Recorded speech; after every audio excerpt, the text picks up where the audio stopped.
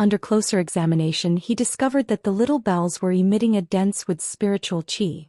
They were actually small golden flowers that resembled bells. They appeared realistic as if they were bells forged from pure gold. There are truly many woodbud flowers and they seem to be over 1,000 years old. When he saw the flowers, the huge ape hummed and wore an astonished expression. Han Li chuckled, "Woodbud flowers? You've seen them before. How about the golden marrow crystal insects and the golden coral sand?" The small beast's eyes flickered with joy, but he calmly said, "I fear there isn't enough, but the 100 of flowers will qualify for an exchange of 10 pairs of beetles in accordance with our agreement." Han Li smiled and he tossed the jade box in front of him, then floating in the air. Then he flipped his other hand and produced a long jade box. The lid opened to produce a box brimming with woodbud flowers. The scene left many of the demon beasts dumbstruck. Han Li looked at the demon beasts and leisurely said, "This should be enough. Take out whatever crystal insects and coral sand you've brought along." Startled, the demon beasts whispered a few words to one another. Eventually the small beast took out fist-sized crystals, and the other demon beasts took out palm-sized black gourds. In the blink of an eye, 15 crystals and 3 black gourds appeared in the hall. Han Li's eyes lit up and he silently reached for them. Suddenly one of the crystals floated and jumped into his hand. Han Li closely examined it. The crystal was clear and translucent. It was clearly condensed from a pair of pure white insects, unmoving as if they were fossilized. His immense spiritual sense instantly turned into countless threads and penetrated its crystal body, affecting the small insect on the top of the crystal. A layer of milky white light appeared from the surface of the insect. Then it spat a drop of golden liquid from its mouth which seeped onto its body. Bright light radiated from the crystal, filling the air with sparkling golden light. When Han Li saw this, his expression stirred and he exerted strength into his grip on the crystal, forcing an immense pressure on it. The crystal's body simply flickered with light, but it wasn't harmed at all. Han Li muttered, "It really is a golden marrow crystal insect. Senior, don't worry. We may be mighty bold, but we'd never deceive you." The small bull-headed beast wryly laughed. "Is that so?" Han Li neutrally replied. Then he put down the crystal and flicked his hand, summoning a black gourd into his grasp. He tilted it, pouring a river of purple gold sand out from it. Soon a meter-tall pile appeared on the ground. Han Li pinched a grain of sand from the pile and brought it to his eye. He stared at it for a long while and poured out the sand from the other 2 black gourds into one combined pile. Han Li looked at the sand pile and casually said, "Not bad, this golden coral sand is of the best quality." With the addition of the 15 pairs of crystal insects, the 2 boxes of woodbud flowers are still more valuable, but I'll still agree to the trade. When the 4 demon beasts heard this, they nodded with joy. Han Li tossed the 2 boxes over, and the small beast and the huge gold-furred ape carefully put it away. Meanwhile Han Li swept his sleeve across the ground. In an azure mist, the crystals and the gourds of sand disappeared without a trace. "I am satisfied with this trade. If you find any golden coral sand or other rare items in the future, I will trade them for items you need. I don't only have woodbud flowers and I won't have you take a loss. You may leave." With no further intention of having the demons stay, Han Li dismissed them. Under the pressure of Han Li's immense aura, the demon beasts didn't dare to say anything further and they respectfully and carefully withdrew from Han Li's cave residence. They promptly took off in a demonic wind. The demon beasts flew for over 500 kilometers in a single stretch before stopping and letting out a long sigh. They then gathered together again. The huge boar excitedly snorted, "This is great. I didn't expect that we'd get so many woodbud flowers in a single go. Furthermore, they're all over 1,000 years old. If we deliver all of them, the Tianping race definitely won't punish us even if we don't offer anything else." The huge ape frowned and said, "Yes, I didn't expect this person to truly acquire so many of the flowers. If I remember correctly, woodbud flowers didn't in such numbers on that mountain. Could it be when he scouted the mountain he found other secret areas? From his tone it seems he had even more flowers." The 3-headed python looked around and said, "That is most likely so. Having presented so many woodbud flowers at once, it's very possible he has even more. The Tianping race heavily values these flowers. They must be rare. They are most likely a specialty of our hidden Black Mountains." The small beast pondered for a moment and said, "Regardless of how rare the flowers are, it has nothing to do with us. So long as we can endure for 100 years and remove our slave markings, we'll be able to leave far away. However, we must supply as many high-grade spirit stones to that master as we can. Otherwise, if we make a mistake, all these years would have been wasted. With the woodbud flowers, wasting another 100 years won't be an issue. But what's key is that we truly don't have many spirit stones. Low-grade spirit stones are worthless to us and mid-grade spirit stones are worthless to the master. As for high-grade spirit stones, they've all been exhausted from the mine. Furthermore, that master also wants us to give him 4 differently attributed top-grade spirit stones. Let alone the hidden black mountains, top-grade spirit stones spotted all around the island are all water attributed. It is beyond our ability to exchange them." The yellow-furred ape hummed. The huge boar muttered, "In accordance to the master's words, the top-grade spirit stones are required to break through a bottleneck. Otherwise, it will be very difficult to achieve." The 4 demons turned silent for a spell. The huge 3-headed python turned around and its center head slowly said, "If it were before, it'd be hard to say, but now that this powerful senior has come from a different place, perhaps he has other attributed spirit stones. That is something we've all thought of. But how can we use top-grade spirit stones at our cultivation? If we exchange for that item, I fear we will provoke his suspicion.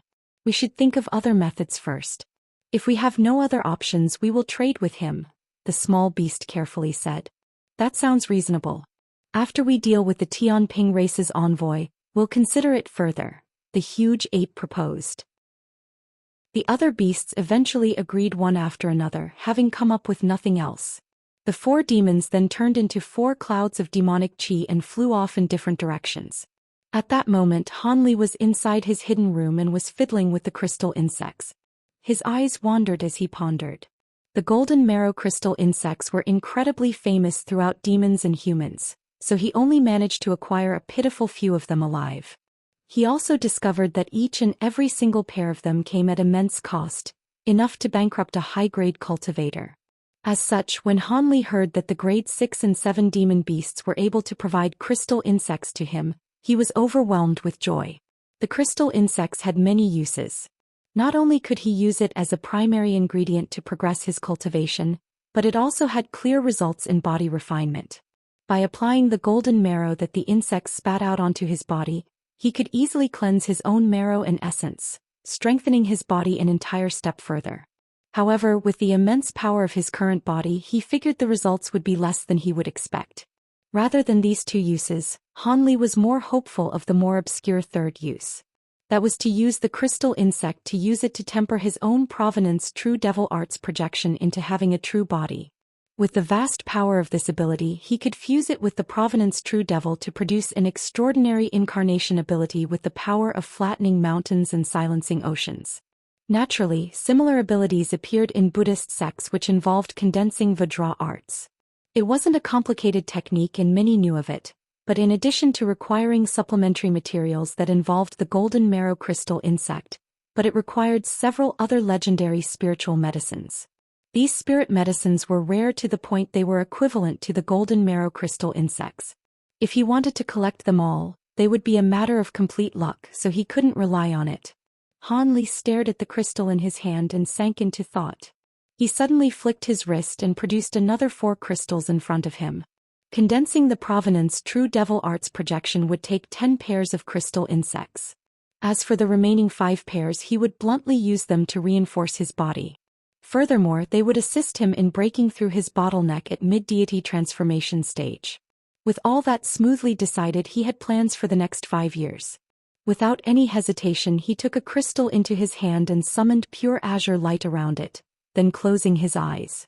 Underneath the provocation of spiritual power, the crystal formed from 2 still insects suddenly began to shake and open their mouths, each producing a golden drop.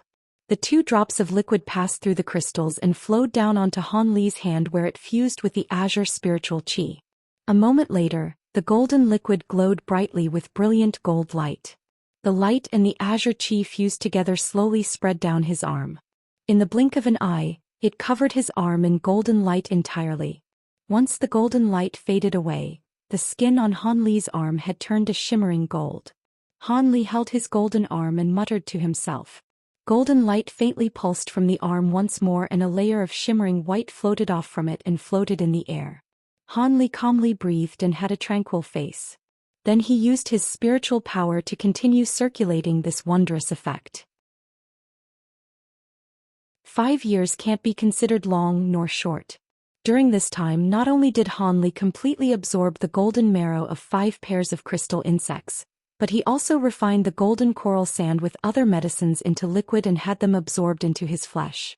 As a result, 5 pairs of golden marrow crystal insects vanished along with 3 gourds of the golden coral sand. One day Han Li opened his eyes from meditation and raised his hands. He took a glance at his seemingly ordinary hands and wore an odd expression. I've absorbed much golden marrow and golden coral sand into refining my body and my flesh is immensely strong, but I've made no progress to resolving my bottleneck at mid-stage. Could it be that the chance still hasn't come? Han Li sighed and gloomily closed his eyes when an azure light suddenly flashed from the wall of his secluded room. His second nascent soul flew inside in a ball of black light and wildly spoke as it jumped around his hand. Han Li was stunned, but he soon chuckled. I've nearly forgotten. Those Tianping fellows are about to arrive on the island. I should get some knowledge of this foreign race. After muttering to himself, he stood up and walked out. Although he hadn't taken a step out of his room in several years, he ordered his second nascent soul to smoothly use puppets to monitor the actions of the 4 demon beasts. As a result, he overheard a private discussion of theirs and discovered that an envoy from the Tianping race will soon arrive on the island. Now that another foreign race is about to arrive, the demons have already prepared someone to receive them. When he killed the Lord of Treasured Light, he had used the spirit-engulfing heavenly flame to consume his soul. Han Li now regretted he forgot to use soul-searching techniques on him. After all, a grade 8 metamorphosed demon beast should know much about the area. Although he already used the soul-searching technique on the golden fish demon beast, the fish hadn't gone too far out into the ocean and didn't understand much. He only knew that the ocean's name was the Scarlet Devil Ocean and that the island Han Li occupied was the Dark Infernal Island. It was in truth only a peninsula. On the peninsula, a small portion was occupied by the hidden Black Mountains. Most of the island was enveloped in the black infernal mist. Fortunately, the peninsula was still linked to the Fengyuan continent. He hadn't teleported to the other unfamiliar continents, much to his relief. So long as he was on the Fengyuan continent, there will be a method to return to the humans. In the oceans nearby the peninsula, there was a winged foreign race known as the Flying Spirit Tribe that governed the region. They are only a branch of the Fengping race. Furthermore, they are comparatively weaker of the tens of branches. Many other demon beasts have been expelled to the ocean from the continent by the Flying Spirit Tribe. Otherwise the fish demon wouldn't have known this information. Apart from this, the fish demon had no other accurate information. The fish demon only had a vague impression that the Tianping race had a pair of wings and could draw on the support of their ability to transform into huge legendary birds in combat. This was something that the humans were aware of as well. As such, Han Li was very interested in seeing the Tianping envoy arriving to take tribute. Not long after, Han Li turned into an azure streak as he flew hundreds of kilometers through the air. A half-foot-long golden insect crawled on his shoulder. As Han Li flew forward, he stroked the gold-devouring beetles that recently awoken. The beetle had no changes to its appearance, but the beetles were incredibly heavy. When the beetles had begun to devour the strange stone material, they turned many times heavier. Fortunately, Han Li had already tested that these gold-devouring beetles' variants and discovered their original nimbleness had returned and that each of them was incredibly strong. A single beetle could easily bite and drag something weighing over 500 kilograms. Han Li was dumbstruck by this result. Apart from these 2 points, Han Li hadn't discovered any more differences about these 5,000 changed beetles. It was unknown if there weren't any more changes, or that he hadn't discovered them yet. Feeling somewhat disappointed, Han Li wasn't sure what else to do with the 3 particular stones. A day later, an azure streak appeared above a short flat mountain. He blinked and the azure streak faintly blurred until it eventually disappeared. Han Li fully used his abilities to completely conceal himself and his flight light, also decreasing his speed several-fold. After flying across a small lake, he arrived above a small green mountain covered in 10-meter-tall bamboo. At the center of the mountain, Over 1,000 bull-headed lion-bodied beasts were grazing there. Han Li examined the beasts and soon looked at the other small mountains. At that moment white mist filled the air. Han Li's eyes flashed with blue light. His bright sight spirit eyes penetrated the fog and he caught sight of a green stone gate. It was the cave residence of the small bull-headed beast. Han Li faintly smiled and he rose into the air. Once he was 10 kilometers in altitude he stopped. Afterwards he cast several spell seals around him. Clouds of fog suddenly appeared in the nearby air. In the blink of an eye he was hidden by a common gray cloud. At that moment Han Li's shoulder shook and the huge beetle brightly glowed in golden light. It turned into a beetle the size of a pea. Then it flew off and towards the small mountain. Han Li glanced at the insect. When it disappeared into the mountain, Han Li remained still inside the cloud. A quarter-hour later light flashed from another corner of the sky. 3 large silver birds were riding on 2 demonic winds. Han Li narrowed his eyes and stared at the 3 birds. He saw their bird bodies were over 10 meters long and strikingly resembled a huge hawk. Their bodies shimmered in silver light as if their feathers were forged from silver. The pair of deep purple eyes on their heads also appeared quite sharp. The 3 large birds were clearly stifling their speed, but when they saw the small pretty mountain, the 3 birds unfolded their wings and white lightning flashed from their bodies as they flew forward. They left the deep rumble of lightning in their wake. A short moment later, the 3 large birds arrived in front of the white mist wrapped in lightning. After they folded their wings, the 3 birds flashed with silver light to turn into 2 men and 1 woman. They were foreign beings with silver wings. Those are Tianping beings? Under closer examination, a trace of alarm appeared on his face. The 2 men appeared heroic while the woman appeared dainty. Apart from their wings they appeared like young humans. From their aura, the 3 appeared to be on the level of deity transformation stage. The mean that appeared 30 years of age had the strength of a mid-deity transformation cultivator. The other 2 were at early stage. The 3 wore plain white robes, but the 2 men wore silver headbands while the woman wore a shawl. After making certain of their strength, Han Li felt relaxed. Then he silently chanted an incantation and completely withdrew his aura before drifting downward. The 3 hadn't discovered anything above them. They simply floated in front of the small mountain and calmly waited. A short moment later 2 demon winds arrived in front of them, revealing the huge boar and the 3-headed python. The huge python promptly smiled and said, "Esteemed lords, welcome." Fellow Taoist Cui and Jin were currently checking the tribute and preparing a feast. "We hope you'll honor us with your appearance." The 30-year-old man indifferently said, "There is no need to be so troublesome. We wish to return as soon as we have the tribute." The other 2 also appeared indifferent. It was no wonder they appeared this way. With the 2 demons' cultivation, how could they regard them with any importance? Were it not for the importance of the island's tribute, they wouldn't have bothered to speak. At that moment the white fog parted from the mountain and the green gate slowly opened. The small bull-headed beast and the huge golden ape emerged. They muttered a few words with an apologetic expression and welcomed the 3 Tianping beings into their cave residence. The other 2 demons closely followed. Unbeknownst to anyone, in the instant the gates shut, a gentle wind blew outside. The 4 demons gracefully welcomed the 3 Tianping beings. Although the 4 demons had yet to metamorphose, they had tables and chairs. The 3 Tianping beings simply took a seat as the 4 demons deferentially stood at their side. After taking a seat, the younger man bluntly said, "All right, enough small talk. Tell us whether or not you have the tribute properly prepared." The small bull-headed beast trembled and quickly replied, "Esteemed lords, most of the tribute had been prepared, but there are some items that have been extinct from the island. We couldn't find them." The older of the men spoke with a sullen expression, "You haven't prepared it? If the tribute isn't complete, you should know of the consequences. Without the tribute, what worth do your lives have?" The small beast trembled and hastily uttered a prepared statement. "Esteemed lord, please calm down. Although we are lacking some of the materials, we've prepared 50 woodbud flowers. I hope you will be pleased." "What? You've prepared 50 woodbud flowers?" The 3 Tianping beings exchanged a glance and smiled. A thought quickly flashed through the older man's mind and he sternly said, "You had better not think of excusing yourselves with woodbud flowers that haven't yet aged." But then something suddenly changed in front of them. In front of the 3 Tianping beings was a huge 2-headed bird and 7 other winged foreign beings. As soon as they appeared, they immediately surrounded the 3 Tianping beings as if they meant them harm. Han Li was alarmed, but he didn't stop.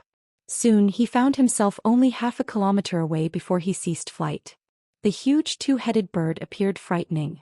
It was 30 meters tall, and of its 2 heads, one was a wren's while the other was a tiger's, but the rainbow feathers covering its body were gorgeous. As for the 8 winged beings, they also appeared quite frightening. Not only were their wings larger than the Tianping beings, but their scarlet wings seemed to be lit on fire. In the blink of an eye, the 3 Tianping beings returned to their human forms and wore solemn expressions. The older Tianping man harshly shouted at a large man in the group surrounding them, "Tianming, what is the meaning of this? This land is in the Tianping race's control. Why did your Qirong race appear here and block our way? Could it be you don't fear punishment of the 10 laws?" The large man wore a red robe, was bald and had a brawny stature. The large man chuckled, "Hee, what is there to fear from the 10 laws? Obediently take out the items you have. If you pay allegiance to our Qirong race, perhaps we'll release you." The older man's expression changed, but his expression soon returned to normal as he asked, "What items?" The large bald man sinisterly said, "Brother Feng Shao doesn't need to hide it. I'm talking about the woodbud flowers." The older man bluntly denied, "How could we carry something so rare? Tianming, could it be your mind is addled?" The large man wildly laughed, "It doesn't matter if you admit it. I'll be searching for you regardless. Yes, I forgot to tell you. Your sacred lord carrying Kunping true blood was killed after he was surrounded by 3 Xinxia beasts that emerged from the depths. The Flying Spirit tribe removed the Tianping race as a branch." The 3 were astonished by this news. The younger Tianping man doubtfully said, "Nonsense. The sacred Kunping lord would be able to escape even if he wasn't a match. How could 3 Xinxia beasts stop him?" The large bald man flapped his fiery wings and maliciously said, "Hee, if it were only Xinxia beasts they wouldn't be able to block him, but if he was already injured before and his wings were crippled, he wouldn't be able to escape." The older Tianping man remained calm and icily replied, "You think we'll believe you just like that? Enough nonsense. Even if Lord Tianhua perished, don't think that we'll hand over our things." Light shined from his other 2 companions in preparation for a fight. When the large bald man heard this, he snorted and an ominous glint shined from his eye. The bald man was a mid-deity transformation cultivator, and his companions were at early deity transformation stage. In addition, with the huge 2-headed bird, their fighting force was several times greater than the 3 Tianping beings. However, if the Tianping beings only focused on escaping, he wasn't confident they could hold them down. After all, the Qirong race wasn't renowned for their speed. If they faced similar grade beings, their prey would most likely escape. However, since the bald man already planned this ambush, he already had something in mind. A sinister expression flashed on his face as the large man waved his hand. The other Qirong beings flipped their hand and produced a short blue cylinder and pointed it behind them. With several pops, balls of blue flames shot out. "Not good. They're devil-trapping cylinders. Go quickly." When the older Tianping man saw this, he cried out and unfolded his wings without another thought. Silver light burst from his body. The other 2 quickly followed him, producing rolls of thunder. However, it was too slow. The surrounding balls of blue light suddenly erupted, turning in large blue nets that erupted in size. In the blink of an eye, the nets fused together and sealed off a kilometer of space in a giant cage. When the cage was complete, the 3 flashes of lightning were too slow and hadn't been able to escape. When the lightning faded, the 3 Tianping beings wore pale complexions. When the bald man saw that they trapped the 3 Tianping beings, he happily said, "Although it is the lowest grade devil trapping net, it's still enough to hold you down. Feng Shao, do you truly believe you'll be able to escape the net as we attack you from all sides? It would be better to obediently surrender. If you don't reply, don't blame me for not trying. Combine our strength and quickly break through the devil-trapping net." The older man, Feng Shao, expressionlessly commanded his 2 companions. Soon after, he pinched his hands together and raised them. 2 dense bolts of lightning shot out and directly struck the huge blue net. His younger companions immediately opened their mouths and released dense bolts of lightning to add to the attacks. Suddenly, several eruptions sounded and a net of blue light fused with silver light, turning the devil-trapping net into a blur. When the bald man saw this, he was thrown into a rage and he furiously shouted, "Attack! Don't hold anything back." Soon after, he blurred through the air and turned into a 10-meter-large scarlet bird. He flapped his wings and immersed himself with flames as he dived to the 3 Tianping beings. The other Qirong beings underwent a similar transformation and began their attack as flame birds. As a result, the 3 Tianping beings weren't able to continue their attacks on the devil-trapping net and they could only transform into large silver birds, spitting lightning as they confronted their enemy. For a time, flames roiled and lightning wildly flashed. The nearby air was filled with burning heat and smoke. Only the huge 2-headed bird remained unmoving in place. Han Li let out a soft sigh, not knowing whether to laugh or cry. At that moment, the devil-trapping net surrounded him as well. Han Li felt greatly depressed. Under ordinary circumstances, he could use his abilities to escape the net in an instant. But as he was hidden, he couldn't blink out of the net in fear that his aura would be revealed. In that moment of hesitation, he found himself in the restriction. Han Li twitched his eye and could only helplessly remain in place. His mind pondered about the information he acquired. The Qirong race should be one of the 72 branches of the Flying Spirit tribe. It was unknown how they acquired information that the 3 Tianping beings had woodbud flowers in their possession, but this resulted in an ambush on their return path. The Qirong race dared to do this because the Tianping race's lord perished, so they were rendered helpless. In that case, wouldn't his original plan be fruitless? Could it be that he would have to give up on the Tianping race and find another gathering spot for the Flying Spirit tribe? That wouldn't do. After all, the Tianping race had very little differences with humans in appearance apart from their wings. He didn't know if there were other branches of the Flying Spirit tribe that would appear as similar. For example, the Qirong race appeared too fiendish and would be difficult for him to infiltrate. As these thoughts quickly flickered through his mind, he watched the ongoing battle between the Tianping beings and Qirong beings. Deafening thunder rumbled as countless silver bolts of lightning snaked through a roaring sea of flames. The 3 silver birds seemed to have turned into lightning itself. They didn't use beak or talons and appeared majestic, but as they were surrounded with so much flame, they found themselves at a disadvantage. Not only were the flame birds completely enveloped in fire, but when silver lightning occasionally struck their bodies, fire would flash and their injuries would instantly heal as if they had undying bodies. Furthermore, lightning flashed from the silver birds as they were wrapped in flames. They appeared uninjured, but their light was gradually growing dimmer.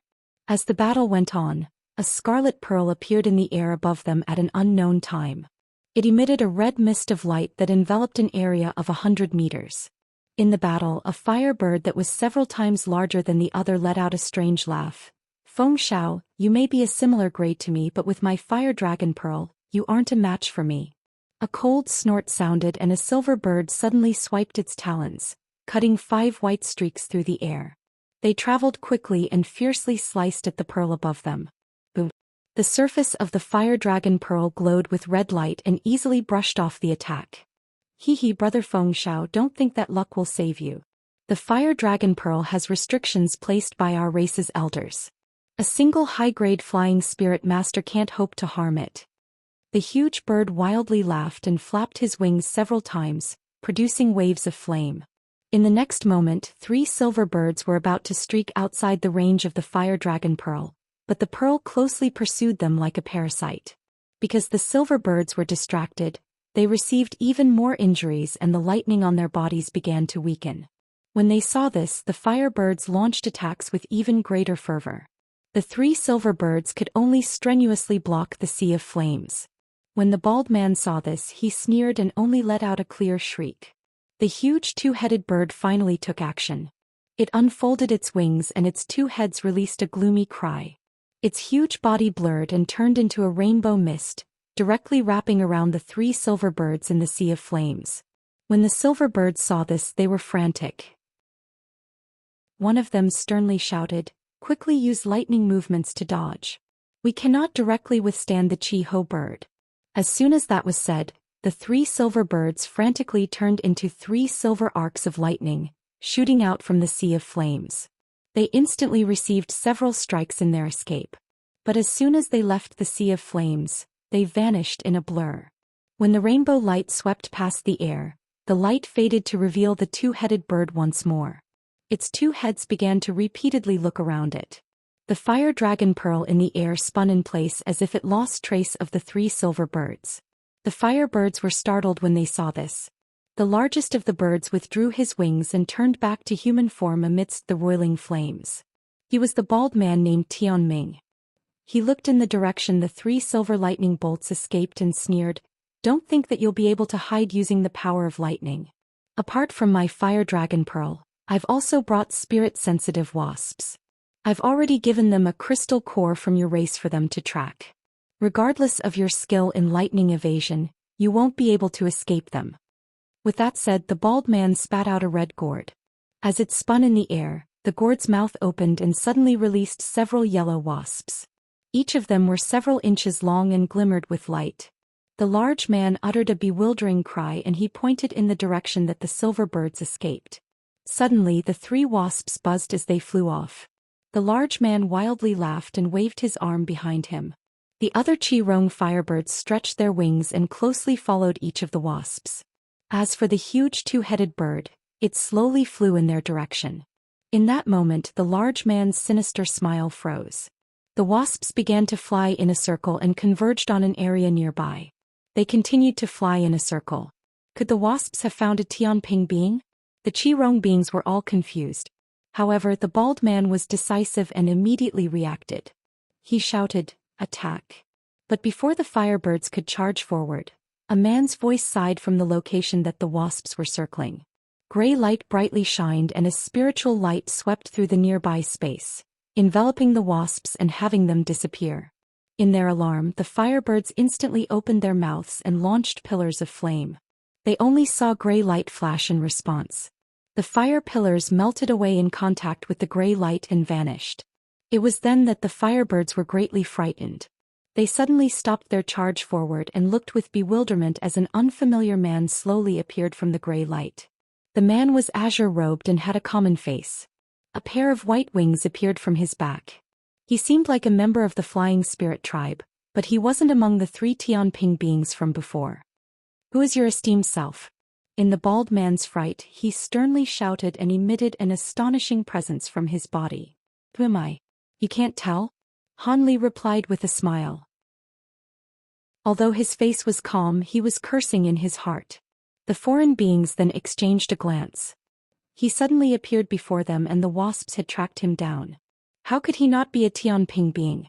Han Li inwardly pondered, faintly sensing that this most likely had to do with the Tianping feather he forged with his thunderstorm wings. Fortunately, at the same time he emerged, he had his thunderstorm wings change color and form into an exact copy of the Tianping being's wings. The disguise was flawless. A Tianping being? The bald man looked at Han Li's white wings with a hateful expression. Han Li silently smiled.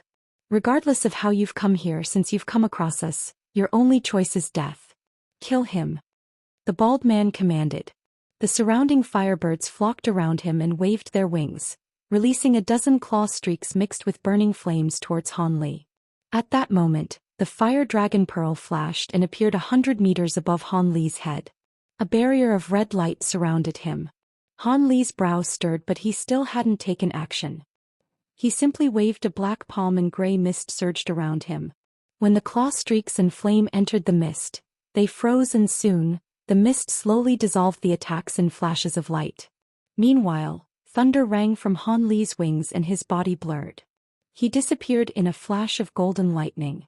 A moment later he appeared above the red pearl in the sky and stretched forward, taking the pearl into his hand. The fire dragon pearl boomed. Not only did a fire-red barrier appear, but a 10-meter-long scarlet python appeared in the air. It fiercely bit down on Han Li's arm with fangs. A large bang sounded.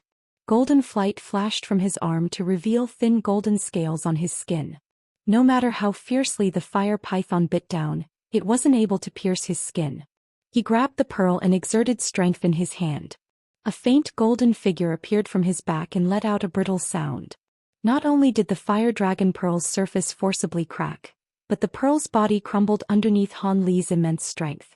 After he rubbed his two hands together, the crystal dust scattered in the wind. Han Li easily dealt with each of their attacks in the blink of an eye, and he destroyed the fire dragon pearl with brute strength alone just as quickly. All of the Qirong beings were dumbstruck by this display. "You actually destroyed a treasure of our race."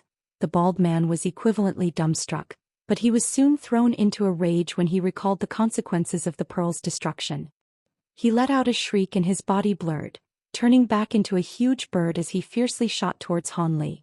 As for the huge two-headed bird, it turned into a mist of light as it moved to wrap around him. When Han Li saw this, he smirked. Without using any treasures, he simply flapped his wings, shooting away in a crystalline line. As he traveled, he blurred out of sight. The large bald man in his firebird form opened his mouth without another thought and spat out a wave of purple flames, enveloping everything 30 meters in front of him. If Han Li were in the nearby area, he would have been caught by the flames. But largely against the large man's expectations, Han Li's target hadn't been the large man from the start. In a flash of white light, he appeared next to the huge two-headed bird. Despite the huge bird's size, it was amazingly quick. So as soon as Han Li appeared, the bird suddenly raised its W head and spat a beam of icy light. But before the light even struck his body, the nearby air crackled.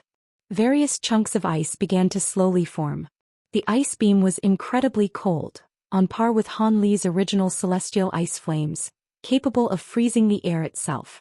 In a blur, it quickly arrived before him. Astonishment glinted from Han Li's eyes, but with a simple wave of his sleeve, he released a mist of gray light to meet the attack. When the icy light entered it, it seemed to freeze. In that moment of delay, rainbow light flashed from Han Li's sleeve and a palm of pure white jade appeared. He waved his hand out, summoning the brief appearance of 5 sinister skulls. Then a rainbow flame flared up from his palm in a grand display. Having cultivated the 100 Meridian Refinement mantra for so many years, Han Li was able to fully employ it with ease. He could bring forth the complete might of the divine essence-fused mountain and the unbreakable Sync Devils, and when combined with the strength of his body, their might increased several-fold, granting him strength an entire grade above his cultivation. With a light ring, the beam of icy light broke through the divine essence-fused light and struck his white jade palm. However, the rainbow flames simply began to revolve and the beam of light was immediately absorbed into it without resistance. When the huge bird saw this, it raised its tiger head without any hesitation and released a transparent sound wave straight towards Han Li. "Humph." Han Li coldly snorted and golden light brightly shined from his body, wrapping himself with light before the sound wave struck.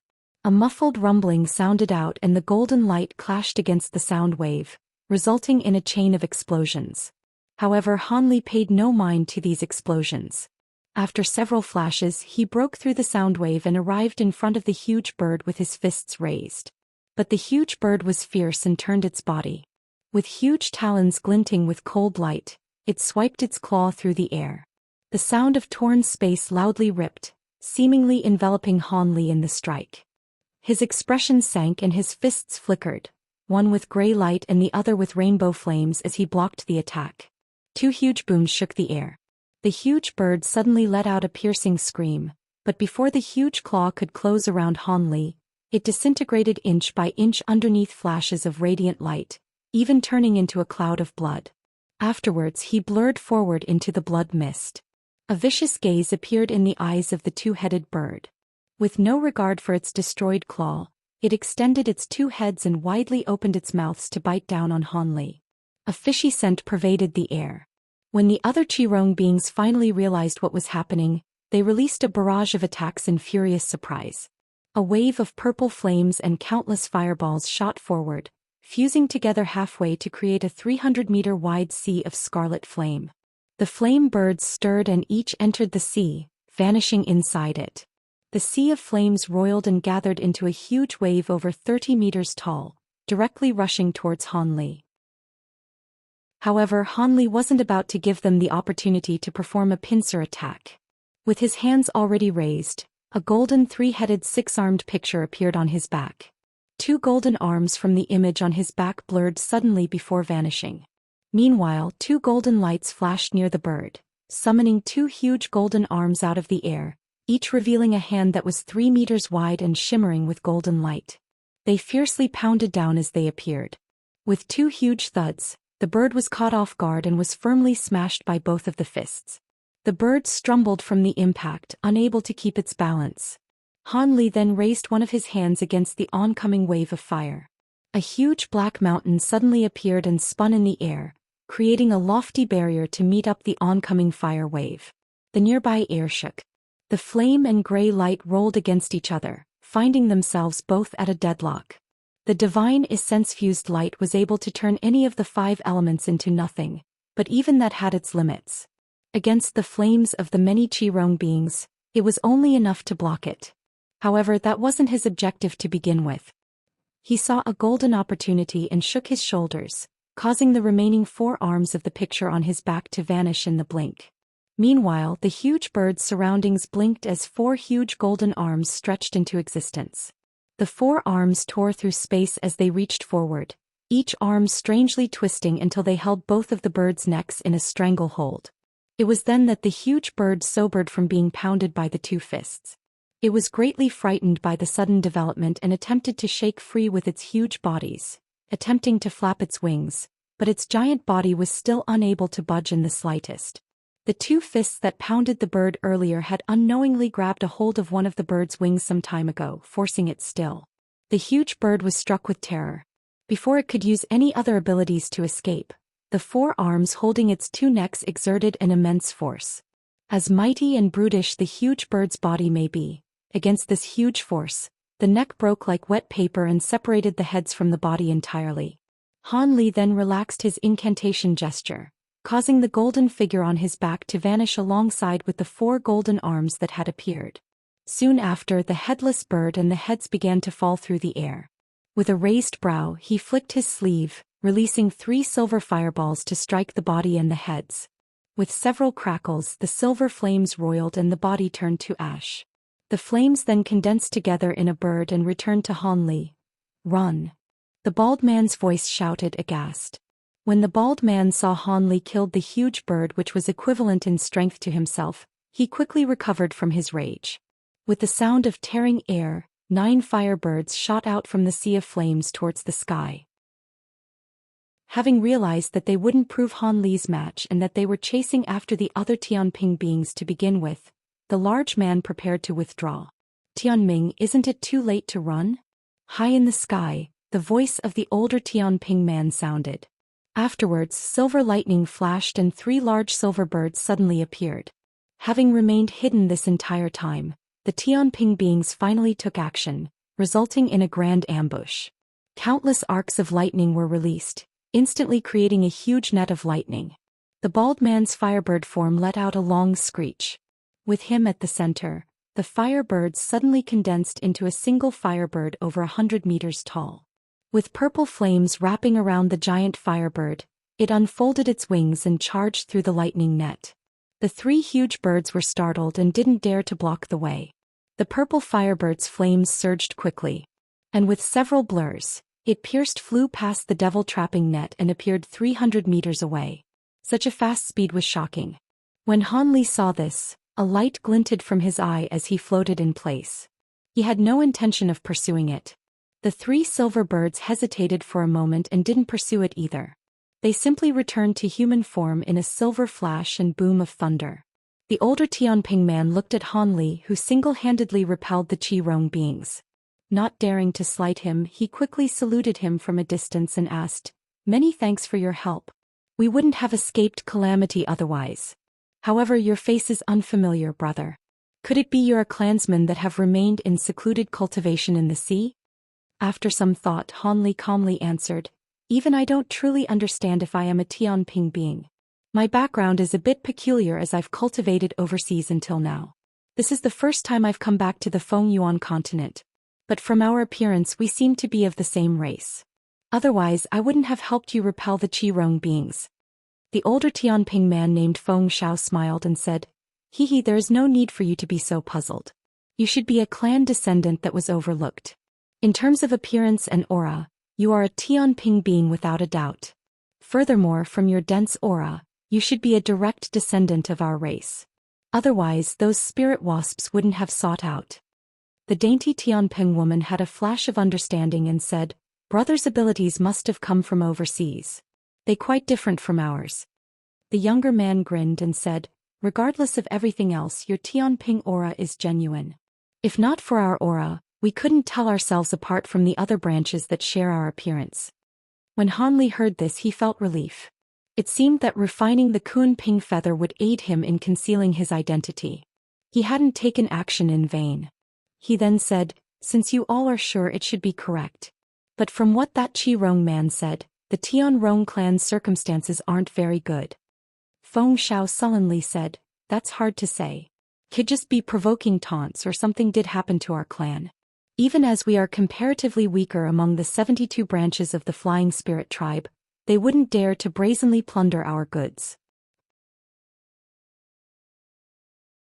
Certain that Han Li was a Tianping being, Feng Xiao didn't hide his plans and calmly said, regardless if it is true, we'd best quickly return to our clan. The Qi Rong clan was able to attack us once. They could try again. With your grand powers, I fear we'll need to rely on your strength. The other two looked at Han Li with expectant eyes. Han Li's abilities had been truly powerful. If they had a clan member of such vast power, they didn't need to worry about the path ahead of them. Han Li muttered to himself for a moment and answered, all right. Since I'm most likely a Tianping being, it is only natural for me to provide my fellow beings with some strength. Since this would grant him a good opportunity to enter the Tian Rong clan, he definitely wouldn't refuse. Feng Xiao repeatedly thanked him and said, we'll have to trouble you. After we return, I will certainly report your merit to our elders. The other two smiled in response. When Han Li heard the word merit, he appeared indifferent.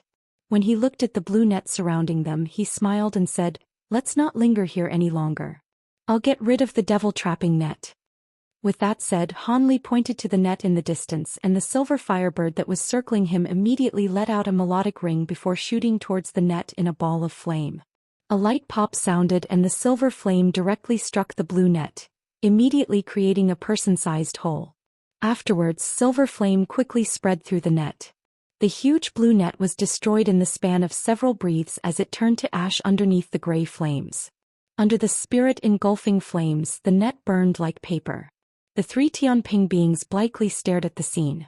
When they saw this, they viewed Han Li's abilities with even greater importance. All right, let's go. With that said, Han Li formed an incantation gesture and silver flames condensed into a ball, forming back into a firebird. It then vanished into his body without a trace. The party of four then set off over the horizon. For some unknown reason to the three Tianping beings, Han Li remained in human form, so the three hadn't transformed into their bird form either. They simply crossed the sky in balls of silver light. Han Li was greatly interested in the Flying Spirit tribe's ability to change forms, but he didn't rashly pursue the topic. He simply used the excuse of having always cultivated overseas to indirectly inquire about the Flying Spirit tribe and the Tianping clan. These matters weren't a secret, so Feng Xiao and the two readily answered him. As such, not only did Han Li come to understand much about the Flying Spirit tribe and the Tianping clan, but he also came to know that the younger two in the party were brother and sister, an elder brother named Bai Lei and a younger sister named Bai Ning. Of course, the three Tianping beings also asked Han Li a few questions, but Han Li always answered that he rarely encountered others because of his dedicated and secluded cultivation. Seeing that Han Li was unwilling to divulge this information, Feng Xiao and the others were unwilling to pursue the topic. To them it was enough that Han Li was a Tianping being. Afterwards, Feng Xiao brought Han Li across a land of hills, then flying across grasslands and several forests, before arriving at an endless mountain range. This had taken place over the span of a month. During this time they hadn't encountered any more Qi Rong beings, but they did come across many low-grade Tianping beings. However, it was a pity that these members seemed ignorant of any internal clan happenings. As such, Feng Xiao and the two felt somewhat relieved. It seemed that the Qi Rong beings' words were false. Even if the higher echelon of the Tianping race sealed off this information, that meant they could preserve order over their clan. Once they entered the mountain range, they began encountering Tianping beings in far greater number. There were those flying in both their bird and human forms. Han Li took note that although the shape and style of their wings were completely the same, the color would often be different. Most Tianping beings had azure and white wings while others would have silver wings like the three in his party. There were even those with gold and black wings. However, these Tianping beings were very rare. He only saw 2 of each on their journey. Those with the 3 majority colors didn't have anything special about them, but those with the 2 rarer colors were entirely different. Despite the lower cultivation of the golden-winged Tianping being, Feng Xiao and the other 2 appeared very respectful and took the initiative to greet them. As for the 2 black-winged beings, the 3 wore stiff expressions. They simply ignored them as they flew past. The 2 black-winged beings also had lesser cultivation to the party. Han Li took notice of this and found it strange. But from his experience, this likely had something to do with the taboo in the clan. It wasn't something that he could carelessly inquire about. As a result, 3 days after he entered the mountain range, they eventually came across a Tianping patrol squad. The patrol consisted of about 30 members and flew forward to meet them. They all wore white bone armor and held a silver long spear. From their aura, they appeared to be at foundation establishment and core formation stage. But in case of a patrol squad, they could be considered an elite group. The middle-aged man in charge quickly saluted with a smile as soon as he spotted Feng Xiao. "Greetings, Spirit Feng and Lords Bai. Under the Elder's command, your 3 are to report to the Myriad Ping Pavilion as soon as you return." "Who is this lord?" As soon as this was said, he looked at Han Li with an odd expression. Feng Xiao's expression changed when he heard this. He then promptly introduced Han Li. "This is Brother Han. He's cultivated overseas and has returned to the clan. Brother Han, no need to feel awkward. We'll introduce you to the elders. You should take a rest at the Holy Mountain first. Given your abilities, the elders will definitely see you." Han Li indifferently replied, "It's nothing. Since this is my first time back in the clan, I plan on taking a look alone. Brother Feng should hurry on." After a moment of thought, Feng Xiao gave a wooden plate over to Han Li. "Our holy city is majestic. I fear you'll have to spend much time to become familiar with it. Here's my command token. Apart from a few restricted areas, you'll be able to take a look at the rest of the city without anyone blocking you." He turned around with a sullen expression and commanded the middle-aged Tianping being, "Send someone to personally guide Brother Han. He is an honored guest." "As you bid." Feng Xiao clearly held a high position in the clan from the core formation grade patrol leader's response. "Brother Feng, you're quite considerate," Han Li said with a smile. Feng Xiao regretfully replied, "How? In truth, this is actually quite lacking. When the time comes, I'll personally guide you through the holy city." Soon after, the 3 in his party saluted Han Li and turned into large silver birds before shooting off. As soon as Feng Xiao flew off, the middle-aged Tianping being waved his hand at his subordinates and pointed at a 19-year-old man commanding, "Hua Yu, bring this lord to the lodge. You must properly attend to him." The man with a scholarly appearance immediately bowed and agreed. Soon after, the middle-aged man uttered a few words and bowed to Han Li. The rest of them then continued the patrol. Under the guidance of the young man Hua Yu, they headed deeper into the mountain range. The young man spoke to Han Li with the utmost respect and didn't speak unless answering Han Li's questions. But as a meager foundation establishment grade being, he didn't know many important matters. He could only give Han Li curt responses. After following this person for several hours, they arrived in front of a dozen small mountains lined up in a row. These small mountains had black clouds covering them and sparked with lightning. They continuously boomed and were difficult to see through. Han Li narrowed his eyes at the sight. With his exceptional attainments in restrictions, he promptly saw through the dark clouds. They were clearly a formidable illusion restriction. As expected, Hua Yu brought Han Li up to one of the small mountains. He then unfolded his wings to reveal white feathers and flew into a space inside the small mountain. A muffled bang sounded. A small mountain twisted as if it were only an illusion in the water. With several shakes, the small mountain disappeared with a ripple, only to reveal a huge passage of fog. The youth flew in without any hesitation. Han Li raised his brow but followed after him in an azure streak.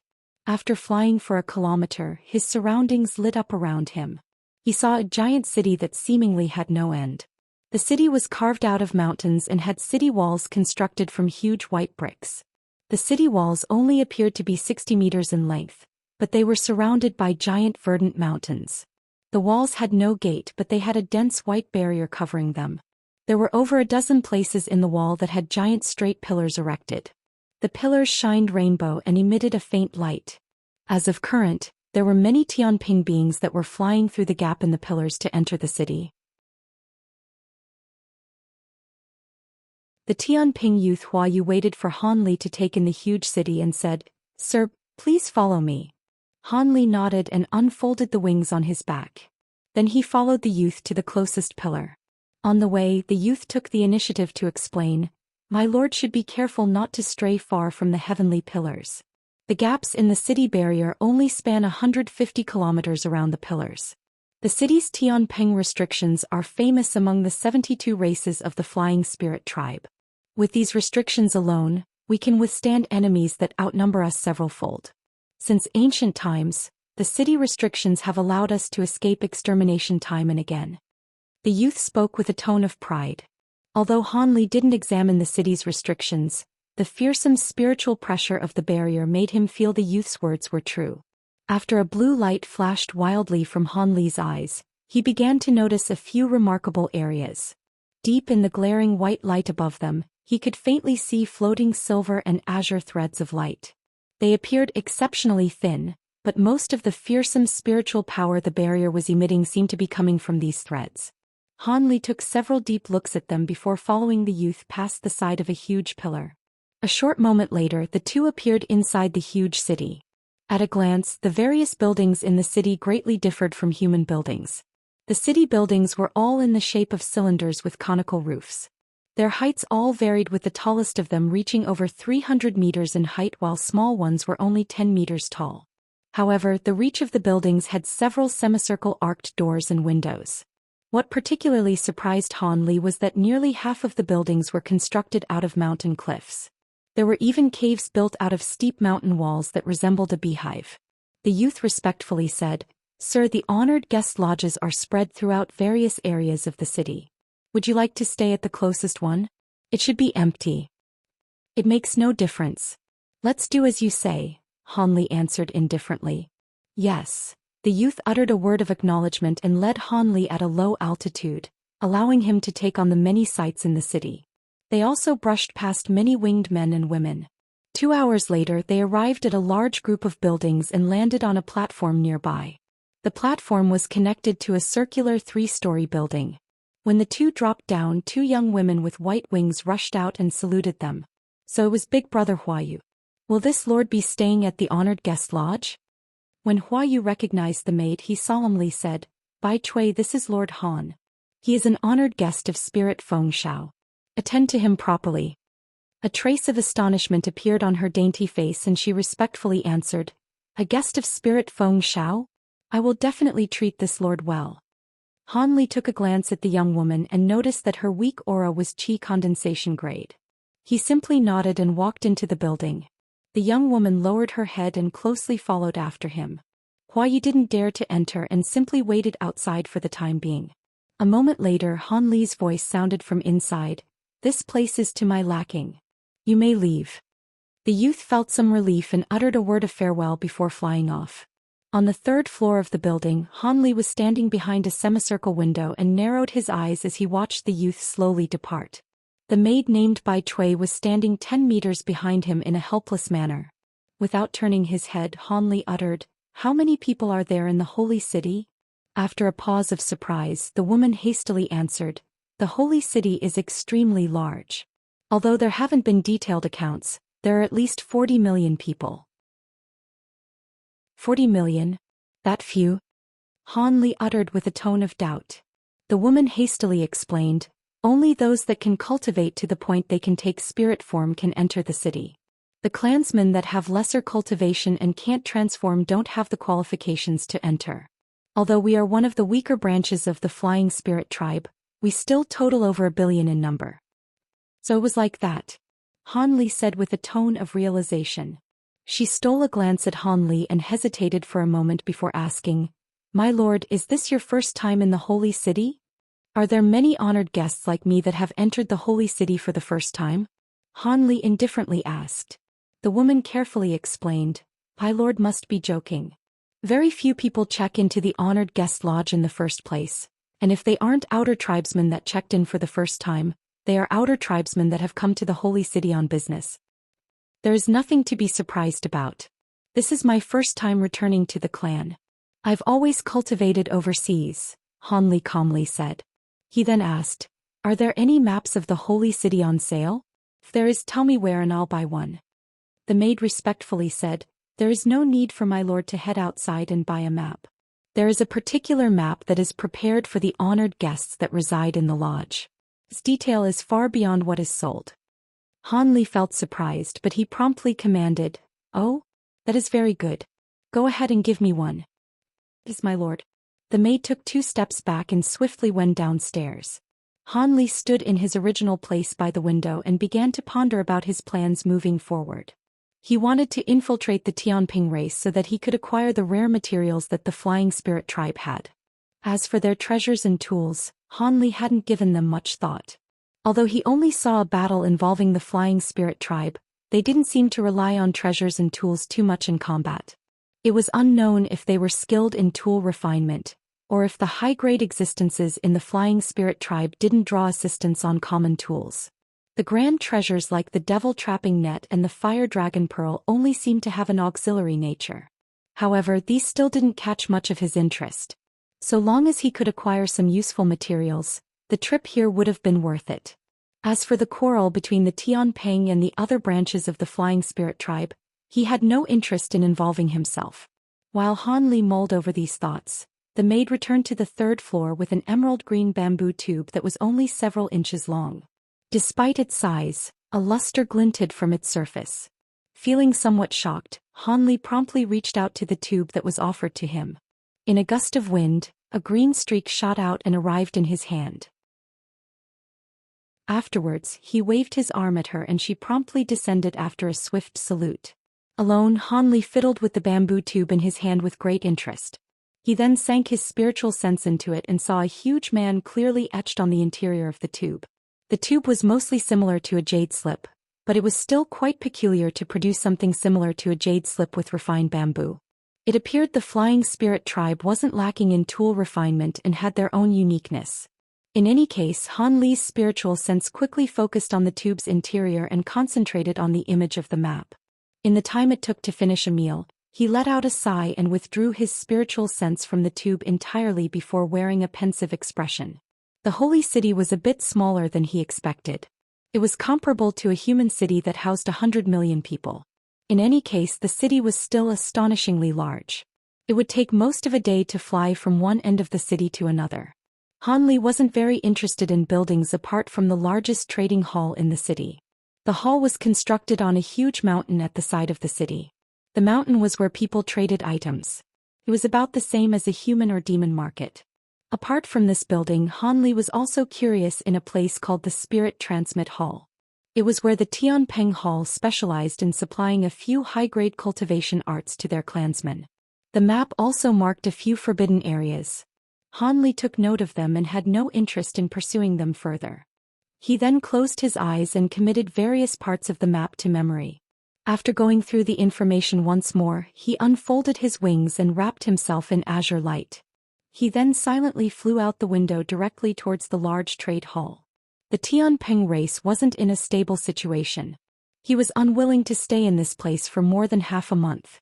It'd be best if he gathered the materials he needed and left as soon as he could to save himself from being involved in anything troublesome.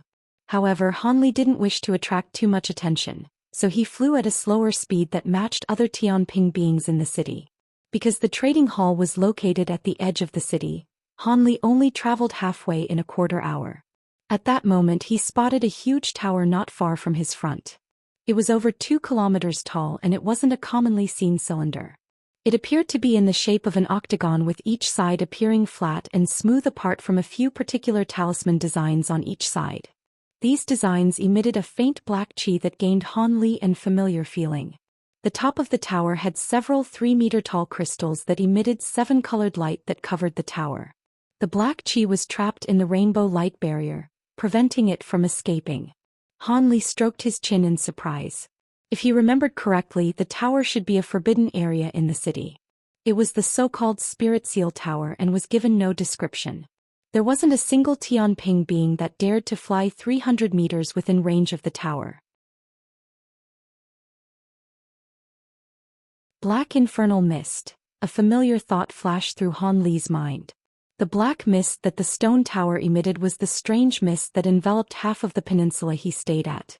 However, the mist from the tower was extremely thin, as if it were being strictly controlled. Han Li felt somewhat alarmed, but since this was a restricted area of the Tianping race, he wasn't about to provoke anything. As everyone else did, he flew around the tower. But as Han Li brushed past the tower, he felt an aura from the tower surge, causing his body to quiver as a cold sensation covered his back. This is... Han Li stopped and turned to stare at the huge tower. He simply saw the huge tower continue to emit black infernal mist. At an unknown time, the mist had become denser, with the tower's talisman marks occasionally flickering with rainbow light. It wasn't able to completely block the black chi from rushing it. Fortunately, the rainbow barrier emitted from the top of the tower completely blocked the black chi from leaving the vicinity of the tower. But a short moment later, the black chi caused the seven-colored light barrier to tremble violently, as if it could collapse at any moment. When the nearby Tianping beings saw this, they were all dumbstruck and stopped in shock. They all stared at the strange occurrence occurring at the spirit tower. Han Li then sensed his wings tremble and turned burning hot, creating a scalding pain on his back. Han Li's expression vastly changed. At that moment, an incredibly high-pitched shriek whistled from the tower. When the nearby Tianping beings heard this, they began to close their eyes and fall from the sky.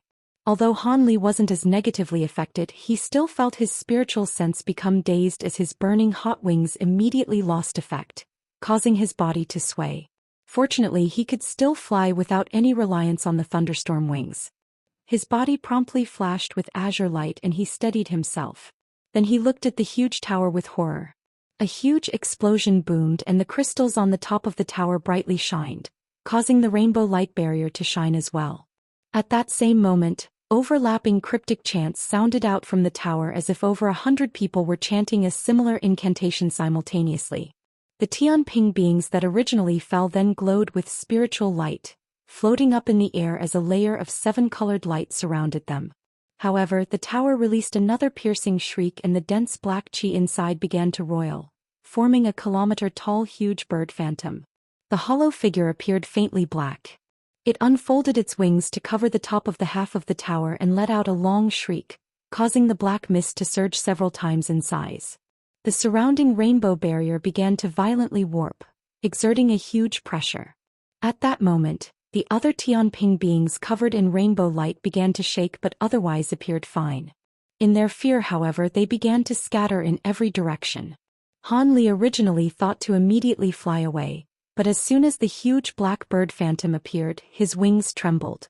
Suddenly, a huge azure bird phantom appeared from a tremble of his wings.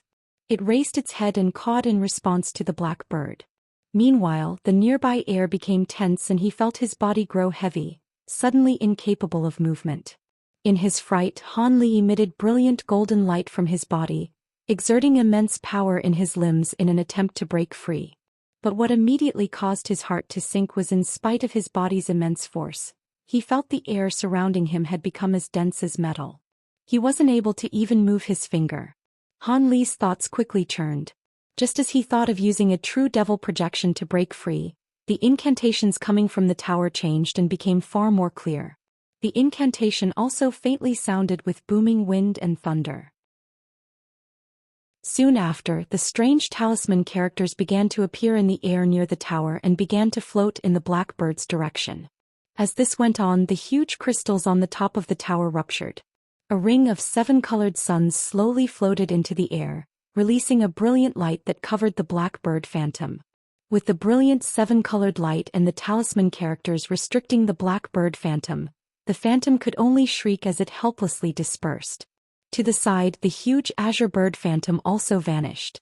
Han Li felt relief at having regained control of his body, but he felt quite bewildered. Apart from the difference in size and color, the shape from the azure bird phantom and the black hollow phantom appeared exactly the same, like a legendary Kun Peng. Could it be a Kun Peng was sealed in the tower? As Han Li pondered with shock, he immediately thought to flee from the scene. But when he swept his sights around him, he wryly laughed and decided to stay still. This was because there were a dozen balls of light that had emerged from the huge tower. In a few flashes they arrived 100 meters away from him. At this distance he could clearly see Tianping beings through the remaining lights.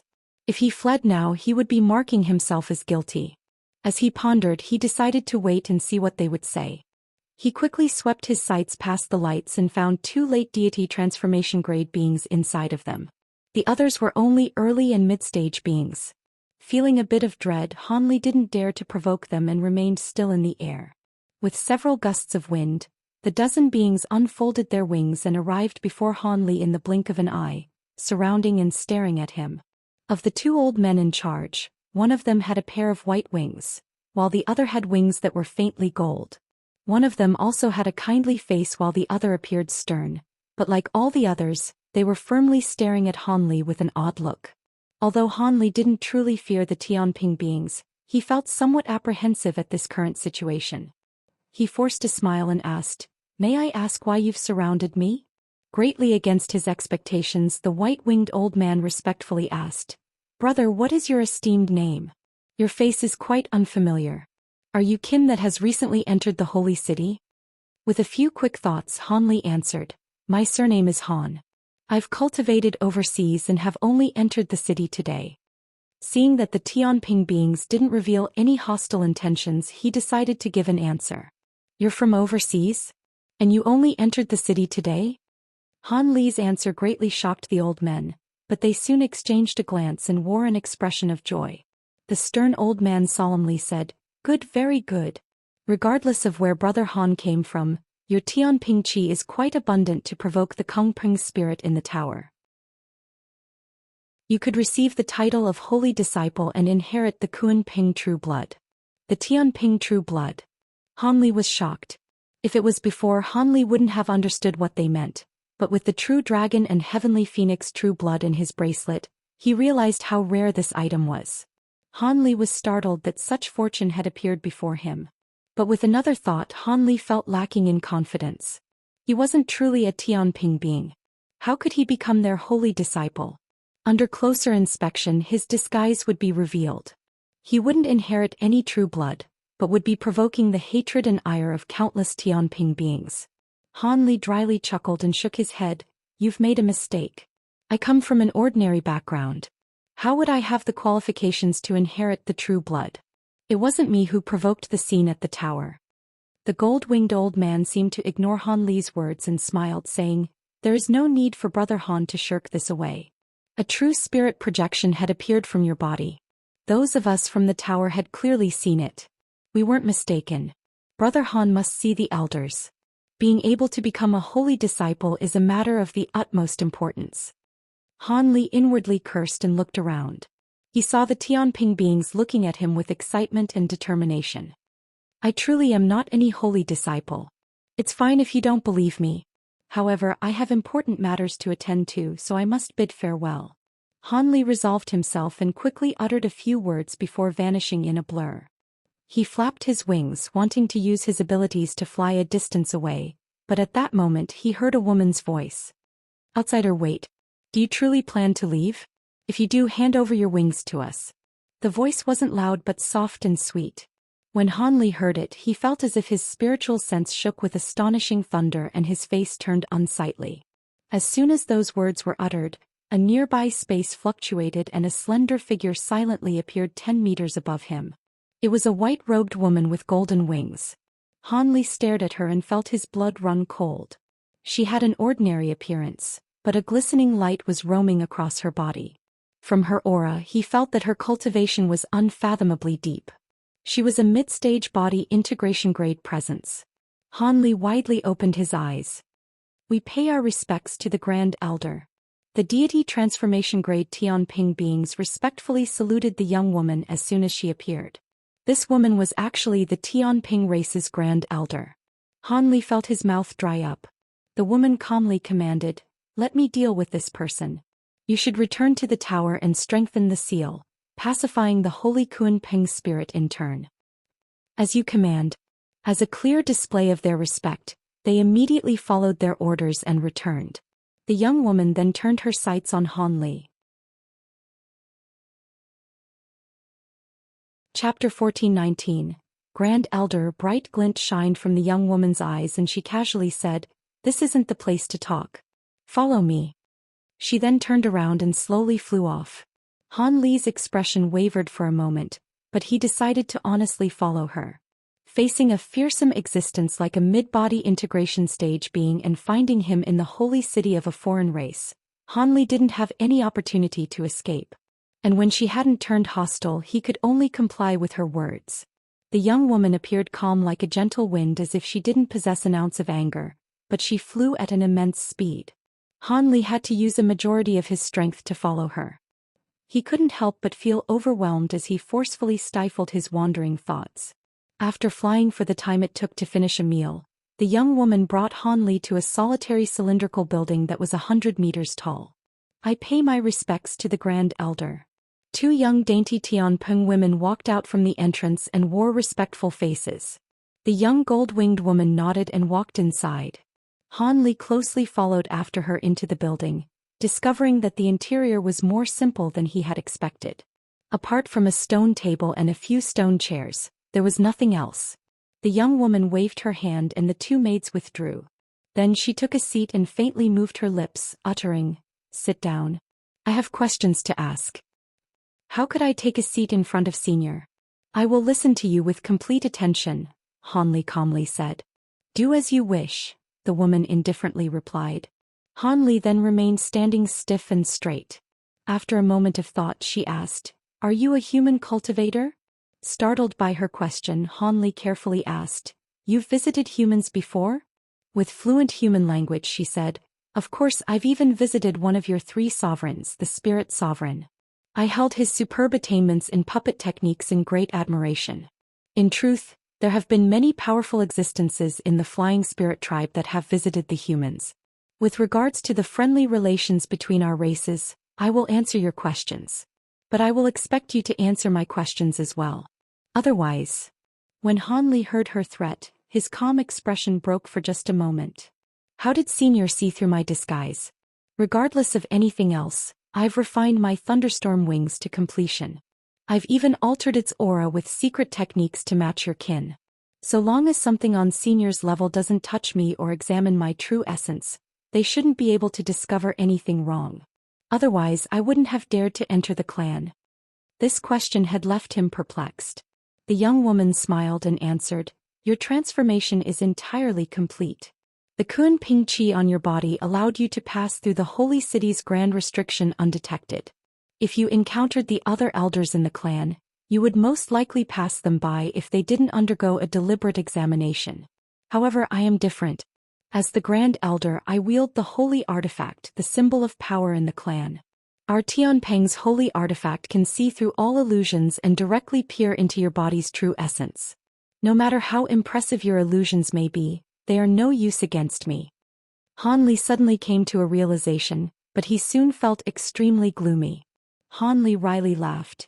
"You mean if I went to the other branches of your tribe, I wouldn't have been discovered?" The young woman smirked and indirectly answered, "Of the 72 branches, only the Yushui race's holy artifact has a similar ability." Han Li grew silent for a moment.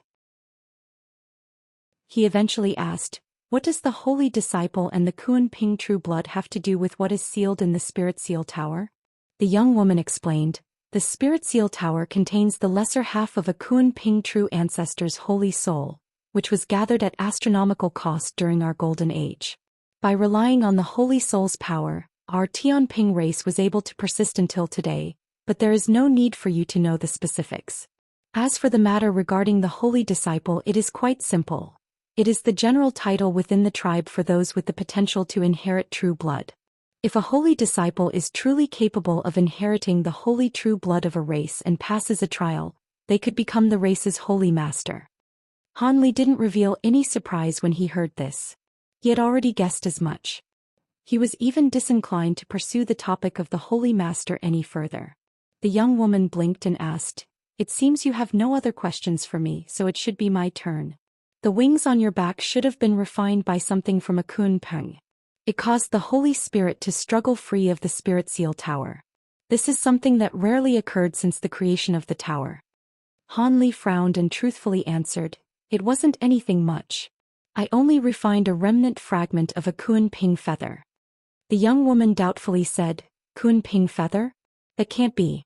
Even if it was a complete Kun Ping feather, it shouldn't have provoked the Holy Spirit to such a degree." "I'm not sure about this myself." Han Li shook his head, also confused over the matter. After muttering to herself, she indifferently said, "Hand over the winged treasure over to me for inspection."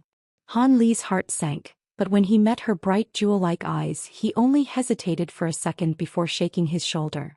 In a flash of white light, the wings disappeared, only for them to reappear in miniature size in his hands. Han Li raised his hand and presented the small crystalline wings to her. Han Li's unexpected forwardness had surprised the Grand Elder. She looked at Han Li's serene face for a long while and eventually took the wings with a smile. While nothing odd appeared on his face, he could only wry laugh in his mind. If he weren't facing a mid-body integration grade existence, he would have refined the wings into his mind. Even if he was forcibly detained, he'd most likely be able to still use the wings' spatial abilities and directly summon them back. Otherwise, he definitely wouldn't have given them over. The young woman held the thunderstorm wings in hand and closely examined them for a short moment. A curious expression soon appeared on her face. She flicked her finger and sent the wings back in Han Li's direction. Relieved, Han Li had the wings silently disappear in a flash of white light and momentarily reappear on his back. The young woman appeared indifferent at the sight and slowly asked, "In truth, not only do the wings have the true ancestor Kun Ping feather, but it also has the feature of the heavenly phoenix. I have a rough understanding of how this came to be, but I'd like to hear how you acquired the Kun Ping feather." Han Li was surprised when he heard this, but he didn't conceal anything and described the battle he witnessed between the Kun Ping and the Rahu at the realm boundary. When the young woman finished listening, she appeared pensive. A moment later, she examined Han Li once more and said, "Brother Han, would you be interested in entering our Tianping race and becoming our holy disciple?" Han Li was dumbfounded. Han Li blinked and asked, "Did I hear correctly? Does Senior wish for me to join your race?" "That's right. I have a plan in mind, but the matter is incredibly important. I'll need to discuss the matter with the other elders." Han Li went silent for a moment and eventually noted, "But I am a human, not a true Tianping being. You still don't know. Normally, Kun Ping feathers and other Kun Ping items are left behind from deceased Kun Ping. However, the feather you have refined was an item left behind from a living Kun Ping true ancestor. The feather contains an aura several times stronger than an ordinary Kun Ping feather. In addition, this feather most likely contains blood essence that you haven't yet perceived. Since our Tianping race had been the descendants of a Kun Ping true ancestor and you've refined the Kun Ping item, you may have refined the Kun Ping blood into your body as well. It wouldn't be mistaken to consider you our kin." Her words left Han Li at an even greater loss. A short moment later, Han Li woke up from his amazement and he looked at the young woman with narrowed eyes. He laughed and said, "I heard that your Tianping race's current holy master has already perished, and now there is no one in your race that can inherit the Kun Ping true blood. It is also said that the Flying Spirit tribe is possibly removing your race from the 72 branches. Could this be true?" "How do you know about that?" The young woman's face slightly changed and the image of a golden bird appeared behind her. The phantom simply unfolded its wings, but Han Li felt an immense pressure on his shoulder, and he soon heard his bones begin to crack. With a thud, Han Li's leg sank a half-foot deep in the stone floor. Han Li's complexion also turned incredibly pale. But at that moment the young woman frowned and the bird phantom disappeared. In the blink of an eye, the young woman restored her calm and said, "I don't know how you came across this information, but I hope you'll keep it secret for the time being. I don't wish for the holy city to fall into chaos. Also, there is a mistake in your words. We do have 2 holy disciples that can inherit the true ancestor blood that we've kept concealed. However, their cultivation is still too low to succeed in the trial placed by the various races. That is why I've invited you to join our clan." After shifting his eyes, a thought quickly went through his mind and he smiled. "The Grand Elder means that I'll be standing in the 2 holy disciples' place as their protector." The young woman calmly said, "That's right. Although you do have the qualifications to join our Tianping race, you are a human after all. Even if you pass through the trial, it is impossible for you to become our race's holy master. However, fellow Taoist Han can provide support to the other two holy disciples as a fellow holy disciple and help them pass the trial. If you agree, I won't treat you unfairly. Not only can you fuse a bit of Kunping true blood into you, but will thank you in other ways as well. Such fortune would cause an ordinary person to rejoice and promptly agree, but Han Li simply blinked and didn't immediately answer. The young woman didn't urge him and simply remained seated as she stared at him. In the time it took to finish a cup of tea, Han Li eventually said, "For the matter of being a holy disciple, Senior would have an outsider like me enter your race. The trial must be quite dangerous. Could you first give me an explanation?" It is true the trial is quite dangerous. The various races' disciples have a 60 to 70% chance of failure and injury. Furthermore, the holy disciples' cultivation must be at the level of a flying spirit general, what is known to you humans as the deity transformation stage. But now our holy master has unexpectedly perished, and our holy disciples are only early spirit general stage. They still aren't prepared. If they attempt the trial, they will most likely fail. Although I don't know much about your abilities, since you were able to cross most of the Feng Yuan continent over here, your strength should be significant. Even with the danger in the trial, it shouldn't be a problem for you. Han Li's eyes stirred and he solemnly asked, "They are only at the stage of a spirit general." "Don't worry, I won't trick you." The young woman smiled. With a moment of thought, Han Li eventually said, "I'll need some time to consider it." The young woman appeared calm as if having expected this answer. "The matter is extremely important, so consideration is expected. How about this? I'll give you 3 days before I expect your answer. During this time, you are free to roam the city and no one will come to bother you. Furthermore, I'm named Jin Yu. Remember that name." Han Li uttered a word of thanks and bid farewell without any hesitation. When Han Li left, he blurred and vanished without a trace. Jin Yu smiled and sipped the teacup that was on the table. "Grand Elder, did you truly release him?" Gray light flashed from the wall and 2 Tianping beings appeared. Jin Yu glanced at a tall red-bearded old man and asked, "What? How did you think I'd treat that person?" The lofty red-bearded old man rubbed his hands and said, "There is no need for us to pass off the foreign being as our holy disciple. Wouldn't it be better to force him to leave behind the wings and select someone better to inherit the true blood?" The young woman sneered and bluntly answered, "If it were that easy, why would I go through the trouble of saying that to a foreign being? I would just kill him and take the wings away." The petite beautiful woman standing at the old man's side hastily fixed her jacket and respectfully said, "Then the Grand Elder means." Jin Yu pondered for a moment and explained, "I hold the most understanding of humans among the entirety of the Tianping. The humans are different from us in which their bodies' powers are common and most of their abilities lie in the treasures they've refined. Furthermore, they can temper their treasures for long periods and thoroughly refine them with themselves. We can take it away and possess it, but it will be difficult to rid the treasure of the original master's markings in a short amount of time. Furthermore, the treasure's might will greatly decrease from when it was used by its original owner. I've already inspected the treasure to verify this. With the information I have and the trial of the holy disciple soon being imminent, we don't have the time to seize his treasure and bestow it to our kin." The red-bearded old man shook his head. "So it was like that. But even so, must we hand over the true ancestor's blood to this outsider? This isn't some small matter." A clear glint shined from the young woman's eyes. "Elder Su, are you confused? If our race doesn't pass the trial of the holy disciple, the entire race will be absorbed by the other branches. Giving him some true blood is minor in comparison. Besides, we can consider other options to prevent this from happening." The dainty middle-aged woman was startled for a moment and smiled. "Hee, the Grand Elder's words are reasonable. After this outsider helps us through this calamity, this spirit general grade existence will be completely at our mercy." Jin Yu coldly glanced at the beautiful woman and emotionlessly said, "We cannot kill him. Even if he is a foreign being, he's fused Kunping true blood into his body and can be considered half our kin. Our Tianping vows will restrict us. Furthermore, he will be our benefactor if he truly aids us through calamity. If it isn't necessary, we mustn't harm him, but we'll be able to restrict him in other ways.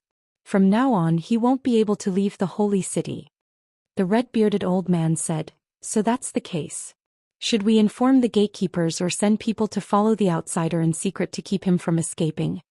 Jin Yu aloofly said, "There is no need for Elder Su to worry. I've performed a small trick on his wings. If he wants to escape the city, I'll immediately know about it." The beautiful woman's eyes brightly lit up and she grinned. "It seems we've been worrying too much." "That isn't so. Our clan has 5 grand elders and only 3 of us are in the present. The matter concerning our clan's existence is something that we must deliberate. I wouldn't have secretly called you over here otherwise. Do either of you have any objections?" "No, the grand elder's method is reliable." Both the beautiful woman and the old man readily agreed. The young woman nodded in response. From the very beginning, none of the 3 Tianping elders had even considered that Han Li would refuse. This came as no surprise. After all, Han Li was only a deity transformation grade outsider. How could he refuse their request? At that moment, hundreds of kilometers away, Han Li was flying at a low altitude. Although his expression was ordinary and he appeared at the various buildings below him with interest, he was inwardly pondering about his dilemma. He had carelessly exposed his identity and found himself in a bad situation. With his rich experience, he figured that no matter if he completed the young woman's request, the result definitely wouldn't be good for him. A bold refusal definitely wouldn't be possible. As for immediately escaping, the thought had already surfaced in his mind several times. But after he swept his spiritual sense past his wings, he could only wryly laugh. The Tianping Grand Elder had brazenly placed a marking on the wings. Within a certain area, she'd be able to find him without a doubt. And he wouldn't be able to erase the mark at his current cultivation. At the very least, he'd need to spend many days. The Grand Elder could find him countless times during the duration. It appeared his only option would be to negotiate a few conditions to protect himself. Otherwise, it'd be better to take the risk to flee than to become the holy disciple of foreign race. As for the conditions, he would properly deliberate them once he understood the general circumstances surrounding the Tianping race. Fortunately, he's already encountered danger countless times and managed to keep calm even under such a dilemma. As Han Li slowly flew, thoughts quickly flickered through his mind. After some time, Han Li arrived at a lofty bookstore in the holy city. He spent an entire day looking through a small half of the books there before departing with a tired expression. When he returned to his residence, Han Li shut himself in the honored guest lodge until the morning of the 3rd day. He departed with his objective being the large trade hall that he wanted to go from the very start. He hadn't encountered any trouble along the way. As Han Li flew, he eventually arrived at the edge of the holy city and stood in front of a strangely constructed building. The building was constructed next to a 3-kilometer-tall mountain cliff, and in the cliff, a huge rectangular plaza was carved out of it.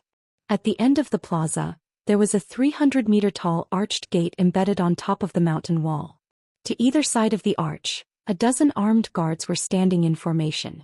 Between them, countless Tianping beings rushed to and fro the gate. Han Li simply examined them from a distance for a moment. Then his wings stirred and he flew among them in a ball of azure light. A guard in front of the gate noticed Han Li. His expression faintly changed before he gave Han Li a deep salute. Han Li nodded to him and boldly walked through. He walked through and saw the space before him brightly light up. There seemed to be an entirely different world past the gate. At a glance, he saw long passages that seemingly had no end. There were also lines to lofty buildings that appeared to be walls. Under closer examination, the hall seemed to have over 10 stores, with each story being 100 meters tall. And every 300 meters in width, there would be a 30-meter-tall hall entrance. Countless Tianping beings were flying back and forth, up and down. It appeared this was where the Tianping race traded. Han Li immediately followed a wave of Tianping beings toward a certain shop close to the 2nd level. After withdrawing his wings, he entered through the door as if he really were a Tianping being. After entering through the door, Han Li was immediately greeted by a lively and bustling scene. He had arrived at a small plaza with an area of several thousand feet, and shops of different sizes stood around the entire plaza. At present, there were several hundred Tianping beings filing in and out of those shops. At the exact center of the plaza stood a blue stone pole that was over 100 feet tall. Light was shimmering atop the pole and there seemed to be something engraved on the very top. There were around a dozen people looking up at the pole and discussing quietly among themselves. Han Li made his way over to them with curiosity in his eyes. At the foot of the pole, he discovered that its surface had been split into two halves down the center. Both halves were riddled with text, and one side was shimmering with a red color while the other half gleamed with a green hue. Han Li focused his gaze on the two different texts to find that they were all names for items, some of which were very familiar while others were quite alien. Furthermore, these lines of text surfaced and vanished intermittently. There was also a middle-aged man who appeared to be a guard seated at the foot of the pole with his eyes half closed. At this moment, a man suddenly forced his way out of the crowd, then strode forward and offered a few spirit stones to the guard sitting by the pole. The middle-aged guard opened his eyes before nodding and handing over a short red stick to this man. The man picked up the red stick and rapidly swished it toward a certain blank patch on the stone pillar. Even though the man was moving extremely quickly, Han Li was able to glean his actions using his spirit eyes. As the short stick swished through the air, a few shimmering red characters appeared before vanishing into the stone pillar in a flash. Moments later, those red characters surfaced on that same spot. Han Li was rather surprised to see this. After a while, someone else strode forward. However, that person completely ignored the middle-aged guard. He merely spread his wings and flew up several tens of feet, then tapped a finger against a few green characters on the stone pillar. All of a sudden, those characters began to glow with a green light, then quickly disappeared into his finger, making his entire body shimmer with brilliant spiritual light. Meanwhile, the Tianping being that had traced these characters with fingers cocked his head to the side with narrowed eyes, seemingly receiving some kind of information. After a while, he withdrew his finger and turned before flying directly toward the entrance of the hall. After that, a few more people emulated the first two, either inscribing something on the stone pillar or directly flying toward the pillar to trace the red and green characters. Han Li stroked his chin upon seeing this and he finally figured out what was happening. In order to confirm his speculation, he strode forward and extended a finger toward a line of green text that appeared near the bottom of the stone pillar. Green light immediately flashed from those characters as a cold sensation traveled straight into his mind, bringing with it a line of information. Selling first-grade flowing light wood, no purchase limit per person, each block costs 30,000 spirit stones. Find me on the 4th level, 5th hall, 31st shop. Han Li's lips twitched and he moved to the other half of the stone pillar, then placed his finger over a line of red text. A similar string of information appeared in his mind. Seeking the complete carcass of a phoenix-tailed beast, price will be negotiated face-to-face. Find me on the 9th level, 2nd hall, 10th shop. A peculiar look appeared on Han Li's face. He didn't think that the Tianping race facilitated transactions in such a manner. It was quite clear that the lines of text on this stone pillar were all essentially advertisements for people selling or seeking precious items. As such, the pillar acted as a universal directory that made things a lot more convenient for both buyers and sellers. Furthermore, this setup didn't appear to be very difficult to replicate, and there was no reason why it couldn't be implemented in human markets as well. With that in mind, Han Li took a few steps backward and began to carefully inspect the green lines of text, which were advertising items that were being sold. He was planning to read through this information to see if there were any items that were appealing to him. Due to the differences between the human and Tianping races, many items were referred to as different names here compared to in the human race. However, for some reason, most of the precious items were still known by the same or similar names. In particular, some materials that were extremely valuable to both races were referred to with identical names. This came as quite a surprise to Han Li when he had first mastered the language of the flying spirit race. However, even though he found this to be rather perplexing, he naturally wasn't going to go around searching for an answer. He merely appraised the stone pillar in silence, looking for anything that caught his eye. All of a sudden, Han Li focused his gaze on a line of green text that had just appeared on the stone pillar, and his heart rate abruptly accelerated. Azure shifting fruit. Who would have thought that something like this would be sold here? An excited flush appeared on Han Li's face. This fruit was the main ingredient for a legendary pill, the heaven-shifting pill, and it was most definitely among the spirit fruits that were most sought after to Han Li. This spirit pill wasn't as extraordinary as the black flame pills, but 3 of those pills could improve the probability of a breakthrough for late spatial tempering cultivators by several tens of percentage points. As such, they were most definitely more valuable than black flame pills in the eyes of the majority of high-grade cultivators, including even some powerful beings at or above the body integration stage. Consuming the heaven-shifting pill alone could naturally assist a spatial tempering cultivator in breaking through a bottleneck, but in reality, most people wouldn't use this spirit pill in such a manner. Most of the people who were seeking this spirit pill intended to consume it in conjunction with other spirit medicines. This was because not only did the heaven-shifting pill itself possess an extraordinary effect, it was able to combine perfectly with most spirit medicines without any conflict in medicinal effects.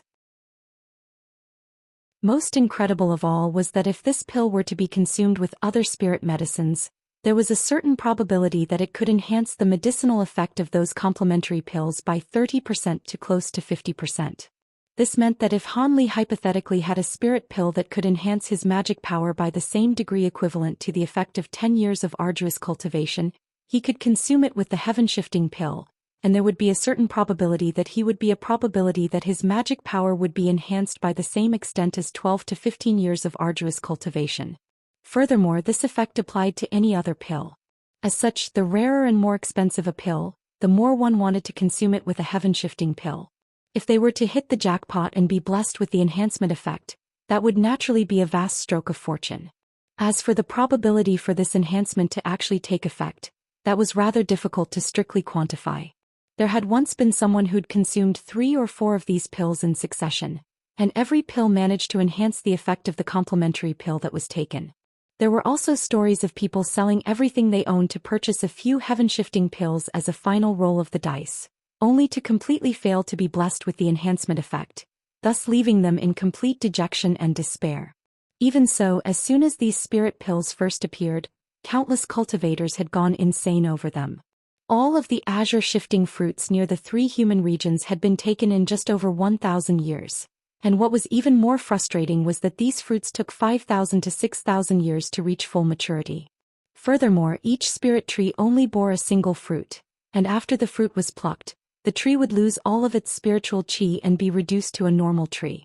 As such, many major sects and powers had attempted to nurture this fruit on a large scale, but it simply wasn't worth the investment. As such, in the coming years, there would occasionally be some people who were able to source a few of these fruits from deep within the primordial world, and each and every heaven-shifting pill that appeared inevitably led to a bloodbath between high-grade cultivators. Most of them fell into the hands of powerful beings at or above the body integration stage.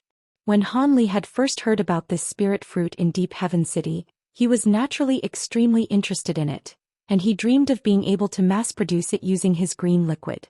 Unfortunately, even azure-shifting fruit seeds were an extremely rare type of spirit medicine, and it had a very short shelf life.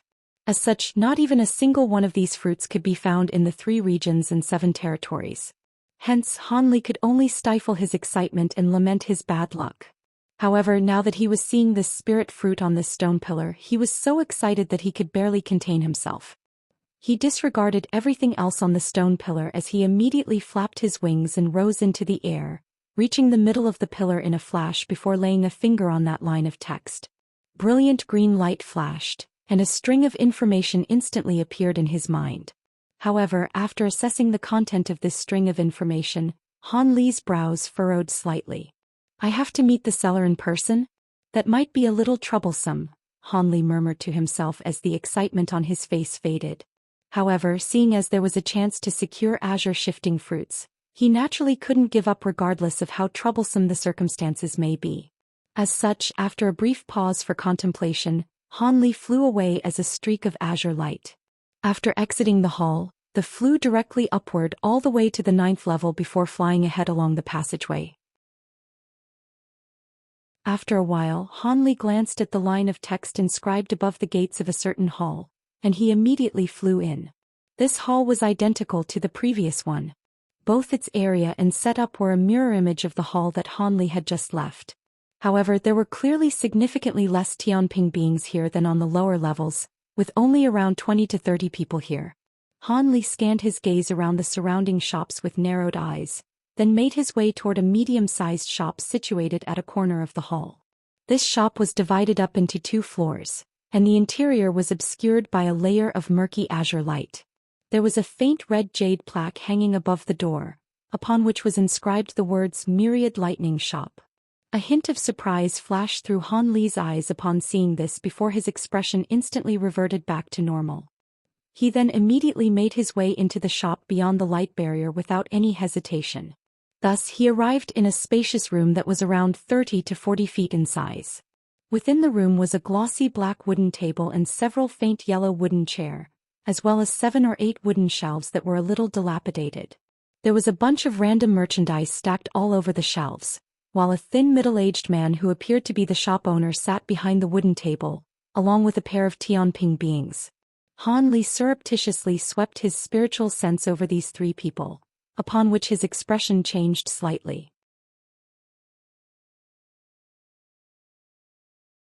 Those 2 middle-aged Tianping beings consisted of a man and a woman, and they appeared to be a couple.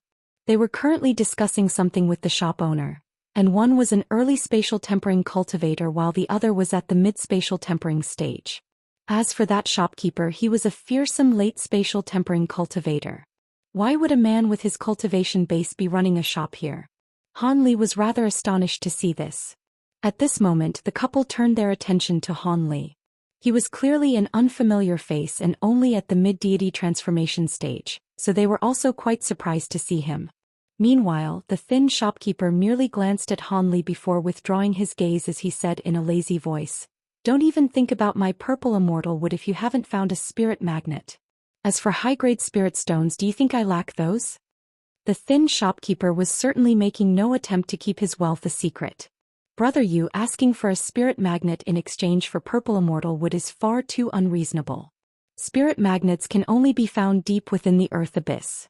Even the elders of our race wouldn't dare to enter those depths for no good reason, let alone a pair of spatial tempering cultivators like my Tao companion and me," the middle-aged woman argued. "That's not my problem. Do you think I just so happened to stumble across my purple immortal wood? Don't mention this matter to me again unless you secure a spirit magnet," the thin shopkeeper retorted in a cold manner as he rolled his eyes. The couple's expression darkened significantly upon hearing this. However, no matter what they said next, the shopkeeper refused to make any concessions whatsoever. Into the end, the couple could only depart in a resigned manner. Throughout this entire process, none of them said so much a single word to Han Li. After the couple had left his shop, the shopkeeper sat down in his chair with an impatient expression and asked, "What do you want, kid? I heard that you sell azure shifting fruits here, senior. Is that true?" Han Li asked in a calm manner. The middle-aged man faltered upon hearing this before carefully appraising Han Li, then letting loose a cold harumph as he said, "The azure shifting fruit is one of the most precious items in my shop. There's no way a mere flying spirit general like you can afford it. Don't waste my time." "How would you know if I can afford this item or not if you don't state your price, senior?" A faint smile appeared on Han Li's face and he refused to leave. "Looks like you prefer a more violent eviction." The middle-aged flew into a thunderous rage as he abruptly flapped the silver wings on his back toward Han Li. Following a dull thump, a burst of immense power swept toward Han Li, making even the surrounding air tremor and buzz. Han Li's eyelids twitched, but he made no attempt to evade. Instead, he merely raised his hand and brought it down as if it were a sword. A streak of golden light flashed past, slicing apart that burst of enormous power with ease. The vast burst of force brushed past Han Li on either side of his body before landing on the structure behind him with a resounding boom. "No wonder you've got some confidence. Looks like you're not just all talk." The thin shopkeeper seemed to be rather surprised. "Do I have the right to hear your price now, senior?" Han Li asked again with a calm expression on his face. "All right, I guess you do, but you're still far too arrogant if you think you can satisfy the condition for my azure shifting fruit," the shopkeeper replied in an indifferent manner. "You'll have to tell me the condition first before I can determine whether I'll be able to satisfy it," Han Li prompted with a hint of a smile on his face.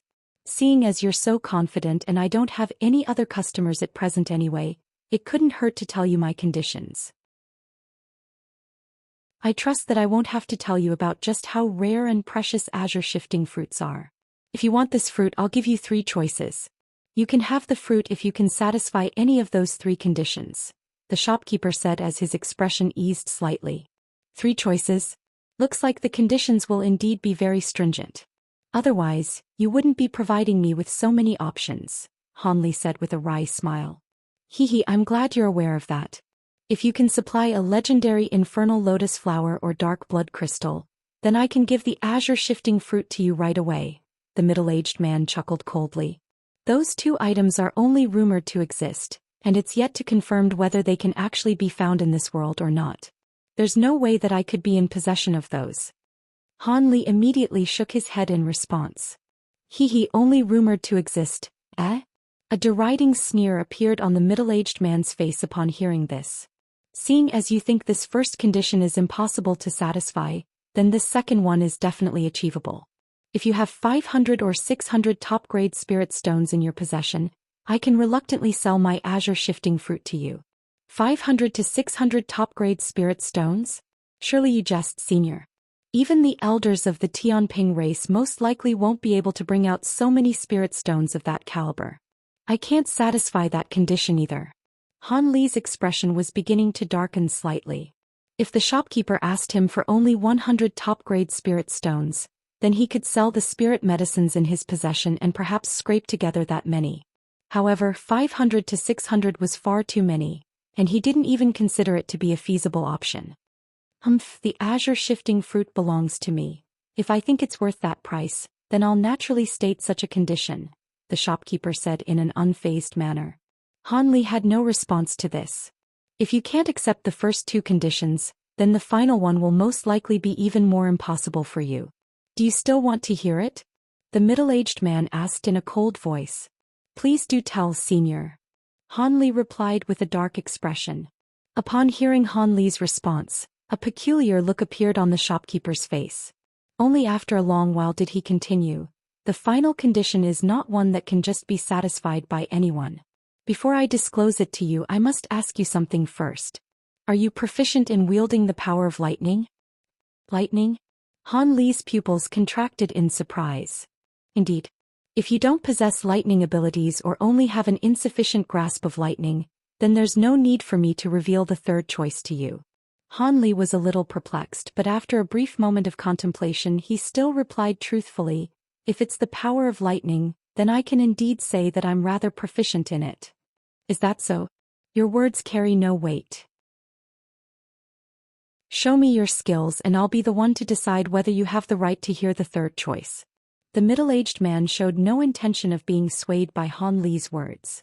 Sure, Han Li answered before gently flapping his wings. A loud thunderclap immediately erupted as countless arcs of silver lightning abruptly surfaced over his wings. The lightning then intertwined before compressing to form a dozen or so silver balls of lightning around Han Li in the blink of an eye.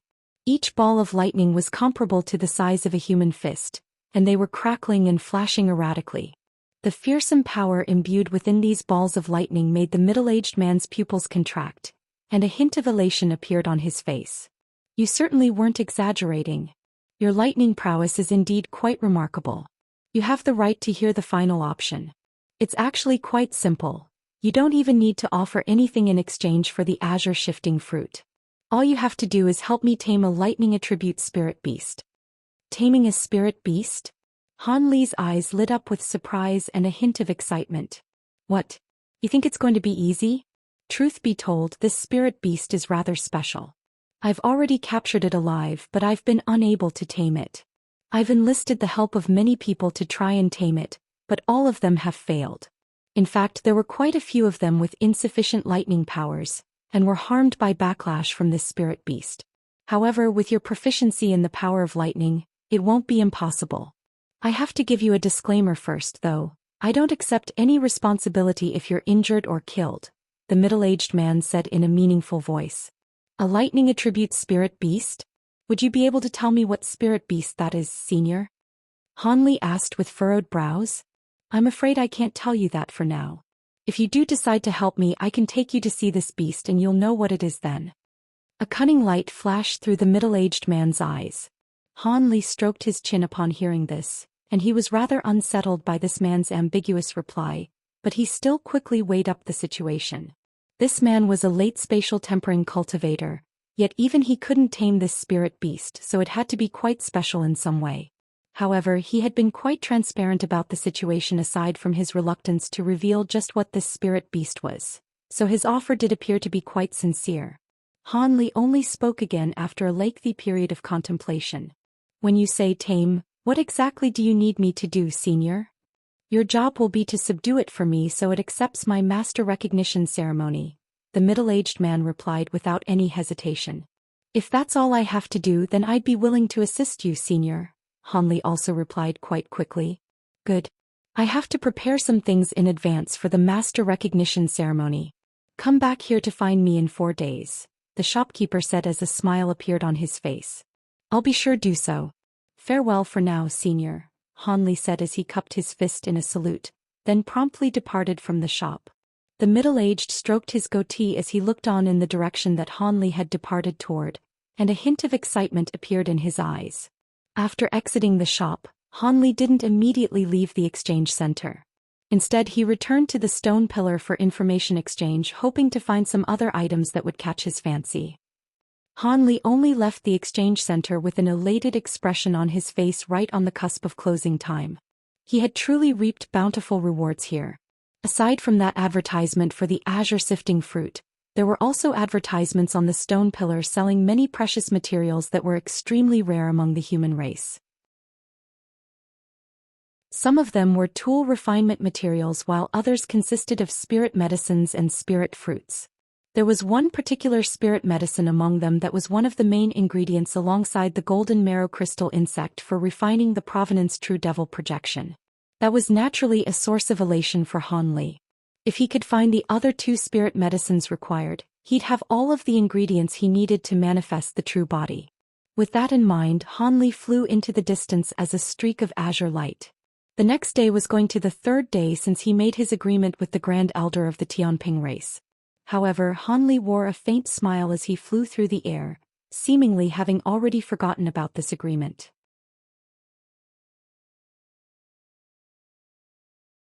Have you agreed to join our Tianping race? A young woman asked with a pair of bright shimmering eyes. I won't be allowed to leave if I don't agree, right? Han Li sighed in a resigned manner. At this moment he was situated within a pavilion with this young woman, along with an elderly man and another beauty. These 2 new early body integration stage Tianping race elders were currently appraising the thunderstorm wings on his back with scorching yearning in their eyes. You've made a wise decision, fellow Taoist Han. As long as our race's holy disciple can pass the trial, we'll be sure to repay you. The young woman's voice was filled with elation, but her calm tone also suggested that she had already predicted Han Li's answer well in advance. If the trial really is as you describe, then I really haven't offered much assistance here. However, at the same time, I don't want to be completely at your mercy once I've outlived my usefulness, so I have 2 conditions. I hope you can accept those 2 conditions so I can assist your race's holy disciple without any qualms or concerns, Han Li suddenly said. Conditions? Go on then, the elderly man prompted with furrowed brows. I want a Kunping relic as well as the right to record my name on the replica scroll of the Tianping vow, Han Li replied with a faint smile. You know of those things? All 3 Tianping beings' expression changed drastically in unison upon hearing this. That's impossible. Our race only has a dozen or so Kunping relics in total, and every one of them was left behind by our race's past grand elders when they passed away. How could we give one to you? As for the Tianping vow, our race only has 3 replica scrolls, and there's no space on them for you to record your name. The elderly man immediately refused with a dark expression. Indeed, those 2 items are both extremely valuable to our race. Would you be willing to accept any other conditions? The beautiful woman among the trio asked. The young woman didn't say anything, but she wore a contemplative look on her face.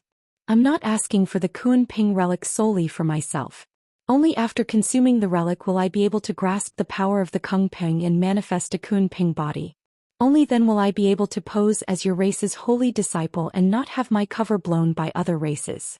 With the relic in addition to the Kunping feather and Kunping true blood that I've fused with my body, I should have the right to record my name on a replica scroll of the Tianping vow. That's the only way to show me that your race doesn't harbor any ill will toward me after the even, Han Li said in a calm voice. How do you know of these things? Did someone in our race disclose this information to you? The elderly man asked with a steely expression. That shouldn't be the case.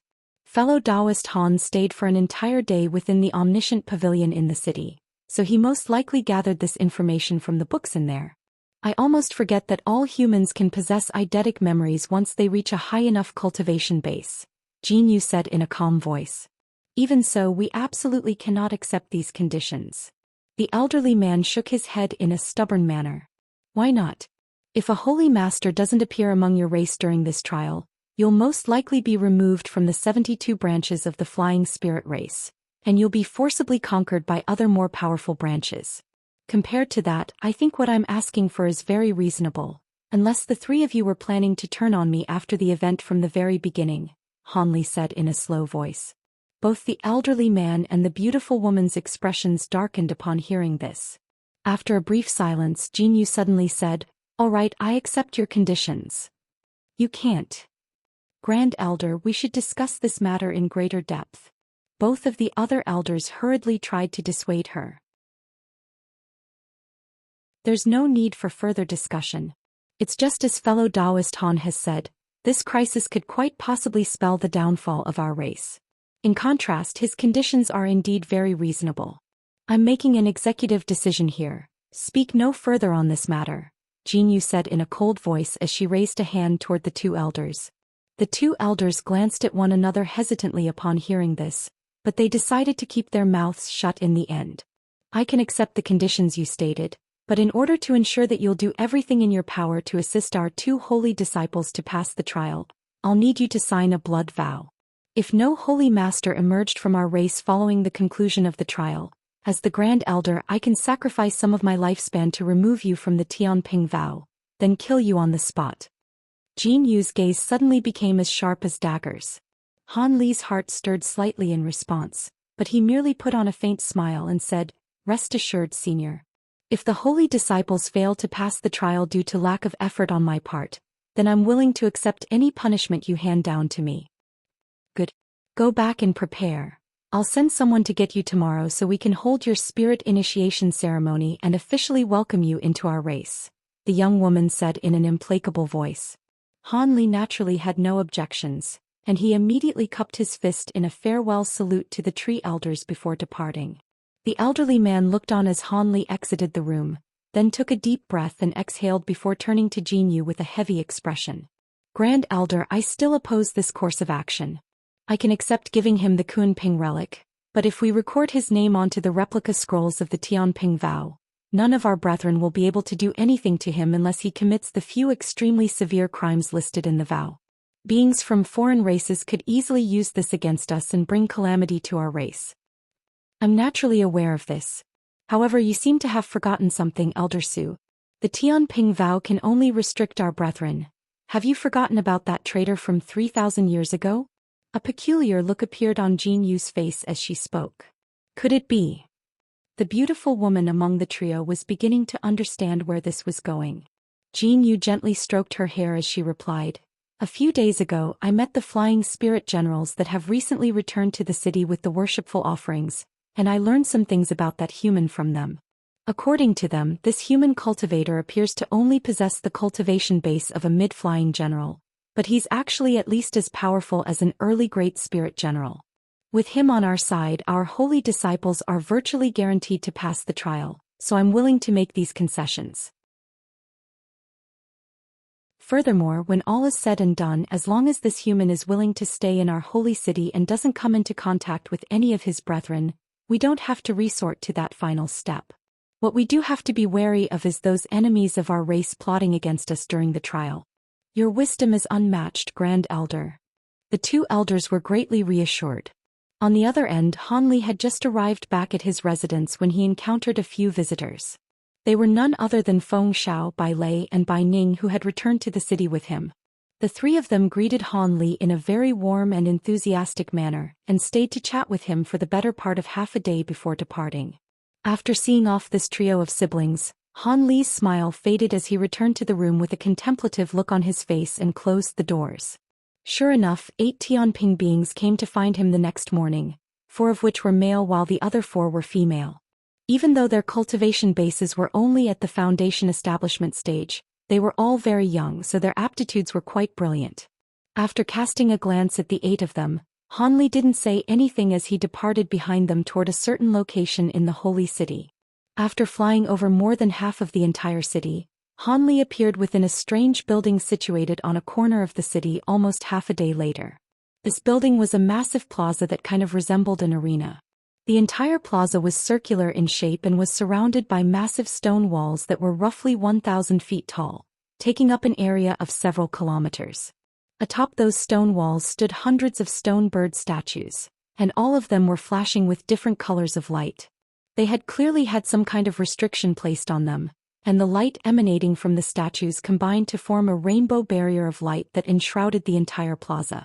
At the center of the plaza stood a sacrificial altar-like tall platform that was entirely constructed from pristine and flawless white jade.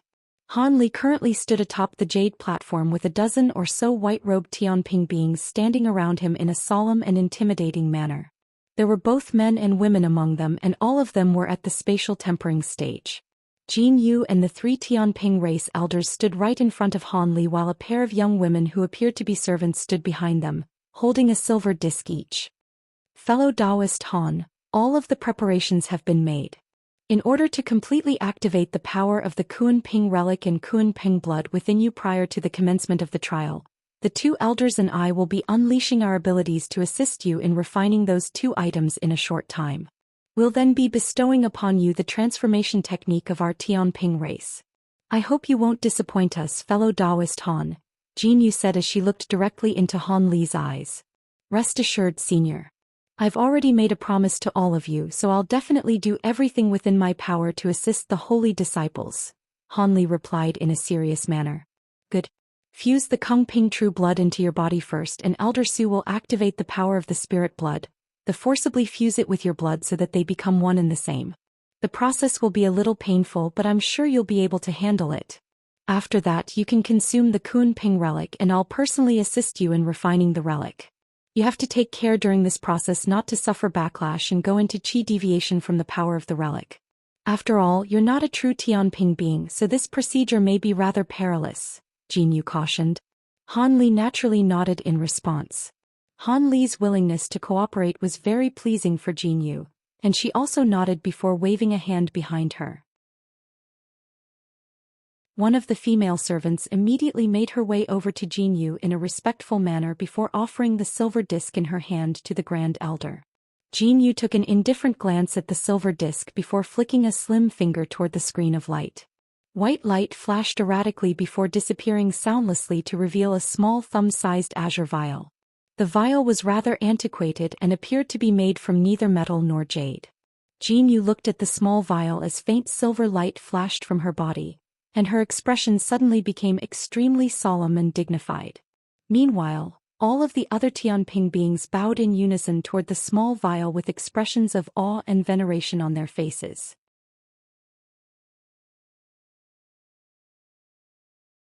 Jin Yu began to chant something in a voice that was very pleasant to the ears, and she pointed a finger at the small vial. An azure thread shot forth from her fingertip before striking the vial, upon which it tremored before rising into the air, heading directly toward where Han Li was situated. Han Li immediately sat down onto the jade platform with his legs crossed. At this moment, Elder Su and the beautiful woman raised their hands in unison to summon an object each, one of which was as crimson as blood while the other carried a refreshing green hue. They were, respectively, a palm-sized crimson lotus flower and a green banana leaf. The crimson lotus flower rotated on the spot, expanding to around 10 feet in size and emanating a faint fragrance. Meanwhile, the banana leaf also expanded to around the size of a grown human amid a burst of green light, and a series of strange green runes appeared over its surface, glowing with a dazzling light. Han Li raised his eyebrows, yet before he could identify what purposes these 2 items served, the crimson lotus was already descending toward his head. Han Li was initially startled to see this before he suddenly experienced a rush of weightlessness, having been gently carried up into mid-air by the crimson lotus flower. The faint fragrance of the lotus flower wafted into his nostrils, striking him with a slightly intoxicating sensation. However, Han Li didn't panic in response. Instead, he merely sat at the center of the lotus flower with his eyes narrowed, seemingly having fallen asleep, but he made sure to retain a wisp of clarity in his mind. Elder Su let loose a low cry and the petals of the crimson lotus flower slowly converged toward the center. In the blink of an eye, all of the petals had joined together to form a vibrant red flower bud. Jin Yu flicked both fingers toward the small vial upon seeing this. Several azure threads shot forth, disappearing into the small vial in a flash. A ball of green light erupted from the small vial, and its lid abruptly vanished as a ball of azure light emerged from within. Following a crisp cry, the ball of light receded and transformed into an azure bird that was several inches in size, and it attempted to spread its wings and fly away. However, Jin Yu was already prepared for this and she flapped the golden wings on her back. Swaths of golden light immediately swept forth from her wings, completely enshrouding the azure bird within. The bird struggled for a while within the light before turning into a small drop of azure liquid with faint undertones of silver light peeking through it. Jin Yu then made a hand seal with a calm expression on her face before pointing a finger at the drop of azure liquid. The golden tremored before carrying the azure liquid down toward the flower bud. The azure drop of liquid then disappeared into the crimson lotus amid a dull thump as golden and crimson light intertwined. Right at this moment, Elder Su's body swayed and he appeared on one side of the crimson lotus flower in a wraith-like manner. He then raised a hand and placed it onto the lotus flower before spreading open a pair of silver wings on his back. Silver spiritual light began to surge from his hand into the crimson lotus flower while the beautiful woman appeared on the other side of the flower and replicated Elder Su's actions. However, the spiritual light flowing from her palm was white. All of a sudden, a buzzing sound rang out from the crimson lotus, and the crimson light on its surface also began to flash erratically. Right at this moment, the green banana leaf hovering midair also descended from above. However, as soon as it came into contact with the crimson lotus flower, the banana leaf self-detonated, following which countless green lines shot forth in all directions before disappearing into the lotus flower. Immediately thereafter, a series of strange green patterns appeared over the surface of the crimson lotus. In the next instant, the crimson light receded, and the buzzing sound also subsided. Elder Su and the beautiful paid no heed to this as they both closed their eyes, focusing wholeheartedly on injecting pure spiritual light into the lotus flower. However, Jin Yu heaved a long sigh of relief upon seeing this and she smiled as she murmured to herself, "It's just as I predicted. The aura within this human's body is able to accept the Kunping true blood. The most important thing now is to see just how much of the Kunping blood's power he can activate as a human." After that, Jin Yu turned to the other higher-ups of the Tianping race standing nearby, and said in a cold voice, "You've all seen what's happened. The survival of our race hinges on this man. Hence, all of you must keep all information about this man strictly confidential to the outside world. From now on, this man will be known as the third holy disciple that we've been nurturing in secret after sending him far away for cultivation purposes. Understood?" The spatial tempering stage Tianping beings stirred as they vowed in unison, "Yes, Grand Elder, we won't tell a single soul." Jin Yu nodded as her expression eased and she said, "I trust that you wouldn't do something severely detrimental to our sect either. 2 months from now, I'll select a few people among you to accompany me and the holy disciples to the trial grounds." 2 months? Why are we going so early? Isn't there still a year left? Someone immediately exclaimed.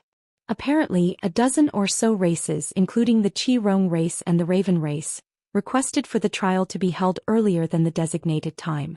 Our elders vehemently opposed this proposal on the panel of elders, but it was still passed due to a majority vote. Why? Surely they have to at least provide a reason for this. Another Tianping being chimed in an enraged voice. Of course they've prepared a reason for this. They say that the Earth Abyss has been a little chaotic lately, so it's best to hold the trial earlier in case any mishaps occur due to excessive delays, Jin Yu explained in a calm manner. The demons of the Earth Abyss have always been sworn enemies of our flying spirit race. When has it not been chaotic over there? They're just doing this to target the weaker branches. Another Tianping being flared up with rage. There's no point in discussing the matter any further. The panel of elders has already delivered their verdict, so we can only accept it. Aside from the upcoming trial that we have to prepare for, There have also been beings of foreign races that have frequently appeared on our territory of late, and they've been plundering our lands with reckless abandon. I'll assign some troops to some of you to set off immediately and kill off these abhorrent cowards. Make sure to teach all of the other branches a lesson that they won't be forgetting anytime soon. Jin Yu's voice suddenly turned frosty and forbidding as she spoke. Yes, Grand Elder, the Tianping beings answered in unison as they lowered their heads. After that, Jin Yu began to assign missions to everyone, and all of them departed one after another to carry out their designated tasks. The jade platform became virtually empty in the blink of an eye. Aside from Jin Yu and the two elders as well as the two servants standing behind Jin Yu, there was no one else standing on the platform. Jin Yu turned and cast her gaze toward the crimson lotus flower, where the two body integration stage elders were still relentlessly pouring forth their spiritual pour, and the flower seemed to have expanded even further. At the same time, the green patterns on the surface of the lotus flower also began to flash erratically as if they'd come to life. Jin Yu suddenly made a grabbing motion toward the silver disc that the other servant was carrying, and a white bead whistled forth from the disc before being drawn into her grasp. She plucked the bead between two of her fingers and brought it closer to her eyes before conducting a thorough inspection. All of a sudden, a peculiar look appeared on her face. "Which Grand Elder passed away to produce this relic?" she asked. "It's the relic left behind by the 9th Grand Elder. According to your orders, we found the relic that had been stored for the longest period of time, and most of the power within it should have faded by now," the servant replied respectfully. "The 9th Grand Elder? Is that Grand Elder Hong Yun who invented the awakening ability but died after going insane?" Jin Yu's expression changed slightly upon hearing this. "That is indeed the relic left behind by Elder Hong Yun. Due to the strange circumstances surrounding Elder Hong Yun's death, aside from his Kung Ping power, there's also a hint of his residual spiritual sense residing within the relic. If it were to be consumed by a cultivator, the wisp of spiritual sense could potentially result in undesirable side effects. As such, it's been stored in a secret chamber this entire time. If you feel it's inappropriate, I can go back and change once right away," the servant explained in an uneasy manner. "There's no need for that, this one will suffice." Jin Yu's expression returned to normal as she turned her gaze back to the crimson lotus flower. At this moment, the green patterns on the surface of the flower had begun to twist and warp, and the entire crimson lotus began to swell and bulge. 2 days later, in the air above the jade platform, a massive azure bird was flying up and down in the sky, leaving a series of afterimages in its wake. Arcs of golden lightning and azure light surfaced over its body, and all of a sudden, it came to an abrupt halt and it grabbed the air in the distance with its talons in a vicious manner. 10 white claw projections hurtled through the air, slicing a few faint white marks into space before disappearing in a flash. It then violently flapped its wings forward and a vast expanse of azure light swept forth before transforming into palm-sized blades of wind, enshrouding an area with a radius of over 1,000 feet. A loud boom erupted as the massive azure bird opened its beak to blat forth balls of golden lightning, which crashed into one another to transform the space before it into a sea of lightning. Following a long sharp screech, the azure bird flapped its wings and abruptly disappeared amid a gust of fierce winds. In the next instant, gale force winds erupted even higher up in the air, and the azure bird reappeared. Within the halos of azure light, the bird's body expanded rapidly, swelling form around 10 feet in size to over 1,000 feet in the blink of an eye. As it spread its wings, it cast a gargantuan shadow over the entire jade platform. Meanwhile, the 3 figures standing on the platform were all quite alarmed by the sight of this massive bird. "Grand Elder, did you really only feed him that incomplete relic Fro the 9th Elder?" Elder Su asked in an incredulous voice. "Do you suspect that I fed this human some kind of miracle pill?" Jin Yu asked in a cold voice as her expression darkened. "I wouldn't dare to think that. It's just that this man grasped the manifestation technique so quickly, and the true body he's conjured up is superior to that of many great spirit generals. Does he really hail from the human race?" Elder Su mused with a skeptical look. "You were the one who infused his body with the Kuan Ping true blood. Shouldn't you know better than anyone whether he's a being from our flying spirit race or not? Having said that, it's indeed quite surprising that this man has attained such a powerful transformation. Perhaps the Kun Ping feather and Kun Ping true blood fused with his body have already changed his constitution somewhat. Jin Yu speculated after scrambling for a reason to explain this situation. That makes some sense, the beautiful woman sighed. Meanwhile, Elder Su still wore a skeptical look, clearly not convinced by this.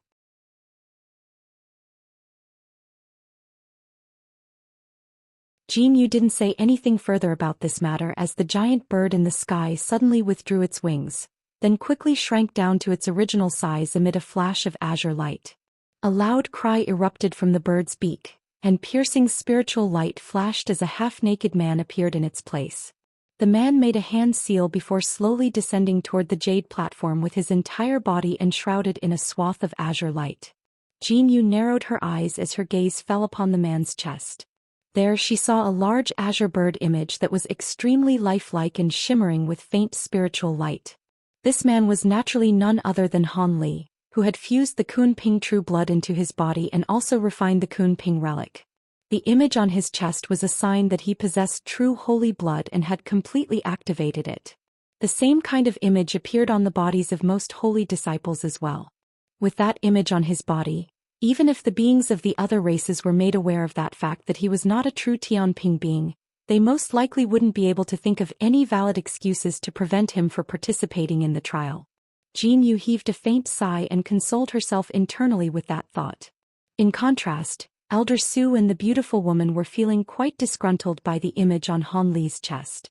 He was a human, yet the true holy image that even most higher-ups of the race didn't possess had appeared on his body. That was very disheartening to them.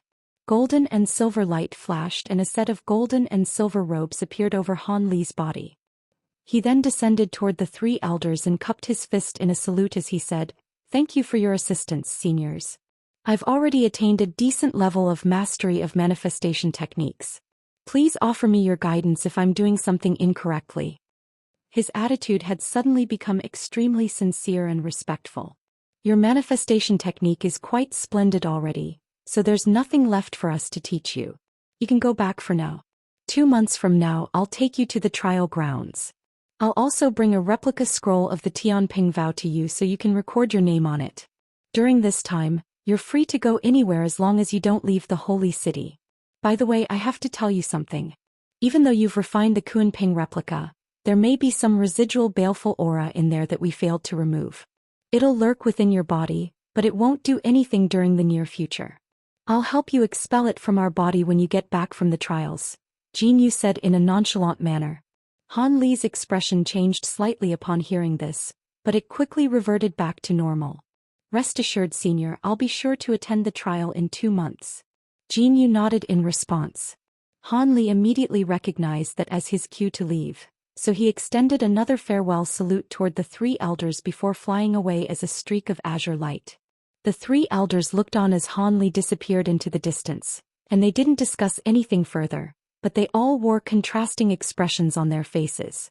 Jin Yu was looking up into the sky completely expressionlessly, but the 2 other elders both seemed to be deep in contemplation. Half a day later, Han Li was situated within a room on the top floor of the guest tavern, seated on a wooden bed with his legs crossed. He was making a hand seal as azure light flashed erratically all over his body. There was a hint of agony etched on his face, and large droplets of sweat were beading on his forehead. Following a long sigh, Han Li withdrew his hand seal, and the azure light receded as he opened his eyes again. "Interesting. I didn't think that this Grand Elder Hong Yun's residual spiritual sense would be so violent. If it weren't for my great development technique, I would be in some trouble. Thankfully, the spiritual sense hasn't retained any of its spiritual nature, so I can seal it away before refining it little by little," Han Li murmured to himself. In reality, even though it was only a wisp of spiritual sense, it once belonged to a body integration stage being, so it was still extremely powerful and would most likely take him several centuries to completely refine. However, the benefits that he would reap from doing so would be quite significant as well. After refining this wisp of spiritual sense, his own spiritual sense would increase by almost 50%. As for the traces of baleful qi within the relic, he didn't see it as much of an issue as the Provenance true devil arts was the bane of such things. Han Li paused momentarily before abruptly sweeping a hand over the lightning robe he was wearing. following a loud thunderclap, the robe disappeared into his body as countless arcs of golden and silver lightning. As such, Han Li naturally caught sight of the azure bird image on his chest. Tianping image. More like awakening image. A hint of surprise appeared on Han Li's face as he gently tapped the image with a finger. An incredible scene then ensued. 5-colored light suddenly flashed from the azure bird image, and in the next instant, it transformed into a 5-colored peacock with its tail feathers fully spread open. Brilliant golden light then erupted, and the image transformed into that of a howling golden ape. Finally, white light flashed and the image completely disappeared. If Jin Yu and the other 2 Tianping race elders were present to witness the scenes that had just unfolded, they would be completely flabbergasted. How could a true holy image take on different forms and disappear of its own accord? Generally speaking, once true holy images appeared on one's body, it would remain with that being for the rest of its life, and it wouldn't easily take on any changes. However, Han Li seemed to be very pleased as he looked down at his chest. I've already mastered 3 mantras of the 12 awakening transformations. I'm missing the true bloods of the 5-colored peacock and giant mountain ape, so I can't truly transform into those true spirit bodies. But this ability is astonishingly powerful nonetheless, Han Li murmured to himself. This cultivation art was something that Han Li had unintentionally obtained from refining some of Hong Yun's spiritual sense, and in theory, it could allow him to take on the forms of 12 different types of true spirits. So its power was undoubtedly downright extraordinary. If he could completely master all 12 true spirit bodies, with the abilities that true spirits possessed, even the true immortals of a higher realm would have to be wary of him. Of course, that was merely an extravagant dream. Even if he were to completely master this cultivation art, he would still only attain a very small amount of the abilities that the true spirits possessed. Unfortunately, even though the true dragon and the heavenly phoenix were among these 12 forms, he still hadn't obtained their mantras yet. These mantras were hidden deeper within the wisp of Hong Yun's residual sense, and he didn't know how long it would take for him to attain them. Otherwise, with the true dragon blood and heavenly phoenix blood he currently possessed, he would be able to immediately attain 2 more transformations. With that in mind, Han Li was feeling rather forlorn. As for the Kunping transformation, that was the foundation for the 12 transformations, and it was the one that this Grand Elder Hong Yun was most proficient in during his lifetime. Otherwise, despite his extraordinarily powerful body, there was no way that Han Li would have been able to master the Tianping transformation technique to such an advanced degree even though he'd just come into contact with it. A thought then occurred to Han Li, and a deriding sneer appeared on his face. After refining the relic with Jin Yu's assistance, he didn't receive much an enhancement in the power of his spiritual sense, but he did manage to glean some useful information. This Grand Elder Hong Yun was a brilliant prodigy, the kind that had not been seen for tens of thousands of years. Through his painstaking research of the Tianping transformation, he was able to incorporate many more true spirit transformations into this technique, thereby creating the 12 awakening transformations. Unfortunately, even as a body integration stage being and sourcing many types of true spirit bloods over many years, he was only able to invent 12 transformations.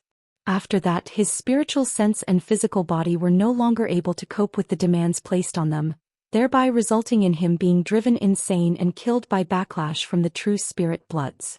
What was quite strange and perplexing to Han Li was that prior to going insane, this Grand Elder had refrained from leaving his mantras and cultivation arts to the Tianping race. Han Li was naturally unaware that back when this Hong Yun was the Grand Elder, the Tianping race had been at the very height of its power. He was able to ascend to the position of Grand Elder after inventing this cultivation art with his brilliant aptitude, thereby allowing him to rule over the entire Tianping race. As such, not only was this cultivation art the key to his success, it also became his best-kept secret, and he didn't reveal any of it to anyone else. All of the other elders at the time only knew that Hong Yun had invented a cultivation art known as the Awakening Arts, but they knew nothing else about it. After that, Hong Yun was driven insane due to true spirit blood backlash and passed away, so the contents of his Awakening Arts remained a mystery. As for why the Awakening Arts were imbued within the relic he'd left behind, that was only something known to the heavens. Perhaps it was simply an unintentional gesture by Grand Elder Hong Yun after he had gone insane. Alternatively, Perhaps he had managed to retain a final shred of sanity right before his death and suddenly wanted to leave this cultivation art behind for his race, thereby deciding to infuse it into this relic. Han Li didn't delve too much into this matter. Seeing as this cultivation art had fallen into his hands, he naturally wasn't going to return it to the Tianping race. Otherwise, the first thing those elders would think of was most likely how to kill him to prevent this cultivation art from being leaked rather than how to thank him. Han Li naturally wasn't going to do something so suicidal. A contemplative expression appeared on his face as he carefully pondered the situation. All of a sudden, a hint of a smile appeared on his face again. In reality, aside from fusing the Kuan Ping true blood with his body and obtaining the awakening arts from the relic, he had also reaped another massive reward that filled him with elation. Due to the stimulation his body had received during this process, he was somehow able to break through his bottleneck, so he was now at the late deity transformation stage. With the assistance of the true toad liquid, his cultivation path would progress without a hitch from here onward. The three Tianping race elders were only astonished by Han Li's exemplary mastery of the Tianping transformation technique, but they spoke nothing of the sudden improvement in his cultivation base. They had most likely noticed this, but for body integration stage beings like them, such a minor improvement in cultivation base simply wasn't noteworthy at all. Han Li narrowed his eyes and considered the situation for a while longer before flipping his hand over to produce a green jade vial, then tipping out a few pills from it. After consuming the pills, he closed his eyes and began to cultivate in a seated meditative state again. Having just advanced to the late deity transformation stage, he had to bolster his cultivation base.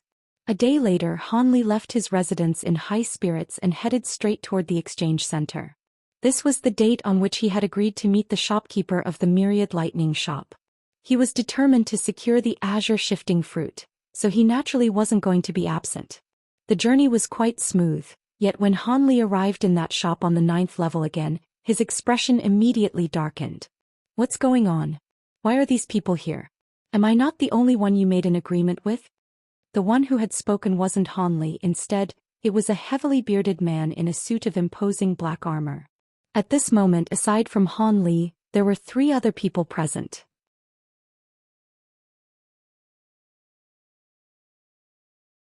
Aside from the thin shopkeeper and the armor-clad man who had just spoken, there was also a young man with a set of delicate facial features present, and he also wore an expression of displeasure on his face. Han Li surreptitiously swept his spiritual sense toward them to find that these two were both early spatial tempering cultivators. I never said that I was only going to bring one person with me to help me tame the spirit beast. If anyone wants to leave, feel free to do so. However, don't even think about my ice heart crystal, purple light iron, and azure shifting fruit then. The shopkeeper rolled his eyes with a cold harumph. The young man and the armor-clad man glanced at one another upon hearing this, while Han Li stood on the spot with slightly furrowed brows. Alright, so be it. However, if one of us manages to help you tame the spirit beast first, then wouldn't that mean the other 2 will have to walk away empty-handed? The young man asked. Don't worry about that. I never intended for the 3 of you to act independently. Instead, all of you are going to need to unleash your lightning powers at once. Otherwise, according to my prior experience, the lightning powers that any single one you possess won't be anywhere near enough. If you 3 can help me successfully tame the spirit beast, then I'll give all of you the items I promised. The shopkeeper chuckled coldly. The young man and the armor-clad man's expressions eased upon hearing this, and neither of them raised any further objections. The shopkeeper nodded with a pleased expression before turning to Han Li, and a look of surprise appeared on his face.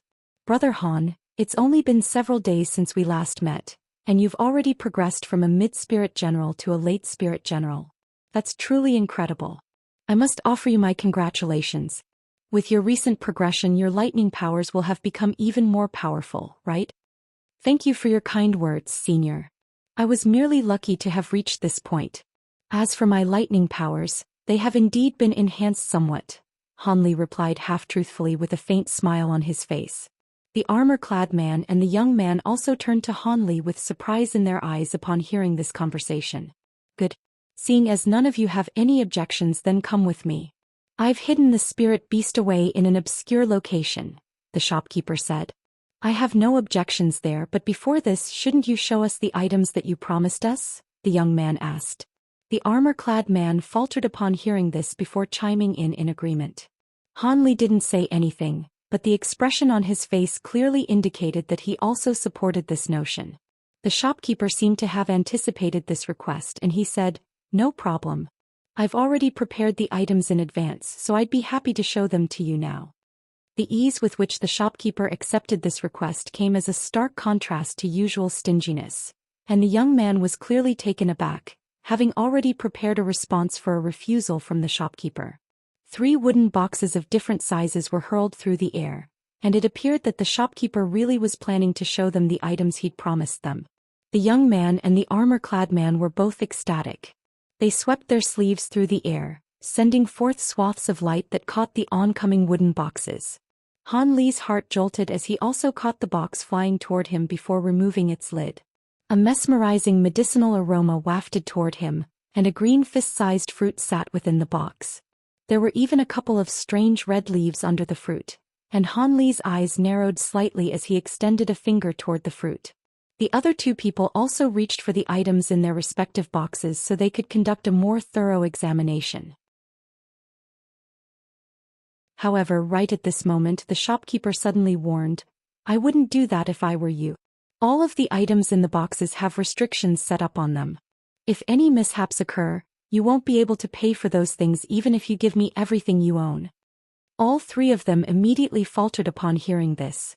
The armor-clad man was a little enraged as he grumbled, "What are you trying to do, brother you? How are we supposed to be able to ascertain the authenticity of these items without touching them?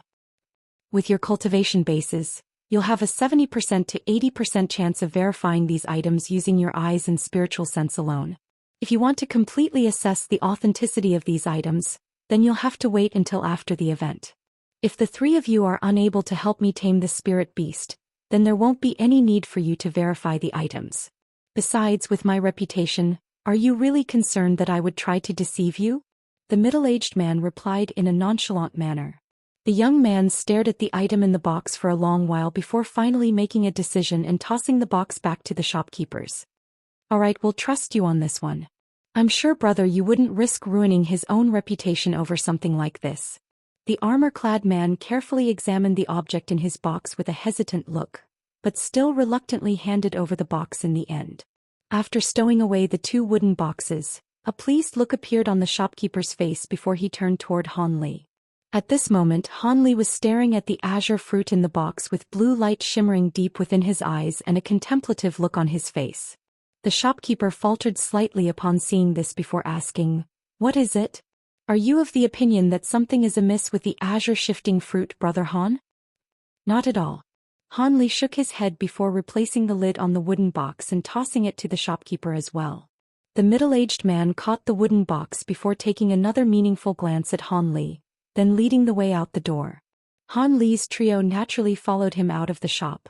The shopkeeper flew extremely quickly, but Han Li's trio were all powerful cultivators in their own right, and they were able to keep up with ease, flying out of the exchange center before heading directly toward a certain direction in the holy city. After flying for 2 hours, they arrived in an extremely secluded corner of the holy city. There were noticeably far fewer buildings here and very few people in the area. It was quite a sparsely populated place, and the shopkeeper led them on a descent after arriving at a completely mundane-looking short building. This nondescript building was only just over 300 feet tall, and it was split up into 2 levels. As soon as the shopkeeper's feet landed on the ground, the doors of the building were immediately flung open, and 2 men who appeared to be in their 20s emerged from within. They hurriedly extended respectful bows toward the shopkeeper and greeted in unison, "Welcome back, Patriarch. The 2 of you stand guard out here. No one is allowed to enter this place without my permission," the shopkeeper ordered. "Yes." The 2 men answered without any hesitation before positioning themselves on either side of the building's entrance. Han Li glanced at the 2 of them and paid them no further heed after discovering that they were merely core formation cultivators. Meanwhile, the shopkeeper had already entered the building, and the young man and armor-clad man followed suit after a brief hesitation while Han Li brought up the rear. The room wasn't a very spacious one, and all of the decor appeared to be quite plain and mundane. There were 3 square wooden tables and a dozen or so wooden chairs, and those pieces of furniture took up most of the area in the room. There were also several antiquated artworks that were yellow with age hanging on the walls of the room. All of these pieces of artwork depicted demons, beasts, and scenery, and they weren't very noteworthy either. "Brother Yu, is that spirit beast really here?" the armor-clad man couldn't help but ask. This room was quite small, and it really didn't appear as if it could house any powerful spirit beasts, so it was no wonder that the man was having some doubts. "Would I lie to you three? Come with me," the shopkeeper instructed in a brisk tone as he glared at the armor-clad man. He then made his way over to one of the scenery paintings hanging from one of the walls, and he rustled his sleeve to produce a scroll. The scroll was unfurled to reveal the exact same scene depicted in the artwork on the wall. Han Li and the armor-clad man both faltered upon seeing this, unable to comprehend what the shopkeeper was doing. However, the young man's expression changed drastically as he caught sight of the 2 pieces of artwork, and he exclaimed, "That's the Shumi Paradise Scroll. You're in possession of the Pentaluster race's most prized treasure? The Shumi Scroll? No way. Aren't there only a total of 7 of those in the Pentaluster race? How did you manage to obtain one, brother Yu?" The armor-clad man was very startled to hear this. Han Li had no idea what this treasure was, but his heart stirred upon hearing the word Shumi, as he cast his gaze toward the artwork hanging on the wall. The slightly yellow artwork depicted a small green mountain, and there was a small cluster of buildings on that mountain, but everything was rather blurry and indistinct. You sure have a strong discerning eye. This is indeed a Shumi Paradise Scroll. However, it's not one of the 7 scrolls that the Pentaluster race view as their most prized treasure. This is an imperfect Shumi scroll, the shopkeeper chuckled. "So it's a replica?" Both the young man and the armor-clad man faltered upon hearing this. A smug expression appeared on the shopkeeper's face as he replied, "Indeed. There aren't many people even in the Pentaluster race who are aware of its existence. Back then, the Pentaluster race used the spirit bones of a 5-colored phoenix to refine a total of 10 Shumi Paradise Scrolls, not 7. Unfortunately, 3 of them were flawed and their effectiveness was severely hampered as a result. As such, those 3 scrolls were hidden very early on, and their existence wasn't revealed to the rest of the world. Due to various reasons, those 3 scrolls somehow ended up outside of the Pentaluster race and switched hands between several other races. As for how I came about this one, that's not something the 3 of you need to know. Even though it's a flawed scroll, obtaining such a treasure is a vast fortune, brother Yu," the armor-clad man said with an envious expression. The young man stared at the scroll and a hint of greed flashed through his eyes. Han Li's expression remained unchanged, but he was also filled with a sense of yearning. Shumi treasures were one of the treasures that he wanted to obtain the most after arriving in this spirit realm. Unlike the false Shumi space refined using spatial rifts in the human world, this was an independent existence, and was a true spatial treasure that could be carried. "Alright, let's go. The spirit beast is in the Shumi Paradise." The smile on the shopkeeper's face suddenly faded as he abruptly rustled his sleeve. An incredible scene then ensued. Brilliant 5-colored light abruptly erupted from the scroll before transforming into a vast expanse of light that disappeared into the artwork on the wall.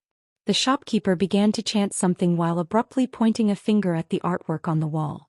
The same 5-colored spiritual light also flashed from the scroll before a swath of light emanated from it. The 5-colored light swept up everyone in the room at the shopkeeper's behest.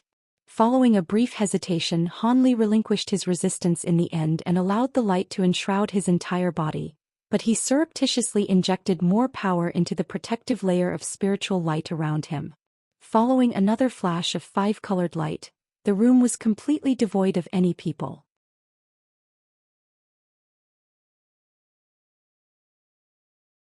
The piercing spiritual light receded, and when Han Li opened his eyes again, he found himself on a bluestone plaza with a series of buildings of different heights not far up ahead. Han Li narrowed his eyes and discovered that these buildings were rather familiar. They were none other than the buildings depicted on the small mountain in the Shumi Paradise Scroll. After surveying his surroundings, he heaved a faint sigh of relief.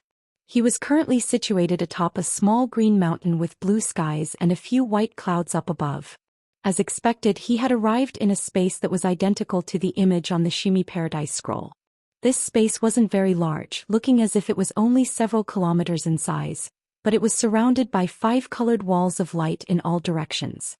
The other 3 people had also arrived in this place not far away from him.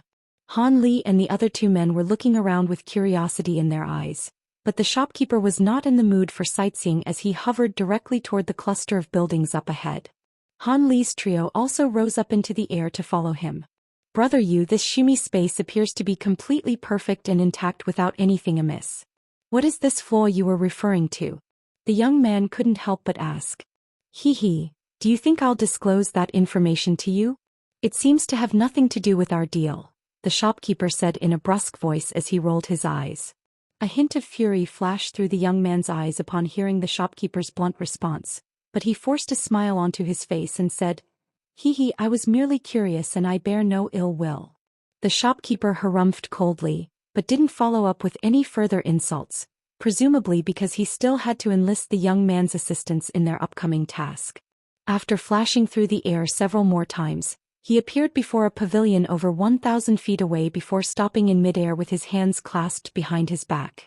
The pavilion was over 1,000 feet tall and was split into 3 levels. The building was rather antiquated with a wide bottom that tapered to a point at the top. The spirit beast is in this building. Come with me and I'll show you the beast first, the shopkeeper instructed as Han Li's trio gathered around him. The shopkeeper then descended first, and Han Li's trio glanced at one another before following suit. Rather than landing in front of the entrance on the first floor, the shopkeeper drifted over to a window on the second floor before stopping there. Han Li and the others found this to be rather strange, but they also headed to the same spot. After looking in through the window, they were greeted by the sight of a murky silver barrier of light. The entire second floor had been sealed by a restriction. The young man's eyes flashed, yet before he had a chance to say anything, a loud rumbling boom erupted, following which the silver light barrier tremored along with the entire pavilion. Immediately thereafter, a string of thunderclaps erupted within the light barrier in rapid succession. Thunderclaps were the only sounds that the 4 could hear, and they felt as if they were situated in a world of furious lightning, causing their consciousness to drift in an unsettling manner. Han Li was greatly startled by this development, and he immediately activated his great development technique, thereby reinstating his clarity of mind in the blink of an eye. The shopkeeper and the others were all spatial tempering cultivators, so they also quickly recovered after unleashing their respective abilities. Even so, the young man and the armor-clad man's faces had paled significantly. This is the spirit beast you want to tame, Brother Yu? The armor-clad man asked as he stared intently at the window. That's right. Rest assured, fellow Taoists, the spirit beast has been sealed, and you won't be in any danger before it's released. The shopkeeper wore a calm expression, but there was excitement shimmering in his eyes. He suddenly flipped over a hand and a scroll appeared in his grasp following a flash of light. It was none other than that shimmy paradise scroll. On this occasion he didn't unfurl the scroll. Instead he grabbed one end of the scroll while gently tapping the other end toward the light screen. A peculiar turn of events immediately unfolded. The light barrier beyond the wind suddenly shattered like glass before vanishing. The shopkeeper then flapped his wings and entered the pavilion, leaving an afterimage in his wake. The armor-clad man and young man immediately followed suit without any hesitation. Han Li stroked his chin and contemplated the situation for a while before slowly drifting in through the window. The entire pavilion tremored once again amid a resounding boom, and a burst of lightning attribute spiritual pressure swept toward him like a physical wave. Han Li's expression changed slightly, and he was almost unable to repress the urge to evade. However, he remained in the same spot in midair and shielded himself using his divine essence-fused light in the end. Only then did he get a chance to glean his surroundings. The second floor of the pavilion was far more spacious than he'd imagined. It had an area of 2,000 to 3,000 feet, making this place appear as if it were a small plaza. At the center of the cavernous room stood 81 thick copper poles, all of which were shimmering and engraved with all types of demons and monsters. These copper pillars surrounded an area in the center that was over 300 feet wide, and arcs of black lightning were crackling between the bowls amid rumbling thunderclaps, creating a massive prison-like restriction. Within the massive cage, A ball of black mist that was around 10 feet in size was surging erratically, and resounding thunderclaps rang out incessantly from within. Bolts of silver lightning shot forth occasionally from within the black mist, but they would disappear as soon as they struck the black net of lightning as if they'd met the bane of their existence. "That's the lightning attribute spirit beast in there?" The armor-clad man faltered slightly at the sight of the mundane ball of black mist within the cage. "What? Are you thinking that this spirit beast isn't so remarkable after all?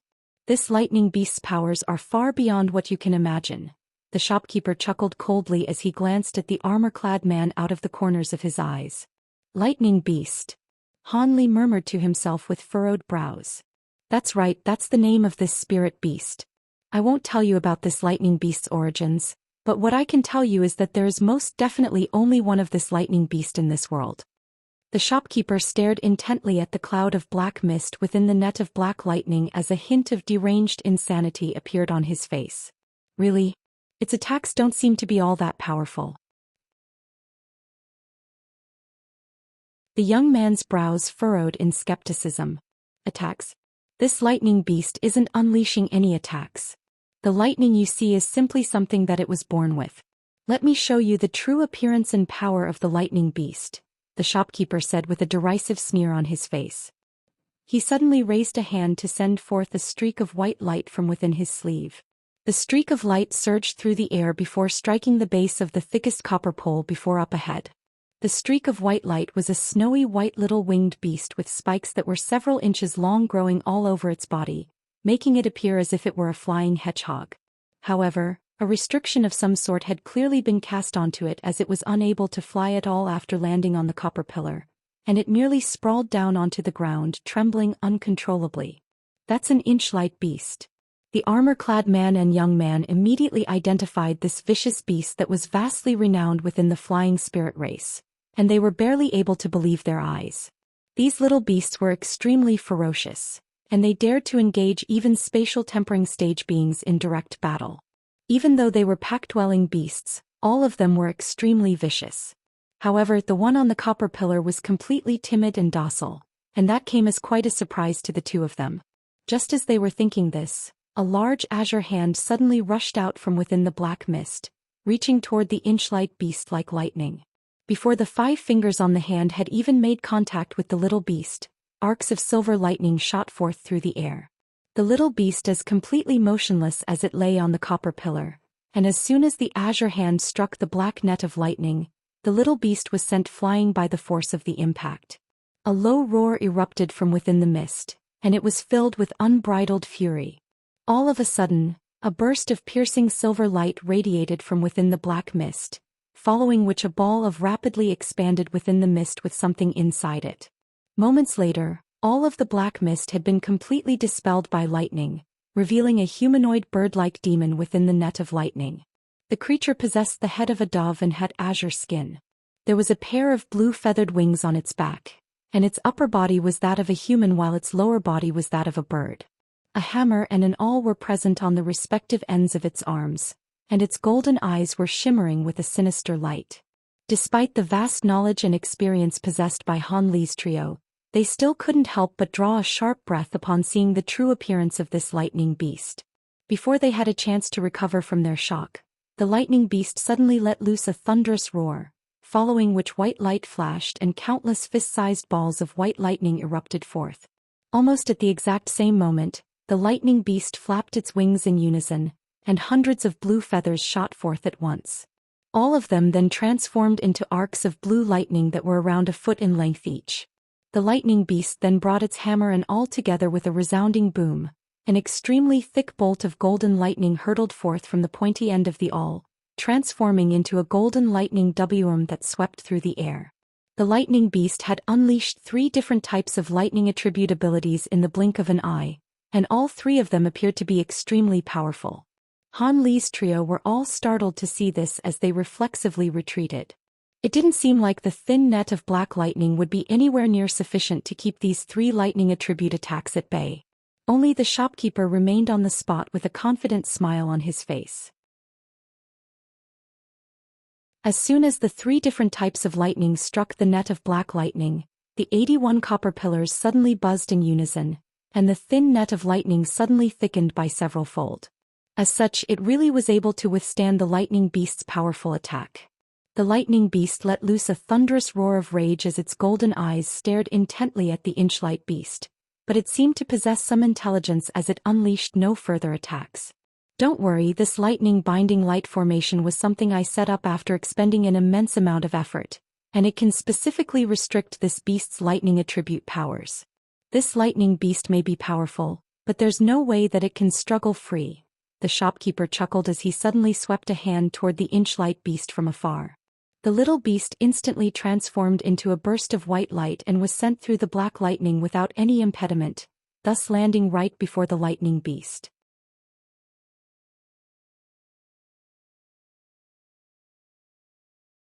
As soon as the inchlight beast appeared before it, the lightning beast opened its beak without any hesitation and swallowed the little beast that was completely powerless to resist. It then let loose a low roar of satisfaction before its body instantly shrank. At the same time, a layer of black mist erupted from nearby to completely obscure it from view. Within the restriction, everything had reverted back to the exact same scene that Han Li and the others had originally witnessed. What kind of spirit beast is this lightning beast? I've read countless ancient tomes, but I've never seen any description of a beast that fits this one, the young man asked with an astonished look in his eyes. Didn't I tell you that this beast's origins are very unique, and that it'd be best if you didn't ask about it? All you have to do is help me tame it.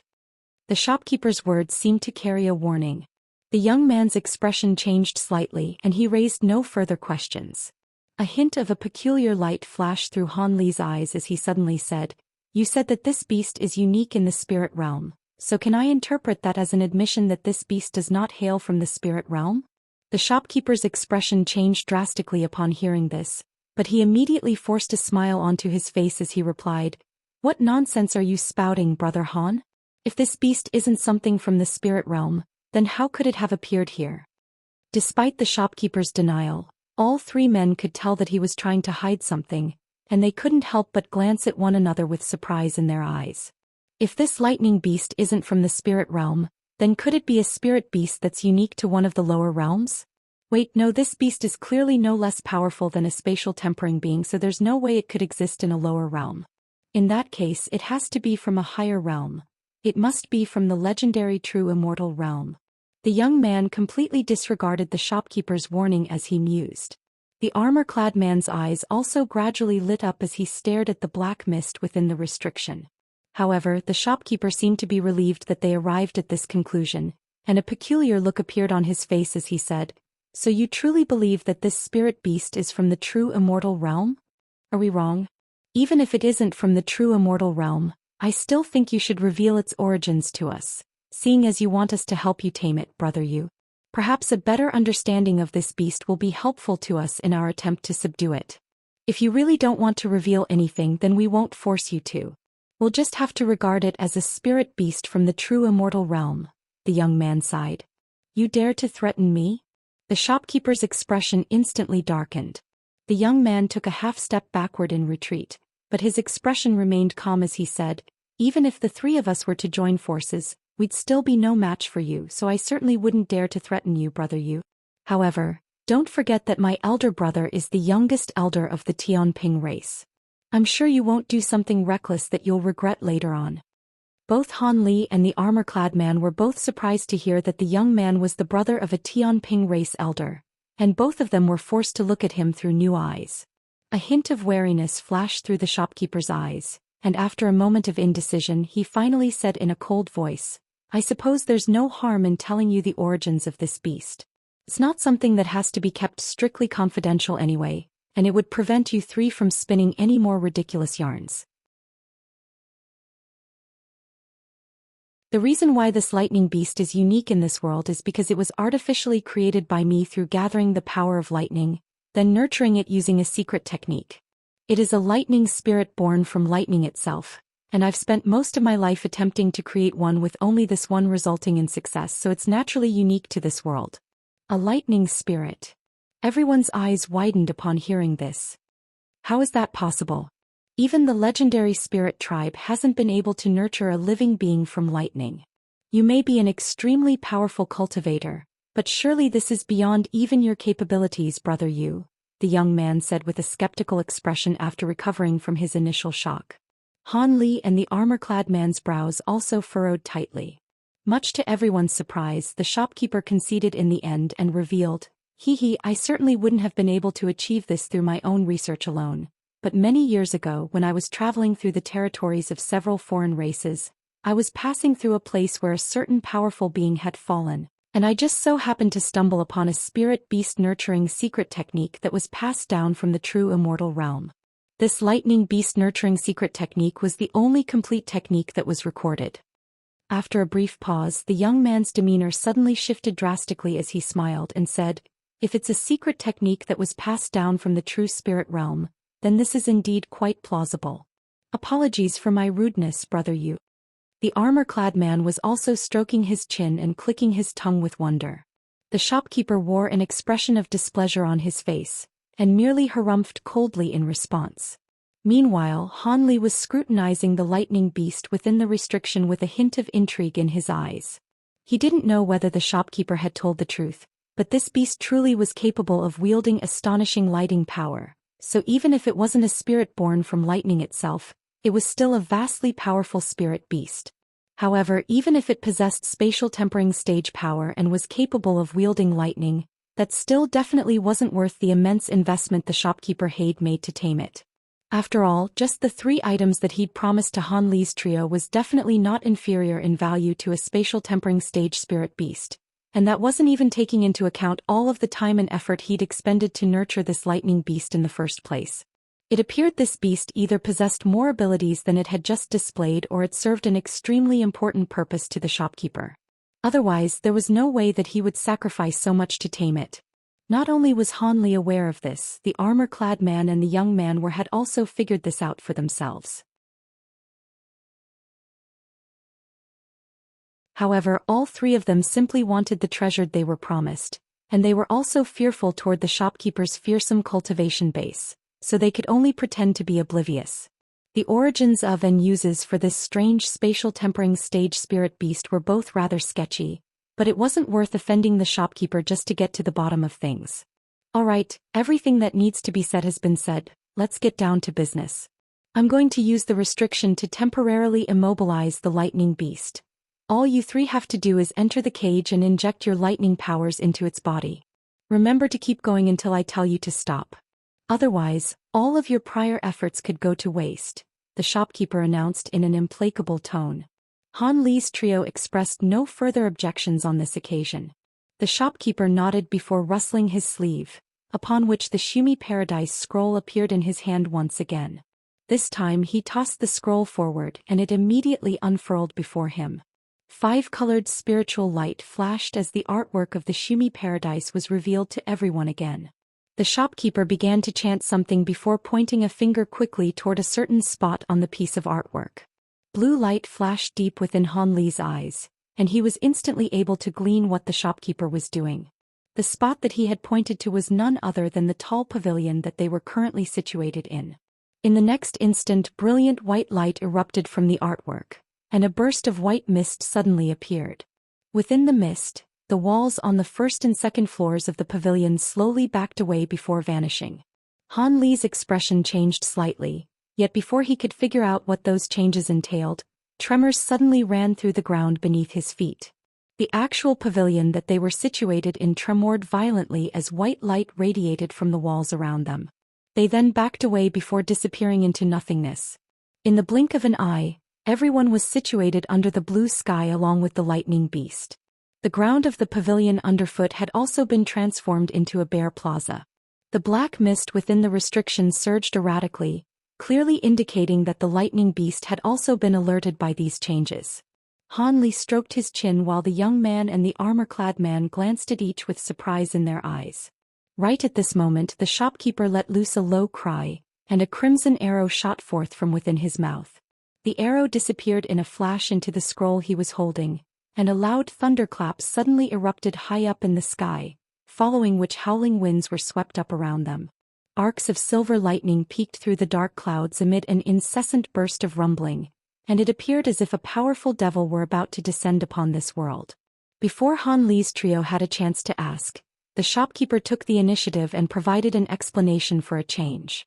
In the past failed experiences, the power of lightning that the three of you possess is most likely insufficient for the task. As such, I've activated all of the world's origin chi within this Shumi Paradise scroll to manifest the power of heavenly lightning in order to assist you three. After this, the scroll will most likely be ruined, so this is my final roll of the dice. I hope the three of you can help me to the best of your abilities, and if you can help me successfully tame this beast, not only will I give you your promised rewards, I'll also throw in a large sum of spirit stones for each of you. The shopkeeper spoke in a very solemn and serious voice. Han Li's trio was elated to hear this, and all of them expressed their willingness to do everything in their power. The shopkeeper nodded in response before abruptly flapping his wings toward the scroll before him. A swath of white light immediately surged forth, sweeping up the Shumi Paradise scroll within it. The scroll rotated within the white light before countless runes of different colors suddenly appeared on its surface. In the end, following a rumbling boom, it transformed into a five-colored pillar of light that disappeared into the dark clouds up above. An incredible scene then ensued. After a bout of tumbling and surging, an earth-shattering thunderclap suddenly erupted within the dark clouds.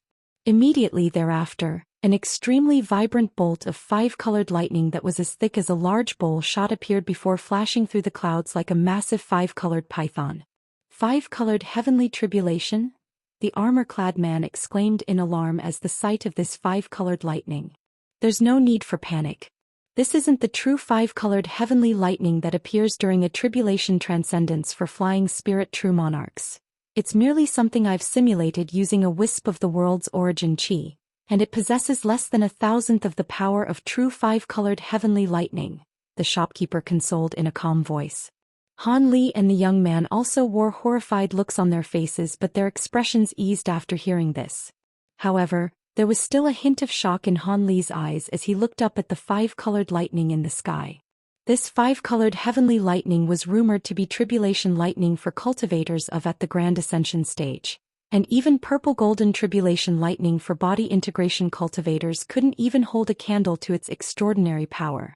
Even if it possessed only thousandths of the power of actual five-colored heavenly lightning, it could still quite possibly be capable of killing anyone of Han Li's trio. At this moment, the shopkeeper could no longer pay any heed to Han Li and the others. He was busy casting incantation seals toward the 81 copper pillars up ahead.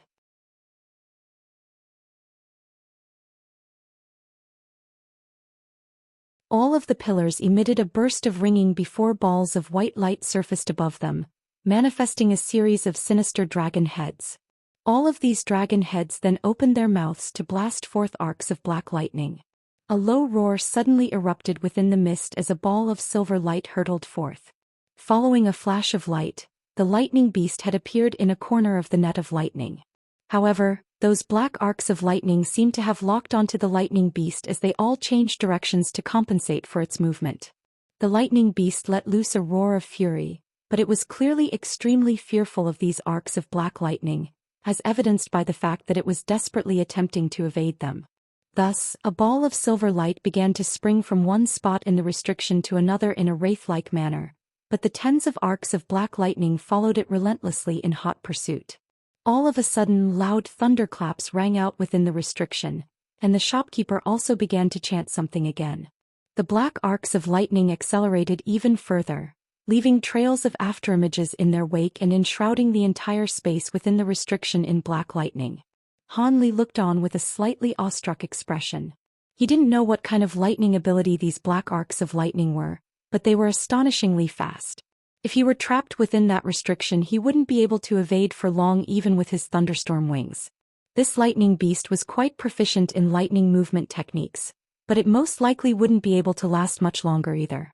Just as he'd expected, only a short while had passed by before the ball of silver light was struck by several arcs of black lightning at once. The lightning beast's body was forcibly revealed in midair amid a howl of anguish, and it was convulsing spasmodically. As such, all of the other arcs of black lightning also converged and struck it as well. A thunderous roar of rage erupted from the lightning beast's beak as crimson, white, blue and golden lightning erupted from its body at once in a desperate attempt to keep the black lightning at bay. The shopkeeper's eyes lit up upon seeing this, and he took a deep breath before striding forward, then slamming his palm into a copper pillar in front of him. All of a sudden, bursts of white spiritual power flowed from his palm into the copper pillar in a frenzy. The thin arcs of lightning being blasted from the dragon heads up above immediately thickened by around twofold amid a rumbling boom. On the other end, the lightning beast was finally unable to resist any longer in the face of the fearsome black lightning, and it plummeted toward the ground as the 4 different types of lightning around its body became extremely dull and lusterless. Meanwhile, the black arcs of lightning in the sky formed a series of black chains that bound the lightning beast tightly, thereby completely immobilizing it. "All right, you can all go in now, fellow Taoists," the shopkeeper announced. He then immediately withdrew his palm from the copper pillar before casting an incantation seal onto it. The copper pillar tremored before the massive net of lightning crumbled and vanished. Han Li's trio glanced at one another before flying into the cage as streaks of spiritual light without any hesitation. The 3 of them situated themselves around 10 feet away from the bound lightning beast, not daring to get too close to it. Meanwhile, the shopkeeper himself also appeared beside Han Li and the others in a flash. "I'm going to use a secret technique to lock away the source of lightning within this beast's body. The 3 of you listen for my signal, then inject your powers of lightning into the beast's body," the shopkeeper quickly instructed. He then flipped his hand over to produce 5 pitch-black daggers. The daggers were very light, as if they had been made from wood. However, both the armor-clad man and the young man's expressions changed drastically upon seeing this.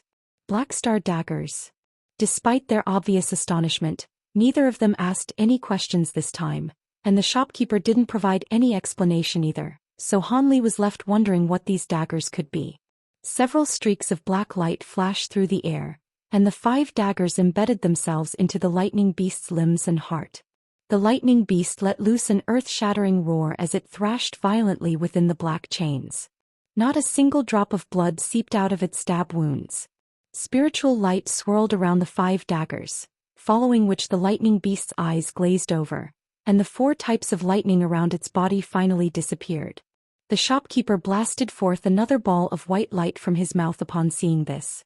This was only a fist-sized rhomboid white crystal, but it was imbued with astonishing spiritual pressure, and Han Li's eyes narrowed as he looked on from the side.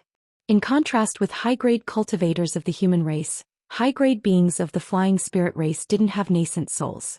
Instead, they had crystal cores, and those cores were just as important to them as nascent souls were to human cultivators. The shopkeeper threw up a large mouthful of blood essence onto the crystal core before pointing a finger at it in a solemn manner. The core immediately began to descend and disappeared into the lightning beast's head in a flash. Almost at the exact same moment, the shopkeeper yelled, "Go!" Han Li and the others immediately sprung into action. Han Li rubbed his hands together, and arcs of golden lightning surfaced between his palms. The armor-clad man opened his mouth, and white lightning could be seen shimmering within. As for the young man, he flapped his wings, and arcs of silver lightning appeared over those wings. A resounding boom erupted as all 3 types of lightning struck the lightning beast's body in unison. A peculiar scene unfolded. Han Li's divine devilbane lightning and the lightning unleashed by the other 2 cultivators were all drawn into the 5 black daggers upon coming into contact with the lightning beast's body. Layers of black light then appeared over the 5 daggers before transforming into arcs of black lightning that disappeared soundlessly into the lightning beast's body. The young man and the armor-clad man both faltered upon seeing this, but their lightning output did not cease. Thus, the black light shimmering from the 5 daggers became more and more piercing, and the daggers themselves began to tremor slightly. Han Li cast his glance toward the shopkeeper to find that he was seated off to the side with his legs crossed and his eyes closed while making a strange hand seal, seemingly unleashing some kind of secret technique. Bright white light was radiating around his body, clearly an indication that he was unleashing all of his spiritual power to its maximal extent. Han Li couldn't ascertain what he was doing, so he withdrew his gaze and focused on maintaining his divine devilbane lightning output. After a while, the daggers had absorbed a vast amount of lightning, but they did nothing other than continue to tremor. However, the shopkeeper's face had become extremely pale, and sweat had begun to bead on his forehead. Furthermore, veins were bulging on his forehead as well as on his neck, making it appear as if he were going through intense exertion. Even the spiritual light around his body had dimmed slightly. Meanwhile, the projection of a fist-sized white crystal had appeared on his glabella. The projection was flashing erratically, and it was none other than his crystal core. After some more time had passed, all of the color had drained from the shopkeeper's face, and he suddenly rasped, "Increase your lightning output." Han Li's trio were all rather disgruntled by this instruction. This prolonged period of lightning output had exhausted close to half of their lightning power. If they were to increase their output, they wouldn't be able to last very long. However, they could all hear the resolute and implacable tone in the shopkeeper's voice, so all of them did as they were instructed after only a brief hesitation.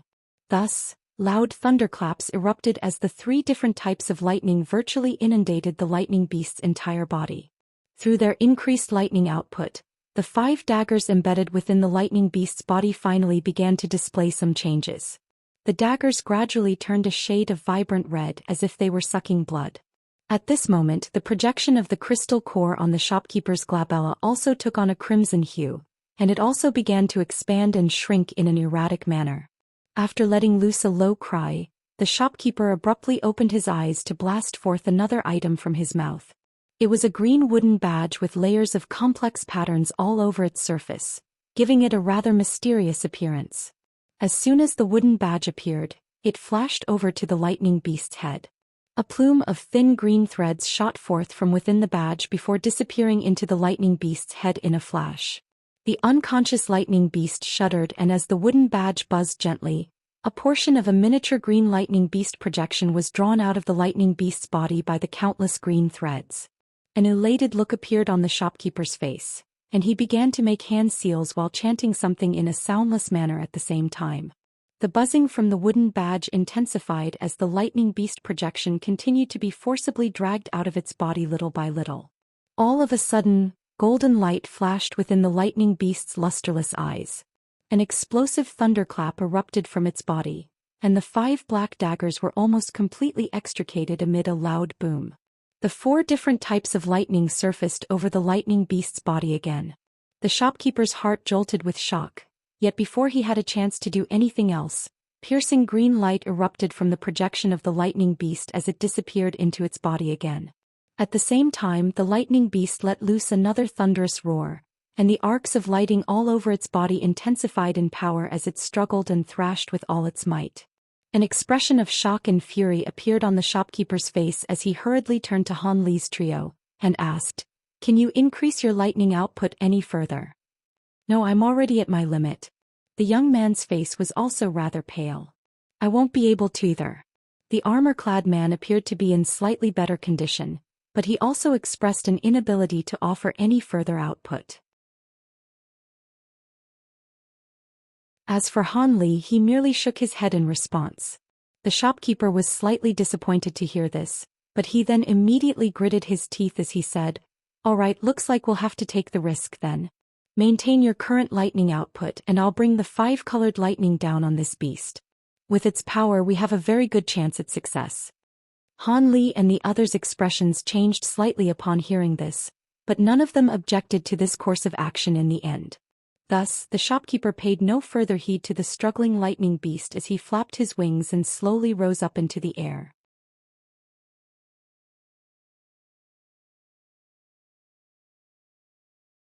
After flying into the air until he was over 1,000 feet away from the dark clouds in the sky, the shopkeeper came to an abrupt halt before expelling a mouthful of blood essence with a solemn look on his face. He then pointed his 10 fingers at the blood essence in rapid succession, upon which they transformed into several large blood runes that hurtled toward the 5-colored lightning in the sky. The runes then disappeared into the 5-colored lightning in a flash. The arc of lightning immediately emitted a resounding boom as the dark clouds around it were dispelled. Thus the 5-colored lightning's intimidating true form was revealed in its full glory. The shopkeeper looked up at the fearsome arc of lightning, and he couldn't help but gulp nervously, even though his mouth was completely dry. He gritted his teeth and expelled a few more mouthfuls of blood essence, all of which also disappeared into the 5-colored lightning as crimson runes.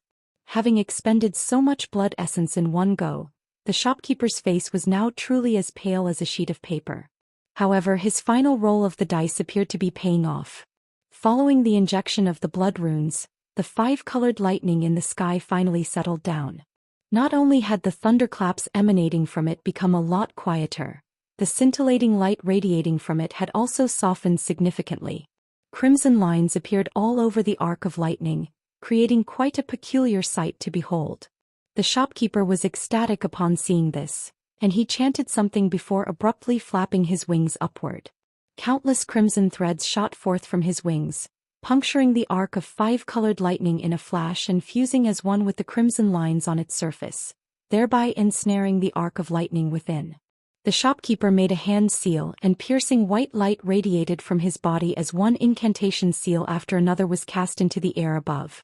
The 5-colored lightning rumbled within the crimson threads for a while before shrinking and curling together to form a massive ball of lightning with a diameter of around 10 feet. The surface of the ball was riddled with crimson lines, and the shopkeeper was overjoyed to see this. He swept a hand toward the fearsome ball of lightning, and it descended in an obedient manner. Han Li and the others were all flabbergasted by the scenes unfolding before their eyes. However, the shopkeeper didn't give them a chance to ask any questions. His body swayed and he abruptly disappeared on the spot. In the next instant, spatial fluctuations erupted as the shopkeeper appeared beside the lightning beast. He quickly raised both hands into the air and 2 thick pillars of light immediately shot forth, disappearing into a massive ball of lightning, which was currently only several hundred feet away from the ground. As a result, the ball of lightning paused in mid-air. At such close quarters, Han Li's trio could sense the terrifying power imbued within the ball of 5-colored lightning, and their expressions changed drastically. Thankfully, the ball of lightning had been stabilized in mid-air by the shopkeeper. Otherwise, all 3 of them would have immediately fled the scene. They certainly weren't going to stand still and allow themselves to be killed. The shopkeeper had no spare capacity to pay any heed to what Han Li and the others were thinking. As soon as he stabilized the ball of 5-colored lightning, he let loose a loud cry, and a small slit suddenly opened up on the crimson line at the bottom of the lightning ball. Following a dull thunderclap, a thin bolt of 5-colored lightning shot forth, heading directly toward the lightning beast down below. In the instant that the ball of 5-colored lightning appeared, the lightning beast seemed to have sensed that it was in severe peril. It roared and thrashed with all its might, managing to struggle free from some of the black chains around its body and rising to its feet. However, before it had a chance to do anything else, the 5-colored arc of lightning struck the top of its head with unerring accuracy. The lightning beast was floored before it could utter even a single sound. The shopkeeper was ecstatic to see this. One bolt of 5-colored lightning fell after another at his behest. At the same time, he made a hand seal, and the green wooden badge above the lightning beast blasted forth another plume of green threads. On this occasion, with the combined powers of Han Li's trio along with the arcs of 5-colored lightning, the miniature lightning beast projection was drawn out of the beast's body again in a fit of shock and fury. The projection struggled with all its might, but its lightning powers had mostly been sealed by the 5 black daggers, and its physical body was being immobilized by Han Li's trio and the 5-colored lightning, so it was powerless to resist as it was forcibly drawn toward the wooden badge inch by inch.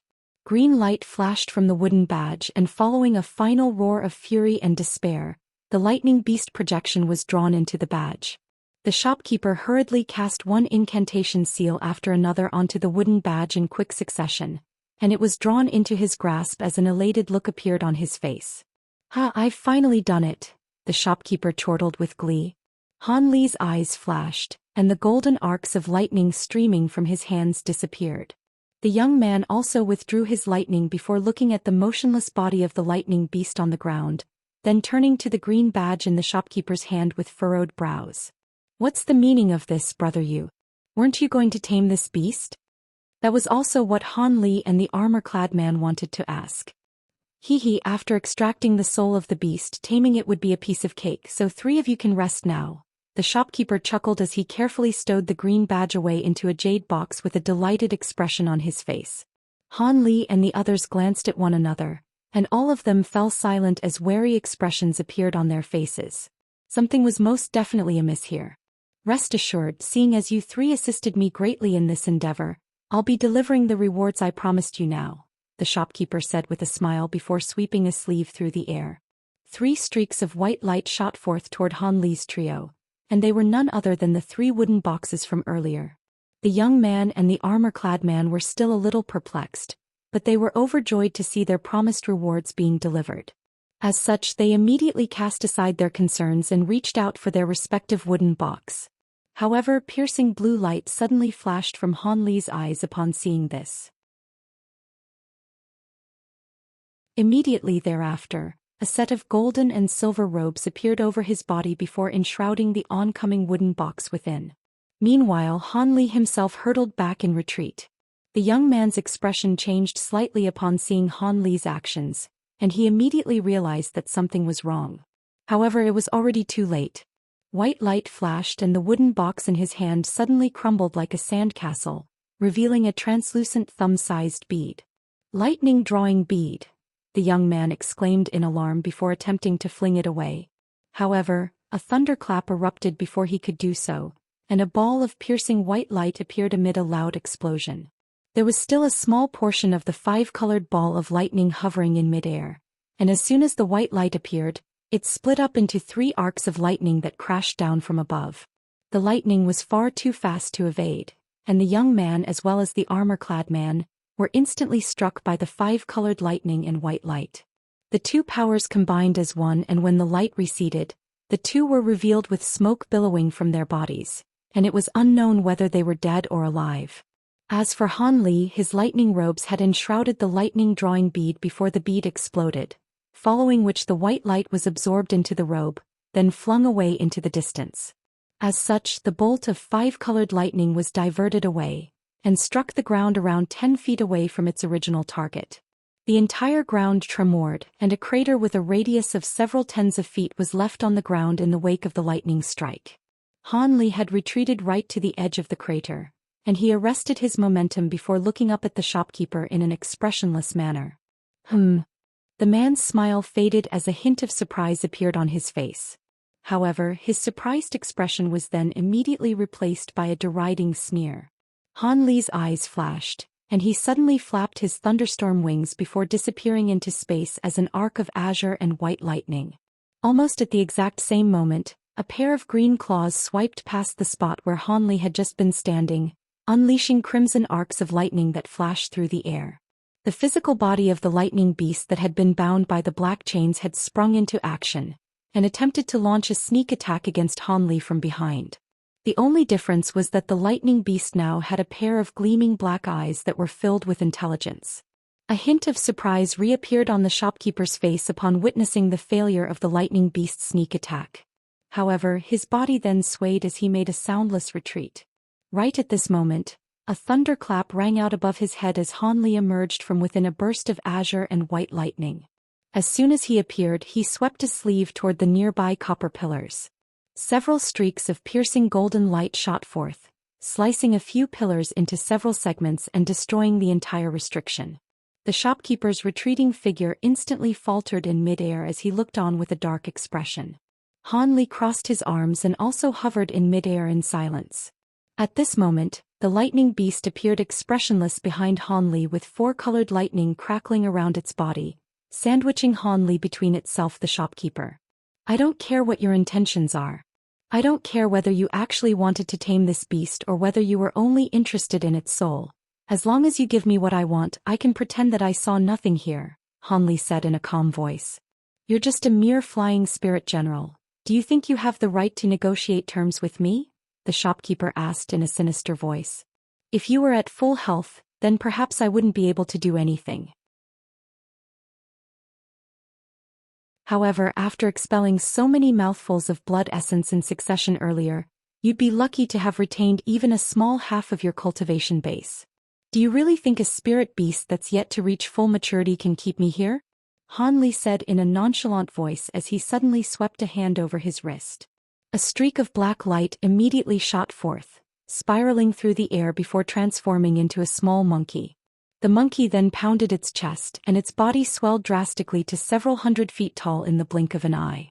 At the same time, it had taken on the form of a sinister ghost and was glowering at the lightning beast with a ferocious light in its eyes. Brilliant golden light simultaneously radiated from Han Li's body as 72 small golden swords hurtled through the air, revolving around his body. His golden provenance true devil projection had also appeared behind him, thus conjuring up 3 heads and 6 arms. He then flipped both hands over at the same time, and one hand was inky black with a miniature black mountain hovering over its palm, while the other was as pristine white as jade with 5 miniature skulls revolving over its palm. After that, Han Li gently flapped his wings, and azure light revolved around his body, manifesting the projections of a massive azure bird and a 5-colored heavenly phoenix. In conjunction with the provenance true devil projection, all 3 projections had appeared at once, emanating a collective burst of astonishing spiritual pressure.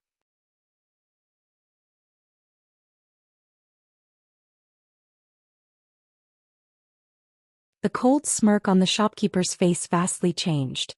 With his cultivation, he was able to sense the immense power of the projections behind him as well as the incisiveness of the glowing treasures. The weeping soul beast's sinister ghost form was a clear threat as well from its huge size and appearance.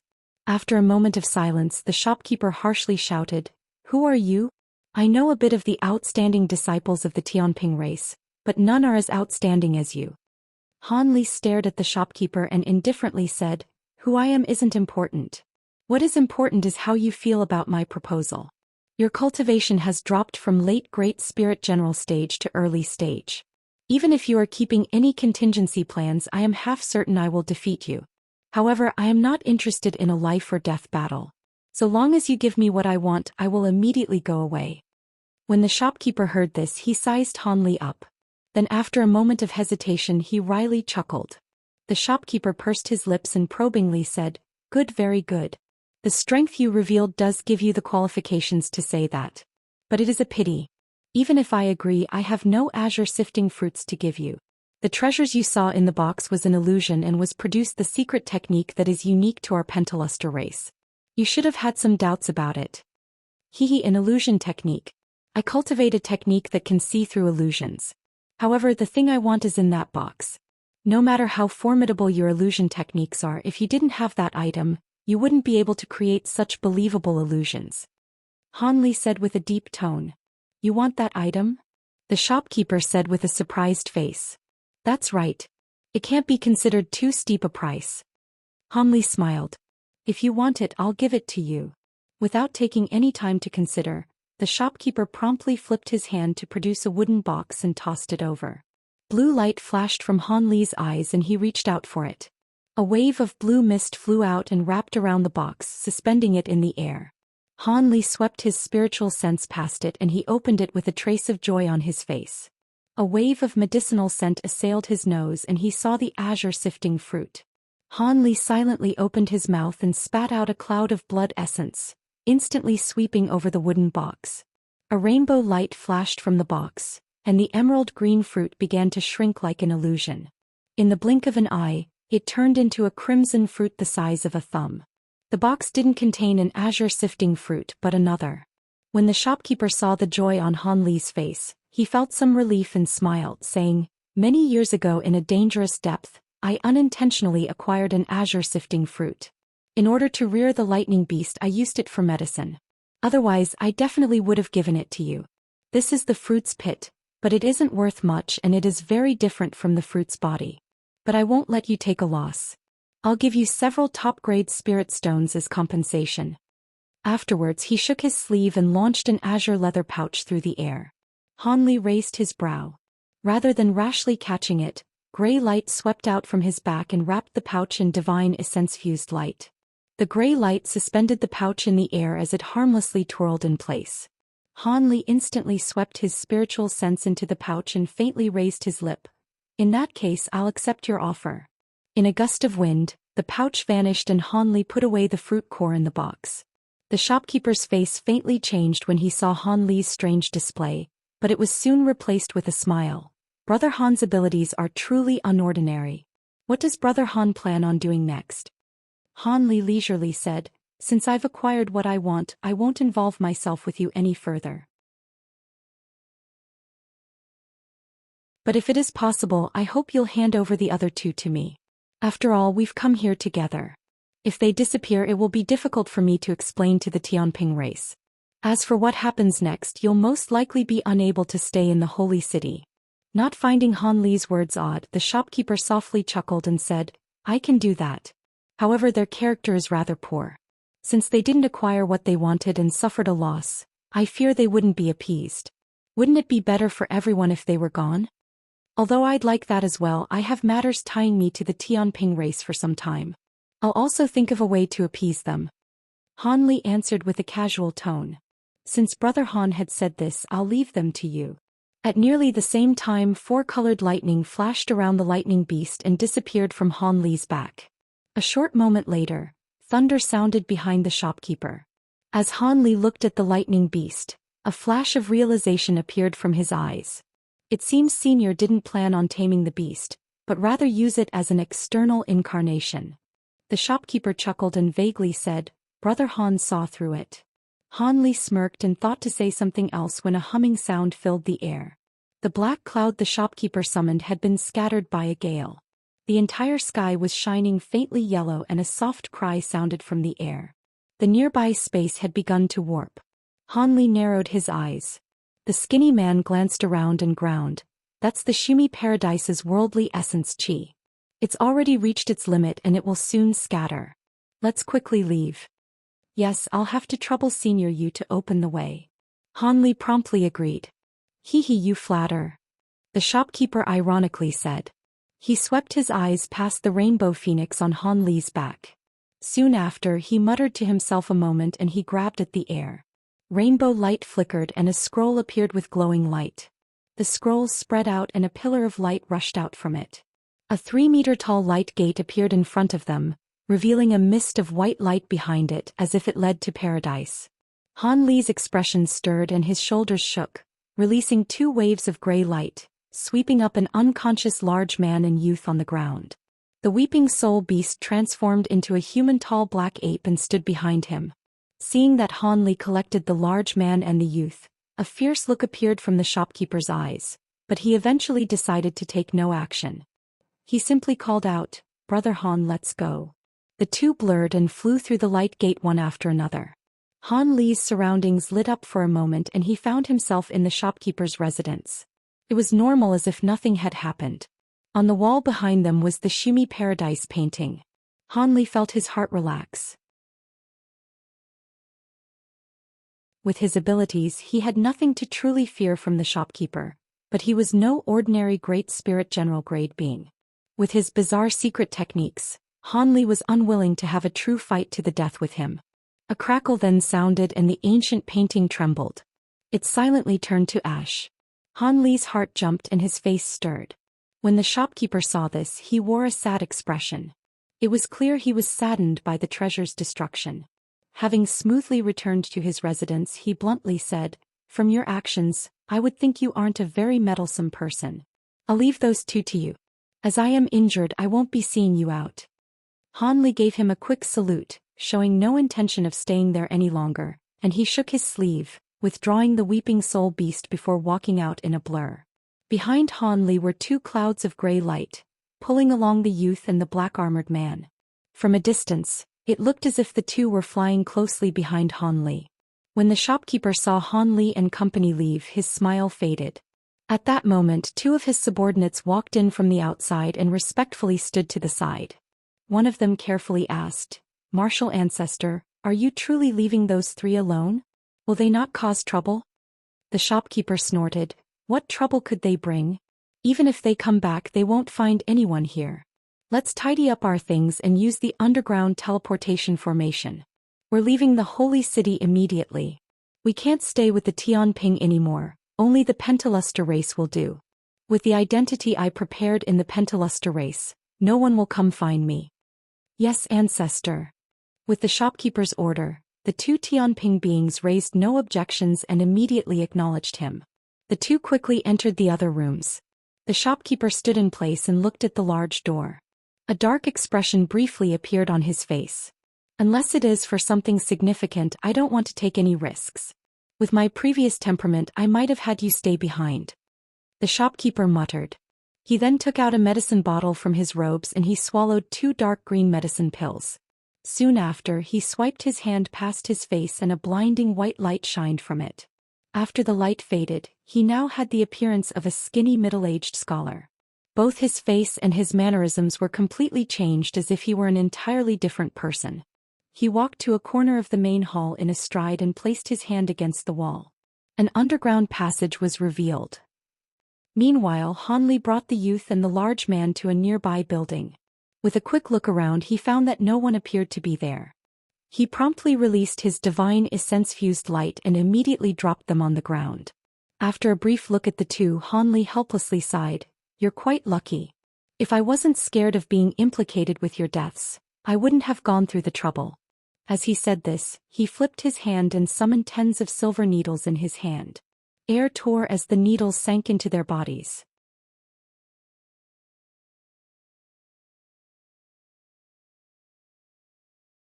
After an unknown time had passed, the gentle young man woke up with a splitting headache. After he opened his eyes, he immediately jumped up out of alarm and noticed Han Li and the black-armored man who earlier regained consciousness. According to his last memories, the youth couldn't help but shout with fury, "What happened? I last remember that old traitor, you didn't give us any treasure and instead used the lightning drawing bead on us." The large man shook his head, still feeling somewhat muddled. He sat up cross-legged and immediately examined himself with his spiritual sense. A short moment later he let out a long sigh. "How lucky. I've only lost a bit of vitality. Nothing too bad." Han Li lowered his head in silence and his eyes wandered as if he were pondering. The gentle youth looked at Han Li and the large man and said, "Do you two know what happened afterwards?" The large man wryly laughed. "Not much. When I was hit by that rainbow lightning, my soul was shaken and I lost consciousness." The youth turned to Han Li and said, "Brother Han, I recall that you've discovered that traitor's scheme and didn't fall into the lightning drawing bead." Han Li sighed and said, "As a mere flying spirit general, how could I truly escape? Although I dodged the rainbow lightning, the lightning beast attacked me and was knocked out like you too." "You were attacked by the lightning beast?" "That's right, the beast should have been possessed by the traitor with the crystal core. He definitely would have been able to control its body for a short amount of time." The black-armored man said with an odd expression, "The strange part is, why would the traitor leave us here when he turned hostile? That is strange. Most likely, the traitor saw that we succeeded and didn't want to give anything. I found it strange that he would trade such rare items for subjugating a spirit beast. He originally planned on denying us from the start. Fancy that his myriad lightning shop was so famous in the holy city." Han Li nodded. "If he only wished to deny us treasure, it isn't necessary to kill us. However, while we were unconscious, he escaped." When the large man heard this, he grew pensive and accepted this idea. A cold glint flashed from the youth's eyes and he resentfully said, "We cannot allow that traitor to escape. Let's go to his residence. Even if he managed to get away, we might be able to get some clues." The black-armored man hesitated before agreeing, but Han Li shook his head. "My cultivation is too low. It is fortunate that we still have our lives. I don't want to investigate the matter further, so I'll be bidding you two seniors farewell." The large man and the youth couldn't help but glance at each other in surprise. The young man gritted his teeth and said, "Brother Han, are you really going to use that gun when that traitor played us? Your lightning techniques are quite unordinary, so you should be someone of significant background. Even if the traitor's cultivation is far beyond ours, his vitality must have been greatly damaged when he extracted the soul of the lightning beast. If we joined hands, we have nothing to fear. And if that won't do, we can make a report to the elders. Although he possesses some cultivation, would he dare to resist the clan elders?" The large black-armored man said, "The clan elders? There is no need to alarm them. Let's deal with the matter ourselves." Han Li calmly shook his head. "Forget about it. I have other important matters in the holy city. I may as well take care of both matters while I'm there. Since this matter can't be changed, I won't be paying much attention to it. Seniors, I will bid you farewell." He then saluted the two and soared to the sky with the wings on his back, taking off in an azure streak. The young man looked at Han Li flying away with a sullen expression and turned to the large man. He can't recognize the kindness of others. So long as we can find that traitor, the two of us will be able to deal with him. A mere flying spirit general is still something, not much or little. Feeling somewhat worried, the large black-armored man said, however, since that old traitor you dares to turn back on his word, he must have something prepared. Our chances aren't very high. If we don't investigate, how do we know if we can't block him? The youth shook his head. The large man hummed several times. That sounds reasonable. Let's go. Soon after, the two flew in the direction of the shopkeeper's residence. At that moment, Han Li was boldly returning to the honored guest lodge and tossed the matter to the back of his mind.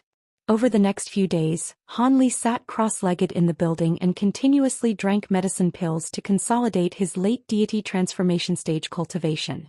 Meanwhile, he spent great efforts to comprehend the Tianpeng's transformation technique. From his efforts, he grasped the transformation technique to the point of perfection. He would be able to use it in a real battle. As time slowly passed by, 2 months quickly passed. One day, as Han Li sat cross-legged on his bed with azure waves of light roaming around him, his expression suddenly stirred and his eyes opened. At nearly the same time, a bright voice leisurely spoke from the outside. I am Bai. Grand Elder Feng has given me orders to invite you. Han Li narrowed his eyes for a moment before wearing a normal expression. His body moved with an unnatural swiftness as he stood to his feet. Ever since he cultivated the Tianping transformation art, he felt his body become far nimbler, and his body techniques have seen an improvement as well. Han Li pushed open his door and walked out, heading directly to the main hall. When he arrived at the hall, there was a yellow-clothed young man with his hands held behind his back. The youth didn't look particularly handsome, but his eyes were clear. When he saw Han Li arrive, he amiably asked, "Are you Senior Han? Under Grand Elder Feng's orders, I've come to remind you to leave." He spoke with complete and free ease despite only possessing early deity transformation cultivation. Han Li glanced at the youth and smiled. Bye. It seems your bearing is unordinary. You should be one of the 2 holy disciples. Bai saluted Han Li with a smile and said, I am ashamed. I have failed the deep favor of the elders as one of the holy disciples. I have come to know a bit about Brother Han's circumstances from a few of the elders. I must thank Brother Han for his assistance, or else an elder close to me may find their lives in danger. You mean to say? Han Li wore an expression of surprise. The youth smiled and said, My uncle Bai Lei and my aunt Bai Ning. Your brother Bai Lei's nephew. Han Li looked at the shining golden wings on the young man's back and wore an odd expression on his face. Sensing Han Li's doubt, Bai explained with a smile, there is no need for Brother Han to feel baffled. It was only after I came of age did I arouse the Kun Ping true bloodline hidden in my body. That is why my wings changed color. So it was like that. Your luck must have been quite good, Han Li chuckled. Soon after, he followed the Tianping holy disciple away from the residence. 4 hours later, Han Li arrived at an imposing hall made of white stone. The hall was serene and had a white stone table and a row of 5 stone chairs to either side of it. Apart from Yin Yu, the red-bearded old man, and the beautiful woman, there was also a tall and thin man wearing black robes. A dark qi faintly emitted from the man's body, concealing his face entirely. He also had a pair of black wings that shined with black light. The stone table had a box as scarlet as fire. Several emerald green tree leaves were intertwined in a pattern on top of it. The green light they emitted made for a stark contrast with the color of the box. Han Li stood in front of the 4 with Bai standing off to the side. The atmosphere in the hall was incredibly heavy and none of them chose to speak. It was as if no one was there. As for the black-robed man, he examined Han Li with much interest. A moment later, footsteps sounded from outside the hall to reveal a silver-robed woman with white wings. She carried a wind into the hall. Her complexion was like white jade and her eyes were beautiful. There was not a flaw in her appearance. Leilon, you're late. Jin Yu looked at the woman and frowned.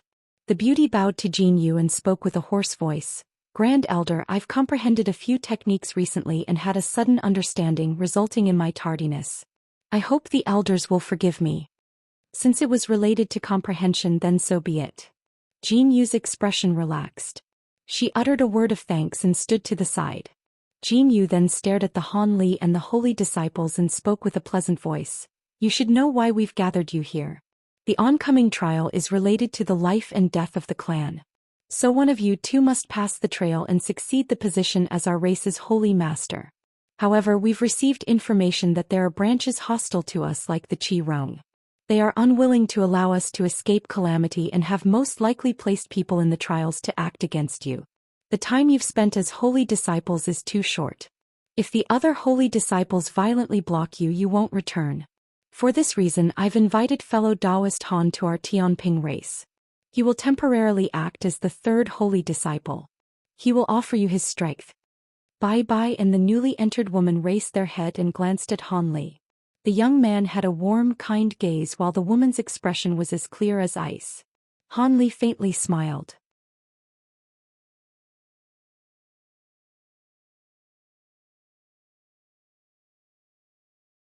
The young woman Jin Yu warned, fellow Taoist Han already refined a Kuan Ping feather.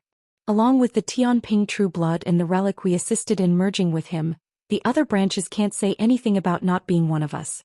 But that stands to mention, we'll be avoiding speaking of fellow Taoist Han's circumstances to the outside to avoid unnecessary complications. We'll simply say that he was a clan member that was nurtured overseas. We'll do as you say.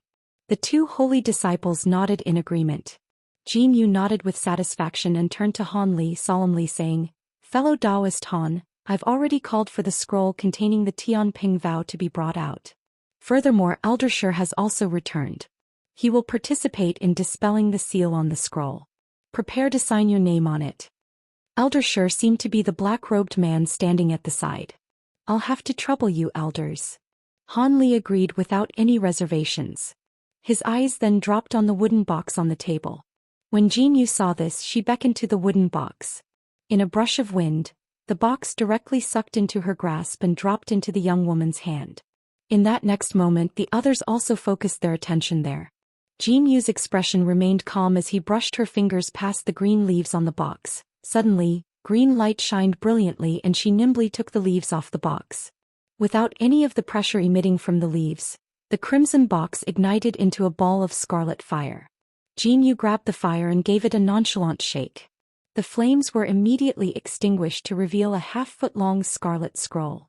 There were an azure and a red ghost head biting down on either end of it, both appearing true to life. After uttering a brief incantation, she tossed the scroll in front of her where it suspended itself at a low height. The young woman then unfolded only one of her wings, which soon glistened with golden light. In a flash, the light wrapped around the box. With that done, she turned to the black-robed man and said, Elder Shi, help me dissolve the seal. As the matter concerns the existence of the clan, I will do my utmost, the black-robed man said with a smile. Then one of his wings released a streak of black light which entered the scroll. As for the red-bearded old man and the beautiful woman, they performed a similar action.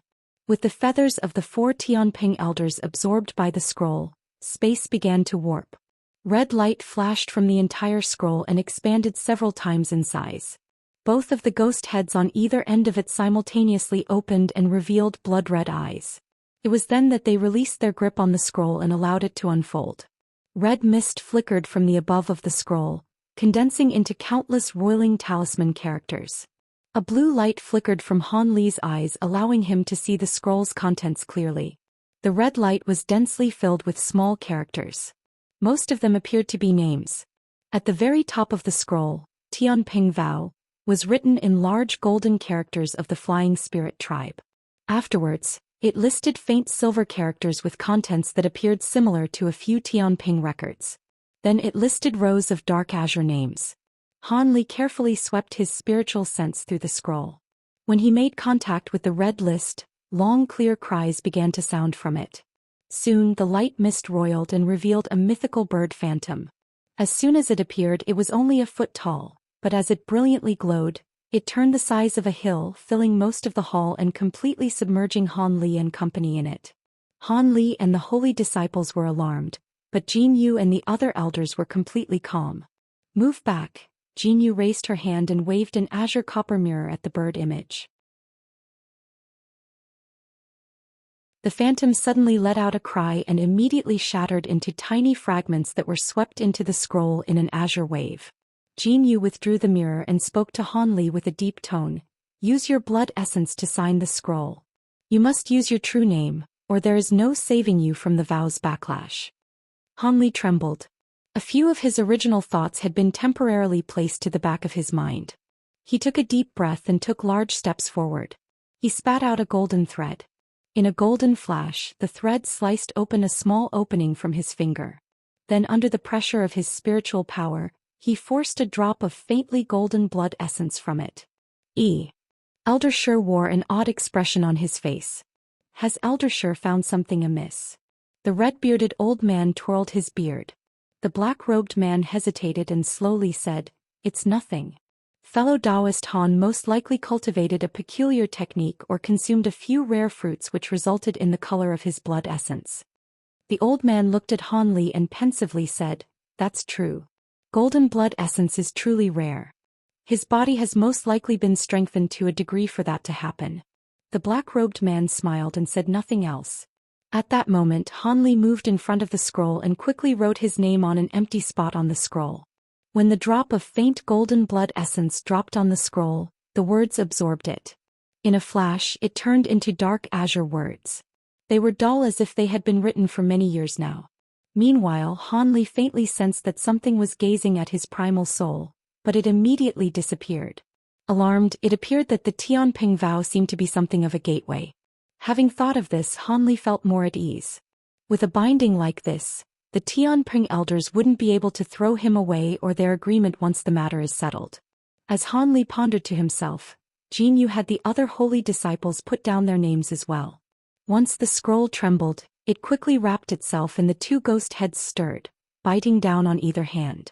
When Jin Yu waved at it, the scroll shrunk and quickly flew into her sleeve. With the scroll retrieved, Jin Yu indifferently said, "All right, since that matter is done, Elder Shi will explain the matters you must pay attention to during the Earth Abyss trial. Remember it well. Kid, save your life." The Earth Abyss trial is held by the main branch of the Flying Spirit tribe and is held once every 300 years. The red-bearded man began to slowly explain. Han Li and the two holy disciples carefully listened. Several days later, several huge snow-white birds flew out of the main gate of the holy city. After they left the restrictions, they soared to the sky. Han Li was sitting on top of one of the birds. With each wing flap, the white birds flew forward 100 meters. With several flaps, they quickly reached the end of the horizon, turning into black dots. On a mountaintop 3 months later, in a large series of green buildings surrounded by a huge plaza stood over 100 Flying Spirit tribe beings. At the center there was a red crane and a brightly colored strange bird. They were unleashing attacks as they fought against one another in mid-air. The red crane's movements were a marvel. Each claw and peck produced the sound of tearing space, clearly displaying an incredibly sharpness. The brightly colored bird had 4 wings and a horn on its head. The colors on its body released a mist of light that seemed to absorb the crane's attack without a problem. The red crane was furious at this and suddenly flew 100 meters backward, spreading its wings in the direction of the bright bird. Suddenly, tens of long feathers shot out, blurring into gleaming blades as they flew through the air. They all struck the opposing bird's light mist at nearly the same time. No matter how wondrous the gorgeous light mist was, it groaned and violently trembled upon receiving the attacks of so many blades and began to forcefully tear. The crane was overjoyed when it saw this and was about to release more blades when the bright bird suddenly released a sharp cry. A yellow wave rushed forth and the sharp blades were blown askew. They then turned around as if they were completely under the bright bird's control. The crane was startled and opened its mouth, releasing a white beam of light. It penetrated the bright bird's wind. A strange light flashed from the bright bird's purple eyes and a black horn suddenly shined with red light from the bright bird's eyes. A red light suddenly shot out from it and struck the oncoming white beam. The ear rumbled and both attacks were nullified. "Brother Sun, what other abilities do you have? I've already fully used all of mine. If you have no others, I am going to attack." The bright bird spoke with a man's voice. A cold snort sounded from the crane. "Your horned vulture tribe only has their many abilities. How could they deal with me?" "Good, then I'll let you witness them." This is my newly cultivated ability. The bright bird strangely said. The right bird's 4 wings flapped, releasing a wave of bright light. The bright bird transformed into a 3-meter-tall yellow bell. Not good. Everyone who saw this immediately took several steps back in alarm. Only those with more confidence in their cultivation stood still. The yellow bell began to shake itself and let out deep rings. Everyone who heard this felt their minds shaken by the sound. As for the red crane that directly faced most of the bell's power, he wordlessly dropped to the floor. At that same moment, his body flashed white to reveal a white-robed flying spirit tribe man about 30 years old. Another man flew out of the crowd and caught the man before he landed. The yellow bell shook and turned into a black-robed young man. He saluted at the ground and calmly said, "You let me win." As for the crane that turned back into a man, he looked at the black-robed youth with an unsightly expression as he was carried out by his companion.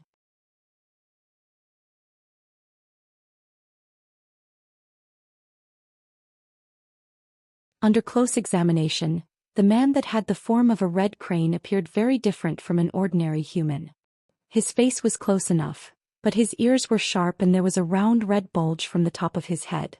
As for the black-robed youth, there was a small black horn on his head and his mouth had a pair of sharp fangs several inches long. As for the surrounding 100 flying spirit tribe beings, most of them appeared different from humans, but they only had a few aspects that were different. But what was most different from all of them was the large variety in the color and length of their wings. These people were all from the flying spirit tribe. The horned vulture race's devil-suppressing bell is truly powerful. I've received much experience. The defeated white-robed man uttered these words resentfully before being half carried away. Are there any others that wish to learn a thing or two? The black-robed youth said calmly, looking down at the crowd as he uttered a word of challenge. The crowd became restless, but for a time no one stepped forward. When the youth saw this, he sneered, but just as he thought to say something, someone spoke from a distance. Quickly look, holy disciples of the westmost branches, the Pentaluster, Tianping and Qi-Rong races have arrived. When the crowd heard this, they began to speak as if it were a race. Those that were curious turned around, flying a distance away. In the blink of an eye, the crowd shrank by a small half. When the black-robed youth heard this, his face slightly changed and he silently descended from the sky. Meanwhile, in an area over 50 kilometers away from the huge mountain, apart from tens of various huge birds, there was also a 60-meter-long crimson flying scorpion that was flying through to the mountain. Among the huge birds, there were several with pure white bodies with various men and women riding them. They were the Tianping race. Han Li was riding on top of one of the huge birds. In the Tianping's party, Jin Yu and the mysterious elder Shi rode alongside the holy disciples. The red-bearded old man and the beautiful woman remained on guard at the holy city. At that moment they were together with 2 different groups. One of the groups had purple hair and red skin. As for the other group, they had smaller wings and gorgeous robes. They were respectively the Qi-Rong and the Pentaluster race. However, the meager 5 people of the Tianping race were clearly fewer than the other 2 groups. The gorgeous young female holy disciple smiled and said, "Elder Jin, it appears that Jade Emperor Peak's elders knew we were coming and lit up the welcoming fires." In a distance away above the huge mountain, there was a large rainbow flame burning, filling the air with a gorgeous glow. The astonishing scene could be clearly seen by those 50 kilometers away. It seems we weren't the first to arrive. Time truly passes quickly. In the blink of an eye, 300 years already passed. Jin Yu turned to an old man with fire-red skin and said, "Brother Zhu, what do you think about this place? What impression is there to be had?" The old man expression asked, "Unless we cultivate a true spirit body or to soaring true immortal stage, we'll just be mounds of earth in tens of thousands of years. The prosperities of the tribe are replaced in turn. Has Elder Jin considered the matter I spoke a few days ago?" A bright glint flashed from the young woman's eyes and she indifferently replied, "Our Tianping race has truly become much weaker, but we've survived since ancient times. We are the longest living branch of the tribe. We won't easily discard our legacy and throw ourselves into the embrace of another tribe. I've put much thought into Brother Zhu's proposal to merge, but I can only refuse you." Old man Zhu coldly smiled and said, "Is that so? If I remember correction, from ancient times your esteemed elder Shi came from the Black Feather tribe, A branch that was annexed during your golden age. Now that your own tribe has been weakened, merging with a stronger tribe and handing over the master's position is a natural position. How can this matter relate to the Black Feather tribe? At the time, the Black Feather tribe weren't only lacking a holy master, but it also faced powerful enemies and took the initiative to merge with our tribe. We hadn't forced them. The young woman said with a casual tone. Old man Zhou chuckled and said, "Those matters happened so long ago, who truly knows what actually happened? Since you've rejected my clan's kind intentions, we'll have to see if your clan's holy disciples can make it through the Earth Abyss trial. If they fail, don't blame me if several branches form a council of elders and discuss the proposal to dismantle your clan. Don't forget that our Qi Rong race isn't the only one interested in your clan." A charming young woman looked over to them with a sweet smile and said, "Brother Zhu, your esteemed clan has become amongst the top 3 in strength among the 72 branches. There is no need to be so overbearing in your pursuit to consume the Tianping race. Could it be you rush to forcefully contend with the Jiuyu race? Lady Ka, don't speak such rubbish. When did anybody from my clan say that?" When the old man heard her, his face greatly changed. Elder Ka smiled and thought to say more when heavenly music began to play from the direction of the mountain top. The sky's color then flickered and became more gorgeous. They hastily shut their mouths and ceased flight as they floated in the air. In the blink of an eye, the 10 variously dressed people, most of aging appearance and venerable bearing, appeared from the slight. "We pay our respects to the elders." When Jin Yu and the others saw these 10 men, they jumped off their birds in alarm and deeply saluted them. An old woman with a cane with a beaming smile and said, "There is no need to regard us as outsiders. You'll join our ranks sooner or later. The other elders are awaiting you on Jade Emperor Peak." Jin Yu's heart stirred and she respectfully asked, "What? Could it be that our 3 branches were the last?" The old woman chuckled and answered, "This is not the case. The northmost Gui Mian and Du Jiu branches were busy, so we're able to start the Earth Abyss trial without them. With you 3 we may begin." "So it was like that?" Jin Yu nodded. Standing behind them, Han Li felt his heart tremble when he saw the 10 that appeared. The 10 were mostly at body integration cultivation. As for the old woman, he wasn't able to see through her cultivation stage. She was most likely the same as Jin Yu, a fearsome existence at body integration stage or higher. This was the so-called Joint Assembly Elders. It was said that elders were originally from various tribes, but when their lifespans were nearing their end, they could join these elders and renounce their affiliation with their original branch, taking on the responsibilities of the entire Flying Spirit tribe. At that moment, Old Man Zhu and the young woman stepped forward and exchanged pleasantries with the old woman. Soon after, the party flew to the mountain under the guidance of the old woman. A moment later, the party arrived near the huge mountain and the imposing buildings could be faintly seen. Black dots could be seen circling the air above it. Under closer examination, Han Li discovered that there were hundreds of huge birds flying through the air as well as huge winged insects with malevolent appearances. When the mountain appeared to only be a kilometer away, a muffled bang sounded. A 7-colored rainbow flew out in a curve from a long distance away towards them. Soon after, a gorgeous arched bridge appeared above them.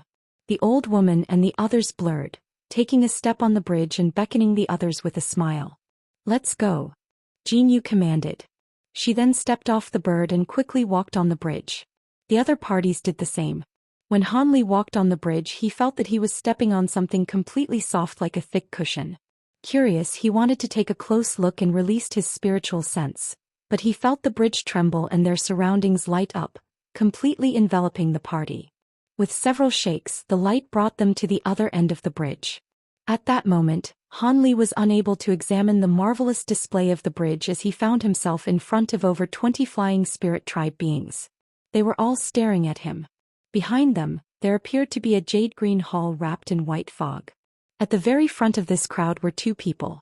One of them was a middle-aged man with a large nose and snow-white hair. The other had a wrinkly face and long cheeks, an old man with a black tattoo on his neck. When the old woman saw them, she smiled and she walked towards them. As for the rest of them, they joined the crowd. The tattooed old man waved his hand with a smile. "The elders have brought their holy disciples from a distance away.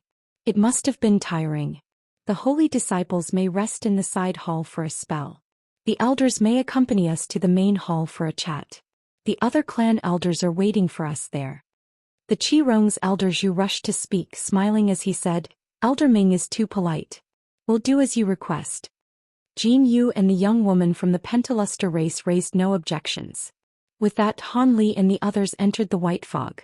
At an unknown time, a slender white-robed woman appeared in front of Han Li and the other holy disciples. She beamed at them and said, Holy disciple, please follow me. This servant shall arrange your residences.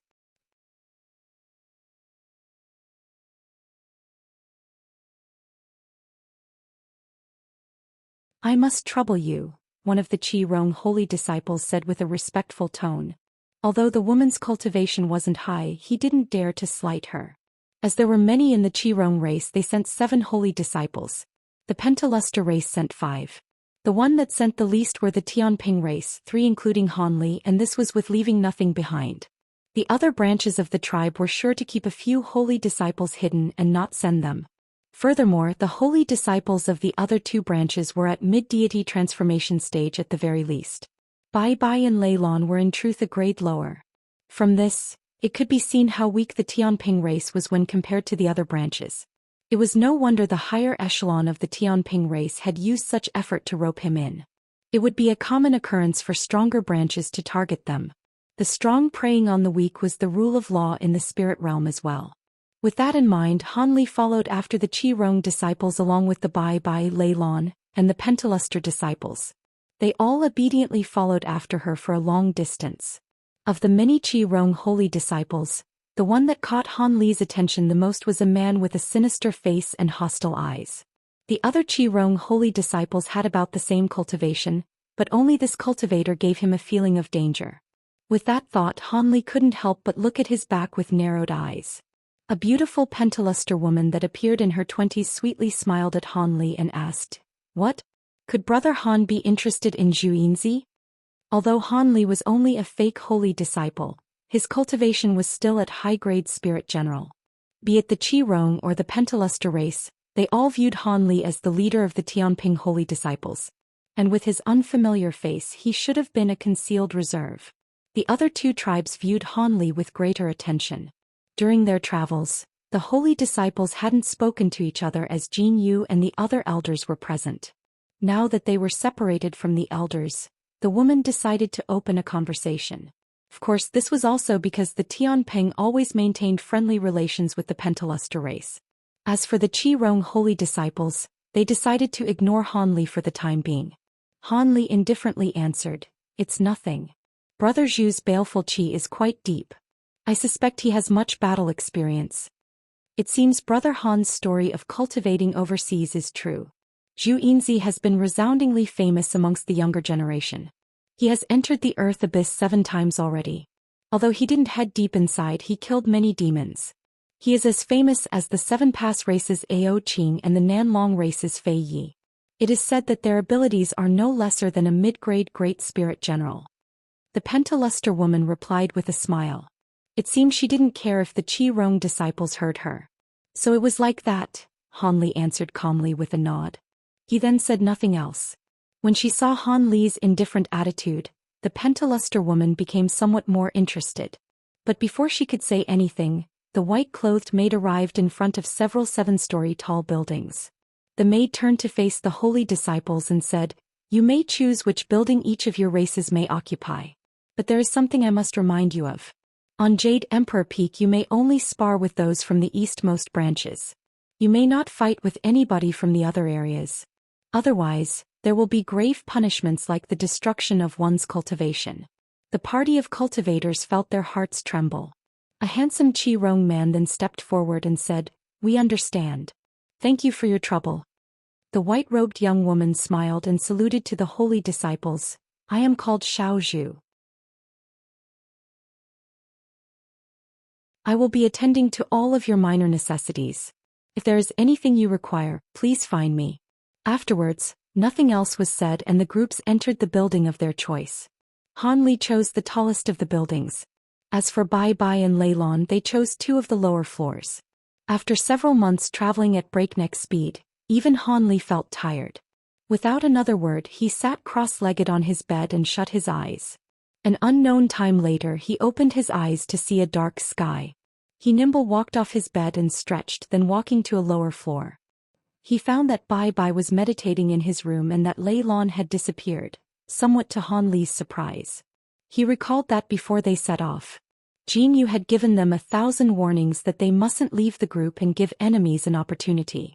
With some thought, Han Li felt somewhat ill at ease and walked out with his hands behind his back. As they were involved with the success of the Earth Abyss trial, ignoring her was out of the question. Isn't that Brother Han? What a coincidence. A leisurely voice sounded as someone walked out of another building. Han Li blinked and looked over in the direction of the voice. He saw a youth with a round face, a Qi Rong holy disciple. He wore a smile on his face. Han Li was expressionless, but he coldly chuckled in his mind. If they truly met by coincidence, it was a matter to curse over. He was most likely standing guard and calmly waiting for us to come out. Although he didn't know what he planned, it can't be anything good. Han Li looked at the young man without a word. The Qi Rong man paid no attention to Han Li's cold demeanor and chuckled. Why is Brother Han so distant? Our clans may have a few contrary views, but there is no need to be so hostile before the Earth Abyss trial. In the future, if your clan is truly to enter our Qi Rong race, we'll become brothers. If our clans truly become one, that is possible.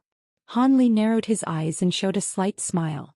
The round youth was stunned by Han Li's quick change and soon smiled as well. I am Qi Tian and this is also my first time on Jade Emperor Peak. How about we walk around together? Qi Tian spoke as if they were good friends. With you? Han Li raised his brow. This place restricts battle. Do you fear that I'll plot against you? Qi Tian smiled. Not at all, but I have no interest in being friends with you. Han Li's expression sank. When Qi Tian felt that he was being played, a hostile expression momentarily appeared before his smile returned. After a moment of silence, the young man slowly said, Brother Han must have come out to find your clan's Lady Lei. What do you mean by that? Han Li said with an icy tone. It's nothing. I simply saw Lady Lei Lan travel with my clan's senior martial sister Xianxia. It seems they planned on comparing pointers at the arena. I told you so you didn't have to waste your time looking, Qi Tian said with a fake smile. Then I must thank you for your warning. Han Li creased his brow for a moment and saluted the man before flying off. When he saw Han Li was a distance away, Qi Tian sneered. Junior Martial Brother Qi, you've done well. After Han Li vanished down a road, a voice sounded from behind Qi Tian. A figure blurred from the building door. He was a tall skinny man with skin that was a far deeper red than ordinary Qi Rong people. A trace of hostility appeared in his eyes. With a faint change of expression, he respectfully said, Senior Martial Brother Zhu, it was only a small matter. Anybody could have done it. That person may be a high-grade spirit general, but why has Senior Martial Brother taken note of him? We should be able to deal with this person with ease. Junior Martial Brother Qi, your words are mistaken. If that person is who I think he is, all of you wouldn't be a match for him. Senior Martial Brother knows that person? Qi Tian was stunned. Zhu Yinzi suddenly asked, Does Junior Martial Brother know how Tian Ming and his subordinates were repelled several months before? After some hesitation, Qi Tian truthfully answered, I have heard about it. It was said that not only did they fail their mission, but they lost a high-grade Qi Ho bird and a fire dragon pearl. Zhu Yinzi licked his lips and wore an odd expression. At that time, this person alone had repelled Tian Ming and killed the Qi Ho bird. He should be this high holy disciple Han. Qi Tian's expression vastly changed and he spoke with a tone of disbelief. That's impossible. Senior Martial Brother Tian Ming was a mid-grade spirit general, and the others also had spirit general grade cultivation. The Qi Ho bird also should have been as powerful as a mid-grade spirit general. Zhu Yinzi gloomily said, Tian Ming had personally given me an account. Since the Tian Ping had recalled this holy disciple from overseas, it should be this person. I suspect that he possesses high-grade spirit general cultivation, or else he would have been able to repel Tian Ming and the others. The round youth blinked and hesitantly said, Then the Tian Ping race does have a trick up their sleeves. Originally, when their holy master perished, it was said they didn't have a single holy disciple and that they'd be annexed into the Qi Rong without a doubt. Now 3 more holy disciples have appeared and one of them is a high-grade spirit general. This is truly surprising. Zhu Xian sullenly said, "It's nothing. After all, the Tianping race has existed since ancient times. It comes as no surprise if they have some secrets they've still kept hidden. However, the elders have made it clear that we should unite other tribes in dealing with the Tianping as we cannot allow them to have another holy master. This one named Han Li most likely is the most hopeful of the Tianping race. Before he enters the Earth Abyss, we must verify his true abilities. I don't want to perform something that has no chance of succeeding." Qi Tian said with a beaming smile, "Senior Marshal Brother's words are reasonable. Let's go to the sparring arena." He must have gone there. Jianzi chuckled, "Of course. With the few numbers of Tianping holy disciples, he must want to keep an eye on them. If something bad happened to one of them, he'll be taking responsibility." The two immediately soared to the sky and directly flew east.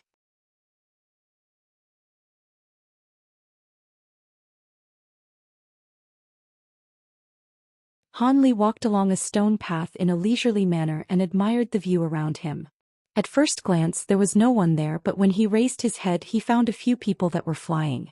The flying spirit tribe were originally accustomed to flight, so the paths on the ground were mostly for decoration. When Han Li thought of how many powerful flying spirit tribe members have gathered, he couldn't help but inwardly sigh. Let alone other things, the 72 branches of the flying spirit tribe each had a group of elders as well as a group of 30-some elders overseeing the entire tribe. Their power far exceeded that of Deep Heaven City. After all, during times of peace, Deep Heaven City only had 10 body integration elders standing guard. During war, the demon and humans could gather together nearly 100 body integration existences, but this was the power of 2 races. Alone, neither the humans nor demons could hope to rival the true power of the flying spirit tribe. As for the number of deity transformation and spatial tempering existences, that wasn't something that the humans or demons could rival. In that case, despite how long the humans had established themselves in the spirit realm, they were considered a somewhat weaker power. Comparatively, the flying spirit tribe's power wasn't as high as the legendary races of the spirit realm, but they were enough to be considered a mid-grade existence. As Han Li inwardly pondered this, he turned a corner and discovered a small booth in front of him. It connected to several other roads. There were 2 wooden chairs in the booth, occupied by 2 white-clothed women that were having a pleasant chat. When they saw that someone else had arrived, they stopped and looked over. One of the 2 was a dainty woman that had led Han Li's group to their residences, Xiao Zhu. After some thought, Han Li politely asked, "So it was Lady Xiao Zhu. Could you tell me if my companion has passed this place recently?" Xiao Zhu stood up and answered with a smile, "Young Master Han must be talking about his junior sister Lei. Not long before I have seen her pass by. She seemed to be heading in the direction of the sparring arena." Han Li's heart dropped and he asked, "The sparring arena? Was she alone?" Xiao Zhu blinked and gave a meaningful smile. "No, she was accompanied by the Qirong's young Miss Hong Sha." "Many thanks." Han Li's face remained calm and he gave a brief smile before heading towards the path to the sparring arena. When the 2 white-robed women saw this, they exchanged a glance of astonishment. The Tianping holy disciple remained calm upon hearing that his companion was led there by a hostile branch. He was quite unordinary. Unbeknownst to them, Han Li only appeared calm while he was actually quite angry. That Tianping woman Lei Lan didn't know what was good for her. Although he didn't know what the Qirong did to get her over there, it was clear they didn't have any good intentions. If they deliberately injured her under the guise of an accident, the chances of passing the trial would grow even slimmer. He couldn't remain indifferent about the matter. After all, he placed his name in the Tianping vow and made a supplemental agreement with Jinyu. If he didn't have one of the holy disciples become a holy master, he would be greatly troubled. He was certain the Tianping elders wouldn't leave him alone as their clan was annexed. When Han Li recalled the particulars about the Earth Abyss trial, he inwardly sighed. This time he would acquire important benefits from the Tianping race, but he was also drawn into trouble. Even if he assisted the Tianping in escaping their dilemma, he would also need to make proper plans to leave. With that in mind, Han Li stepped forward calmly and eventually arrived at the corner. Then he flickered and blurred out of sight. The so-called sparring arena was found easily. It wasn't as far as Han Li had imagined. After making use of his quick movement abilities, it only took him the time to finish a meal before he arrived at a huge light barrier. He faintly heard the sounds of an explosion from there. His expression stirred and he ceased his movement techniques, instead moving closer on foot. Since Qi Tian had taken the initiative to tell him Lei Lan's whereabouts, their plan should have been to challenge him. So long as he doesn't appear, the Qi Rong won't immediately make trouble. Furthermore, even if they were impatient to act, it was too late for him to do anything, so there was no point in rushing. With that in mind, Han Li's eyes flickered with blue light as he gazed into the light barrier. It appeared people were making full use of their abilities in battle. Fortunately, those that were battling didn't use any transformation abilities. One of them was controlling fire and the other breathing blue icy qi. Han Li was relieved that neither of them was Lei Lan. The woman controlling the fire should be the Qi Rong's holy disciple Hong Sha. Feeling somewhat baffled, Han Li suddenly sensed someone looking at him with icy eyes from a distance. As Han Li possessed sharp senses, he immediately looked back to find this person. However, Han Li only felt his heart tremble. The glance immediately disappeared and he couldn't find the person in the crowd. Han Li's expression sank and he pondered for a moment. He gave up on his search and quickly made his way to the sparring arena. But before he arrived, the raging flames and icy qi fiercely flashed, instantly deciding the outcome of the battle. The blue-winged man instantly was repeatedly pushed back by the raging flames and he eventually conceded and dropped to the ground. Hong Sha, a beauty to begin with, wore a seductive smile and said, "Junior Sister Lei, I've already dealt with him. If you want the lightning star stone, I'll hand it over to you if you defeat me. I definitely won't break my promise." Many of the Flying Spirit tribesmen felt their minds roil when they saw her face. Han Li inwardly shouted no. But at this distance there was nothing he could do. A ball of white light flashed and floated to the sky. They had a slender figure and silver wings. She was Lei Lan without a doubt. Han Li's face sank. The Qi Rong woman had instantly defeated an opponent in an instant and was now challenging Lei Lan. It clearly wasn't a coincidence. It was clear someone had spotted him and secretly informed her, thus setting their plan into motion. However, he took several breaths and his expression became calm once more. He rushed forward to the side of the stage and looked for a nearby area before standing still. Lei Lan expressionlessly said, "You used the lightning star stone to drag me here from my residence. You've wanted to fight me in any case.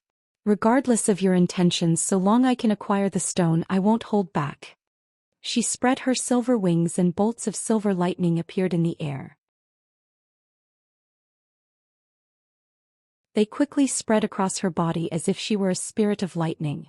Hong Sha paid no mind to this and giggled, shooting a glance in Han Li's direction. "So it turns out that junior sister has some skill. I'll definitely present the lightning star stone to you."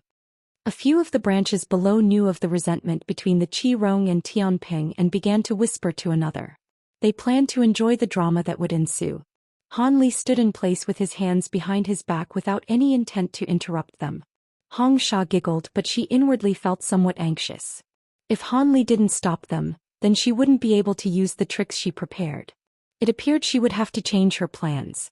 The woman pondered for just a moment and didn't hesitate any further. She formed an incantation gesture and red light brightly glowed from her body. Bowl-sized red fireballs began to appear around her, filling the sky with red lights. The temperature in the arena massively rose and became difficult to endure. Those with lesser cultivation among the spectators were forced to take several steps back before they could endure the heat. Han Li's brow stirred when he saw this, but he remained in his original place. When Lei Lan saw this, she wordlessly spread her wings and cast a spell. Thunder rang from the air and the lightning wrapped around her grew several times thicker. From a distance, it looked as if a huge silver python was coiled in the air before it scattered into countless silver threads in an attack. Each of the silver threads flashed, drilling holes through the fireballs. In the blink of an eye, thunder clapped to no end. Countless fireballs erupted and turned into scattered embers. The ability to control strands of lightning not only surprised Han Li, but it also turned the spectators restless. Hong Sha also revealed a trace of surprise, but soon she sneered. With a shake of her sleeve, she released a red mist and had it dance around her. As the red mist brushed through the air, the embers gathered to the red mist and concentrated towards Hong Sha. In the blink of an eye, A huge fire cloud appeared in the air, completely hiding Xianxia from view. The fire cloud roiled without end and a series of waves rushed outward. But soon, it condensed back to the center into a giant 30-meter-wide fireball. The fireball turned in the air and let out a fearsome hum before flying in Lei Lan's direction. Lei Lan's face slightly changed and she raised her hand. Silver light erupted, followed by a clap of thunder. Her entire arm was wrapped in countless thin arcs of lightning. In a silver flash they fused together. With a loud eruption, a huge arc of lightning shot out from her arm to directly meet the giant fireball.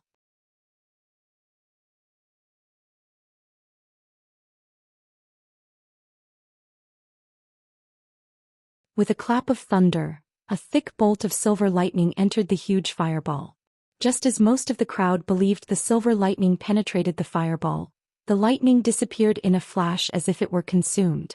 In her alarm, the fireball quickly arrived before her with astonishing momentum. After some brief hesitation, Lei Lan shot backwards and folded her wings around her. Suddenly, layers of lightning began to form around her. In the shining light, she transformed into a silver-white peng bird. Silver lightning jumped across her body and an odd necklace appeared around her neck. A dazzling golden gourd several inches tall floated on top of it. She finally decided to use her last trump card and strike down her opponent. When the huge fireball saw the peng bird, it immediately stopped its tracks. As a muffled explosion boomed, the fireball suddenly transformed into a scarlet firebird. The firebird was several times larger than the peng bird, but the peng showed no fear. With a clear sound, its entire body massively surged in size, rivaling that of the firebird. Afterwards, countless bolts of lightning shot out from its mouth. The firebird was fearless as well and surged its flames. It clawed at the air, releasing 10 crimson claw streaks. The huge wingspan of the birds along with the increasing chaos of the battle concealed nearly half of what was occurring inside the light barrier. Blood and feathers occasionally fell from the air. But an instant later whatever fell to the ground would instantly disappear. This was expected by the crowd. After an early-grade spirit general like Lei Lan transforms, they wouldn't continue to stall the battle while at a disadvantage but aggressively attempt to turn the tide. The lightning surrounding her entire body turned from silver-white to a faint purple and its might greatly increased. Han Li stared at the lightning bird with his bright-side spirit eyes and an odd expression appeared on his face. The others only believed that the lightning bird used a technique on itself to increase the might of its lightning. But with his spirit eyes he could clearly see that the purple lightning wasn't something that was produced from the bird's body. It came from the small golden gourd that floated around its neck. When a spark of purple lightning from the gourd touched the bird's silver lightning, they seamlessly fused together, turning her silver lightning to a faint purple. The purple lightning sparks also seemed to have quite a background. Xianxia was caught off guard, furious at having lost control of the battle. Although she didn't know what Lei Lan did, she clearly used an extraordinary technique. Otherwise, Lei Lan wouldn't prove to be her opponent, given her cultivation. At that moment Xianxia heard several male voices in her ear.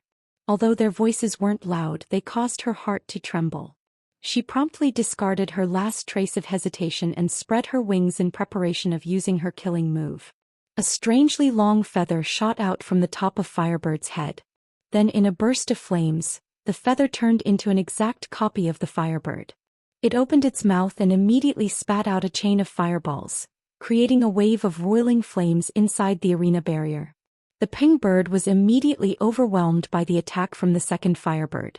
Seeing that she wouldn't be a match, Lei Lan let out a furious shriek. Fire and lightning collided. The light barrier shuddered and the nearby air began to faintly warp. This also blurred the battle between the Firebird and the silver peng. However, it was clear that the silver bird was facing imminent crisis and wouldn't hold out for much longer. Perhaps she would soon be defeated with heavy injury. Han Li observed this in silence for a moment longer before he suddenly spread out his wings. In a clap of thunder he turned into a bolt of white azure lightning. Meanwhile, a black silhouette flickered from another point in the crowd and also silently vanished. Bang! A 30-meter-long golden sword light appeared in the air, cleaving through the clashing fire and lightning as soon as it appeared. But before the sword light reached the battle, a faint white arc suddenly appeared in front of it, producing a sharp metallic shriek. Fire, lightning, and the white arc collided, destroying all trace of one another. When the two firebirds and the silver ping saw the flash of golden light, an incredibly sharp attack had arrived above their heads and swung down. The three birds had no way to block it. In their alarm, they couldn't continue the battle. They immediately withdrew their attacks and retreated. The huge sword light harmlessly fell between the two sides. As for the white arc, it remained in its original place but soon released enormous energy. A windstorm was conjured near it. A large quantity of worldly essence qi gathered at the white arc as if a spatial tear was about to open. The spectators of the battle were thrown into chaos. The lightning bird in particular withdrew her lightning and turned back into her young woman form with an expression of bewilderment on her face. "You aren't a match for her. Don't continue to struggle." A faint voice sounded from behind Lei Lan as if the speaker was right behind her. The silver-clothed woman's face changed and she hastily turned around to find a youth standing there, Han Li. So it was Han Li who had taken action. Lei Lan said with bewilderment. The power of the sword light was something she had expected from a great spirit general. The fearsome sword light and the white scar it produced had disappeared. The worldly essence qi turned calm as well. But at that moment Han Li wasn't looking at Lei Lan but was staring across from her. Startled, Lei Lan followed his eyes. She discovered that Hong Sha also returned to her human form and withdrew her doppelganger. She looked over at them with a mysterious smile. After Han Li separated them, a red-clothed youth with a harsh expression had appeared at her side. The youth was Zhu Yinzi, the Qi-Rong holy disciple Lei Lan was most wary of. Lei Lan couldn't help but feel a chill over her heart. Zhu Yinzi smirked and said, "Brother Han, I heard that you've been cultivating overseas all this time and have only recently returned to the Tianping race. I am quite curious about your abilities. Could you teach me a thing or two?" The strike Han Li had just released caused his heart to sink. From that display he knew Han Li's abilities were quite powerful. But in order to take measure of Han Li's true power, he calmly challenged Han Li in accordance with their original plan. Zhu Yinzi's reputation far outshined the likes of Hong Sha and Lei Lan. With his appearance, the spectators immediately recognized him. With news that Zhu Yinzi had challenged someone else, the crowd grew excited. It was rare to see two equals of great power face one another. The difference in fame was clear, but the other was a high-grade spirit general. The fight was likely to display things that were rarely seen. Lei Lan frowned when she heard this, but a flash of realization suddenly appeared on her face. It appeared she finally saw that the Qi-Rong's objective was her senior martial brother Han standing behind her. She was only bait. "I have no interest in fighting you." Han Li smiled and spoke with a casual tone. "He, since you've already entered the restriction you cannot refuse. Brother Han, please take my attack." The youth raised his hand. With a red flash from his palm, it turned into a scarlet claw, revealing 5 sharp points that glistened like red gems. Han Li frowned. Without another word, the youth swiped his scarlet claw through the air. Space ripped as the 5 scarlet talons shot forward. They instantly vanished after a flash of red light. Han Li's expression stirred, suddenly raising his arm, spreading out his pitch-black fingers in front of him. Suddenly, the air 30 meters in front of him violently shook where 5 claw streaks appeared and blurred towards him. Han Li's expression faintly changed when he saw the scarlet streaks appear. They were originally only a foot long, but when they reappeared they were 3 meters long. The attacks were continually absorbing nearby spiritual qi and surging in size. But before the streaks grew close, Han Li already sensed an astonishing spiritual pressure directly approaching him. If his cultivation was weaker, the claw streaks would have froze his body and mind, preventing him from reacting as the streaks overwhelmed him. As Han Li felt completely aghast, his pitch-black fingers suddenly flashed with light, producing a small black mountain in the air. In a flash, it immediately turned 30 meters large. Han Li was now securely protected with the black mountain in front of him. Red light flashed, followed by successive muffled bangs.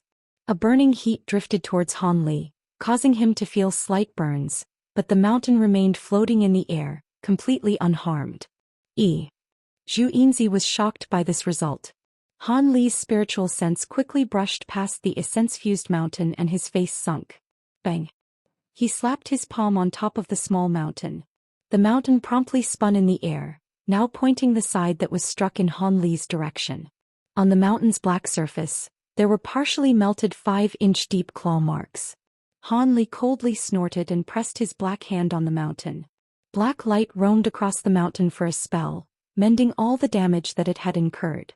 Since Brother Zhou wants a lesson, I'll have to provide instruction. With that said, he blurred, appearing at the side of the mountain. He flapped his wings, revealing an azure ping phantom from his back.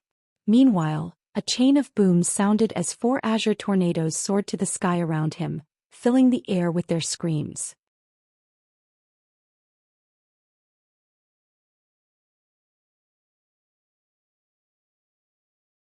Zhou Xian glanced at the azure ping phantom from a distance as it spread out its wings. Suddenly, the 4 tornadoes ruptured, sending countless azure wind blades in Zhou Xian's direction. For a time, only glaring azure light and tearing winds could be observed from the light barrier. When Zhou Xian saw the ferocious might of Han Li's attack, his expression froze. However, his fame was well earned. He took a deep breath and his wings swelled several times in size before he wildly fanned them. Red light brilliantly flashed and dense blooms of flame began to spread all around. With his hands forming an incantation gesture, Zhou Xian formed countless scarlet flame arrows and released them. The barrage's momentum was no lesser than Han Li's wind blades. In an instant, the air was divided into 2, with one half filled with azure streaks and faint azure blades, and the other filled with sparkling red light and roiling flames. A thin line formed where the attacks met. As azure and red light intertwined, countless explosions boomed. For a time, the 2 sides found themselves in deadlock. Han Li remained expressionless, but his incantation gestures changed and the sound of thunder faintly sounded from his sleeve. With 2 claps, 2 thick bolts of golden lightning shot out of his sleeve, fusing in midair to form a dense golden lightning W. Under Han Li's mental control, the lightning W waved its head and tail, flashing 100 meters forward right in front of Zhou Xian. As rolls of thunder sounded out from it, it pounced at him. The lightning WRM's incredible speed frightened even Zhou Xian. Without another thought, Zhou Xian spat out a scarlet ball gleaming with light. Boom! The ball and the flood dragon collided, resulting in a blinding light. Soon after, the spiritual chi roiled and turned into a 10-meter-wide fire tornado that soared to the sky. The tornado was mixed with sparks of golden lightning and thunder repeatedly clapped from it. A burning wind spread out in every direction. Under the pressure, Zhou Xian unconsciously took several steps back and turned to look in Han Li's direction. Startled, his face vastly changed. Han Li was no longer standing in his original place. Rather, he brought Lei Lan near the ground at the edge of the light barrier as if they were about to leave. In his fury, Zhou Xian raised his arm and pointed at him. With a rustle of wind, red line briefly flickered and shot forward. However, Han Li was already prepared. With a raised brow, he pointed back. Red light flashed and a similar red line was launched. It was a fire spirit thread. A crackle sounded. The 2 lines flashed in midair, accurately striking one another. As a result, Han Li's fire thread was repelled with slight damage, while Zhou Xian's line was disappeared entirely. A short moment later, Han Li and Lei Lan flickered, reappearing outside of the arena barrier. The nearby spectators took several steps back and looked at the 2 with astonishment. Seeing he could do nothing to prevent Han Li from leaving, he raised his voice and harshly shouted, "Brother Han, you fled without fighting. Do you not fear tarnishing your clan's reputation?" Han Li glanced back at him and indifferently said, "You should understand my thoughts. We can't determine an outcome in a short amount of time.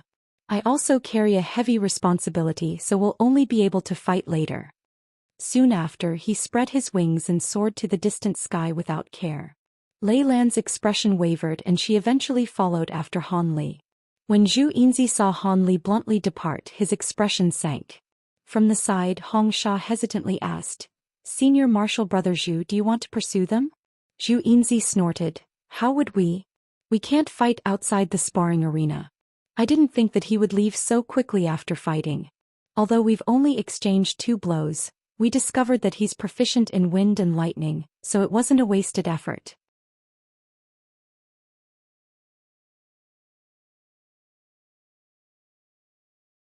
To this day Han Li's identity in the Tianping had been odd.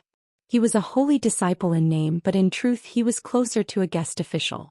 And with Tianping making demands of him, he could only be polite in return.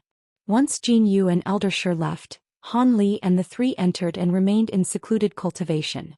2 weeks later, Jin Yu and the other Flying Spirit Tribe elders assembled on top of Jade Emperor Peak, discussing something. 2 months later, several thousand huge birds and flying insects rushed past a desolate yellow plateau. Mounted on top of the birds and insects were winged beings. They had set off from Jade Emperor Peak and were on their way to the entrance of the Earth Abyss. Han Li and the Tianping were saddled on white huge birds at the center of the group. Although the group was large and they've been flying for quite some time, very little was said on the trip. Han Li also sat cross-legged on his bird and was silently looking around him. The entrance to the Earth Abyss was much farther from Jade Emperor Peak than he imagined. Suddenly, there was an uproar from the Flying Spirit Tribe members from the front, and a few of them shouted in alarm. The group suddenly flowed down. Han Li's expression stirred and he immediately sent his spiritual sense to the front. 500 kilometers in front of them, a huge wall had suddenly appeared before them. It was azure gray and was over a kilometer tall. The wall spread to either side as far as the eye could see. Every 300-meter segment on the wall, there stood a pure white jade pillar. The pillar was only 30 meters tall, but its surface gleamed with azure light and was covered in mysterious talisman markings. To the side of the huge wall, there was a dense gathering of round buildings that were 100 meters tall. There seemed to be several thousand in number. Above these buildings flew a myriad of Flying Spirit Tribe beings that were awaiting them. The holy disciples and the elders gradually drew closer before coming to a stop. "Greetings, elders." An azure-armored middle-aged man flew out towards them and saluted them from a distance. "So this year my old pal Jin Feng was on duty. How fortunate. Brother Jin, you should have received the information we've given you." From Han Li's side, several people flew out. This included an old woman with a cane, a middle-aged man with snow-white hair, and an old man with azure thorns on his face. They were the most influential of the Council of Elders and were speaking to the middle-aged man. Even they appeared very respectful when facing this azure-armored man.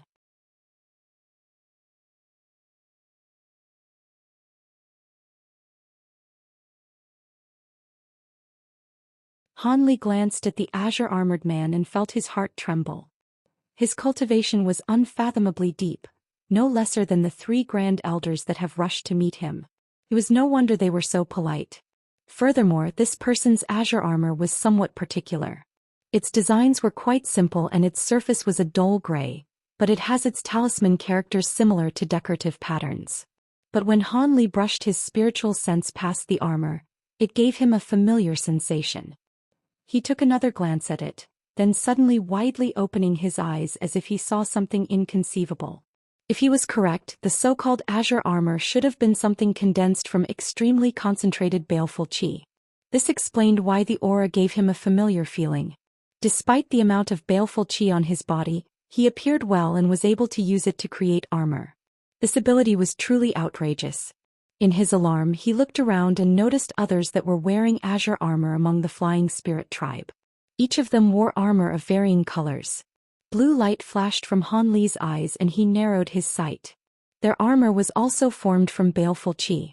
But because of their weaker cultivation or lacking baleful qi, their armor appeared vague as if they weren't as condensed. When Han Li saw the different armors formed by baleful qi, he was deeply shocked and began to ponder about them. At that moment, the azure-armored man looked at the crowd behind the 3 grand elders and wore a smile. "How could I forget about our tribe's 300-year trial? However, the demons in the closest Earth Abyss are agitated. If you wait another 2 years, I wouldn't agree with having the trial." The old man chuckled. "That is why we moved the date of the trial earlier when we heard your news. There shouldn't be a problem starting now, right?" The azure-armored man indifferently answered, "No. Although the dark qi is more dangerous than usual, an official eruption will take a year at least. However, the dark demons underground will not stay in the nest levels, so I can't guarantee that the demons on the first 3 layers will be spirit general grade. The chances of encountering high-grade Earth Abyss demons will be much higher, but those at Demon King level won't likely appear. As the dangerous ones, if you find them to be too harmful, Don't blame me for not warning you. So long as no demon king-grade existences appear, the trial will go on, the white-haired man said with a firm voice. The old woman frowned and slowly said, I have no objections. If we miss this opportunity, we won't be able to conduct the trial for at least another 100 years. Many of our branches cannot wait that long. The tattooed old man muttered to himself for a moment and nodded with a sigh.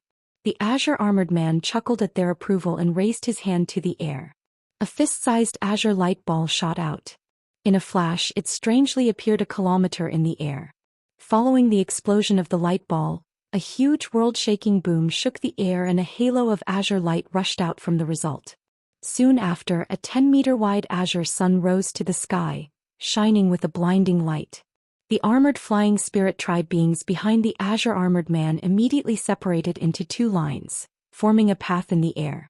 Their cultivation all differed, but their silent and disciplined movement produced a formless pressure. When the others saw this, the various elders were better off, showing only a brief change in expression, but Han Li and the other holy disciples became restless with most wearing expressions of astonishment. The three elders in front then waved their arms behind them before moving forward together. Suddenly, the entire group went ahead and slowly passed through the armored soldiers in the air. Mounted on top of a huge bird, he narrowed his eyes as he looked at the armored soldiers to either side. He found that most of them wore cold, indifferent faces apart from occasionally looking at them with curious eyes. There were also those that were younger and possessed lesser cultivation. The lowest cultivation among them was at core formation level.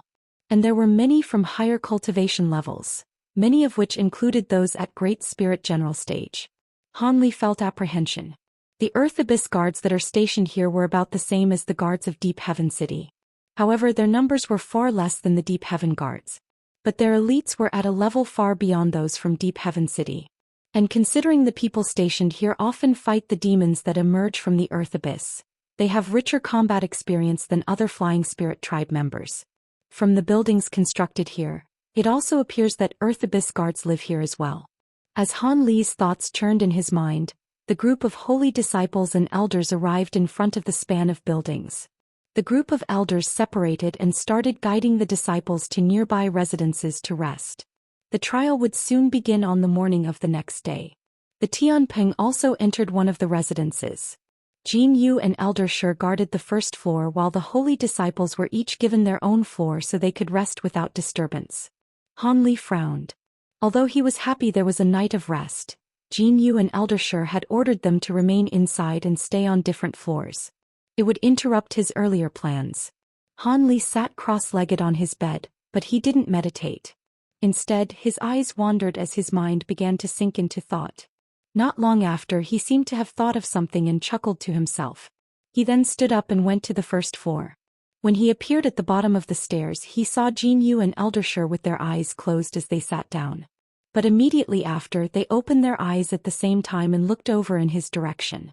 Han Li felt his heart tremble. Fellow Taoist Han, why aren't you getting proper rest? Could it be that you have something urgent to attend to? Rather than Jin Yu, it was Elder Shi who spoke. I have something I wish to do and I want to take a trip outside, Han Li calmly stated. What is it? Jin Yu said with a trace of dissatisfaction. With the trial right around the corner, she hoped that Han Li would obediently rest in his room, rather than be distracted by other things. Han Li smiled and gave an honest answer. In truth, it isn't much. I found that the Earth Abyss Guard's armor was quite peculiar as it was formed from baleful qi. I was hoping of finding someone that could explain the mysteries behind it. Jin Yu paused and then said with an odd expression, You mean the Four Fiend armor technique? The technique requires an immense amount of baleful qi to use. Otherwise the technique would be too weak. What do you plan to do with it? Elder Shi also felt somewhat surprised. Han Li smiled and formed an incantation gesture. Golden light shined from his body, emitting an astonishingly deep aura. A dense wave of baleful qi soon burst out from the depths of his body. The baleful qi he refined with the Vajra arts began to concentrate all over his body. Both of the elders were astonished by the display of baleful qi. With such dense baleful qi, it is no wonder you're interested in the Four Fiend Amour technique. Hee, but you don't need to go outside. The technique isn't kept secret and I'm proficient in it as well. I can hand over the entire cultivation art to you. With the immense baleful qi on your body, you may even use the technique tomorrow during the trial.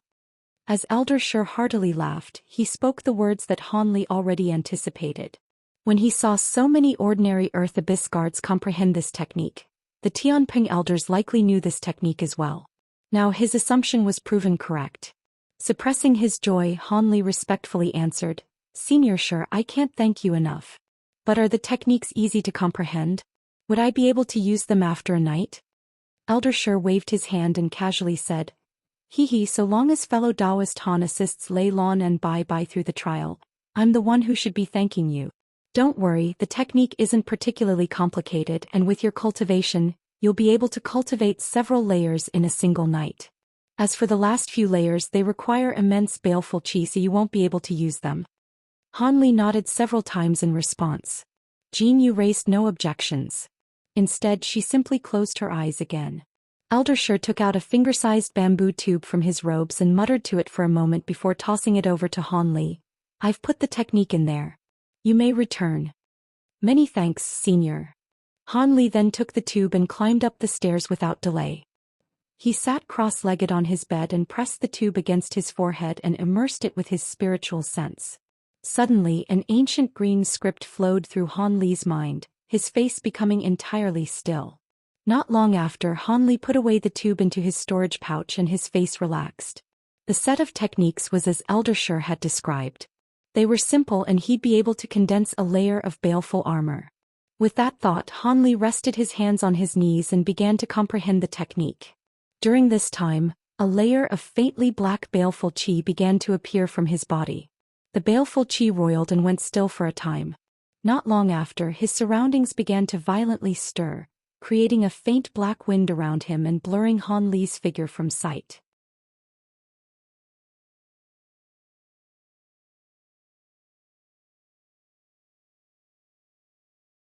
On the morning of the second day, Bai and Lei Lan descended to the first flood and quietly joined their elders who were calmly standing there as if they were waiting for something. Both of the elders appeared somewhat hopeful, causing the two holy disciples to feel somewhat baffled. They also turned to look at the stairwell. In the time it took to finish a meal, footsteps sounded from above. In a blur, Han Li appeared at the bottom of the stairs with a smile on his face. Elder Shi's eyes lit up and he asked, "Did you succeed?" Han Li smiled, "Many thanks for your kindness, Senior. I almost have it entirely grasped. I should be able to use it to face the enemy." Jin Yu closely examined Han Li's face and said, "Very good. This trial will prove much more dangerous than normal. Although fellow Taoist Han possesses the cultivation of a high-grade spirit general, I fear you will counter powerful enemies you won't be able to face. That is why Elder Shi and I have prepared to hand over a clan-protecting treasure to you. As such, if you truly come across something unexpected, you'll be able to defend yourself." "A clan-protecting treasure," Han Li said with a tone of surprise. "That's right.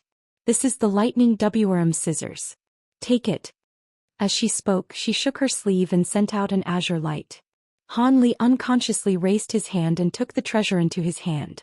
Under closer examination, he found that the scissors were only a half-foot long and appeared quite old. Its surface was a deep azure, but the mysterious silver talisman designs showed it was no ordinary item. Han Li stroked his hand across it and sensed a deep icy qi. With joy in his heart, he asked, "Seniors, are you truly lending this to me?"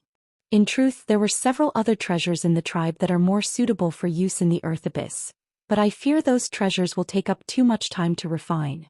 These lightning WRM scissors aren't nearly as troublesome. So long as you infuse it with spiritual power, you will be able to use its awesome power to strike down your enemies. As a result, the treasures are also easily seized by enemies as well. Fellow Taoist Han should use it with care. Jin Yu solemnly warmed. "Many thanks, Senior. I will take great care using it." Han Li didn't hold back and took the treasure with a smile, knowing that this grand treasure was being handed over in order to help preserve the safety of the holy disciples. Jin Yu nodded and spoke to both Bai and Lei Lan but took out nothing else. Han Li didn't pay this any mind. The two should have already been given treasures before they parted from the holy city.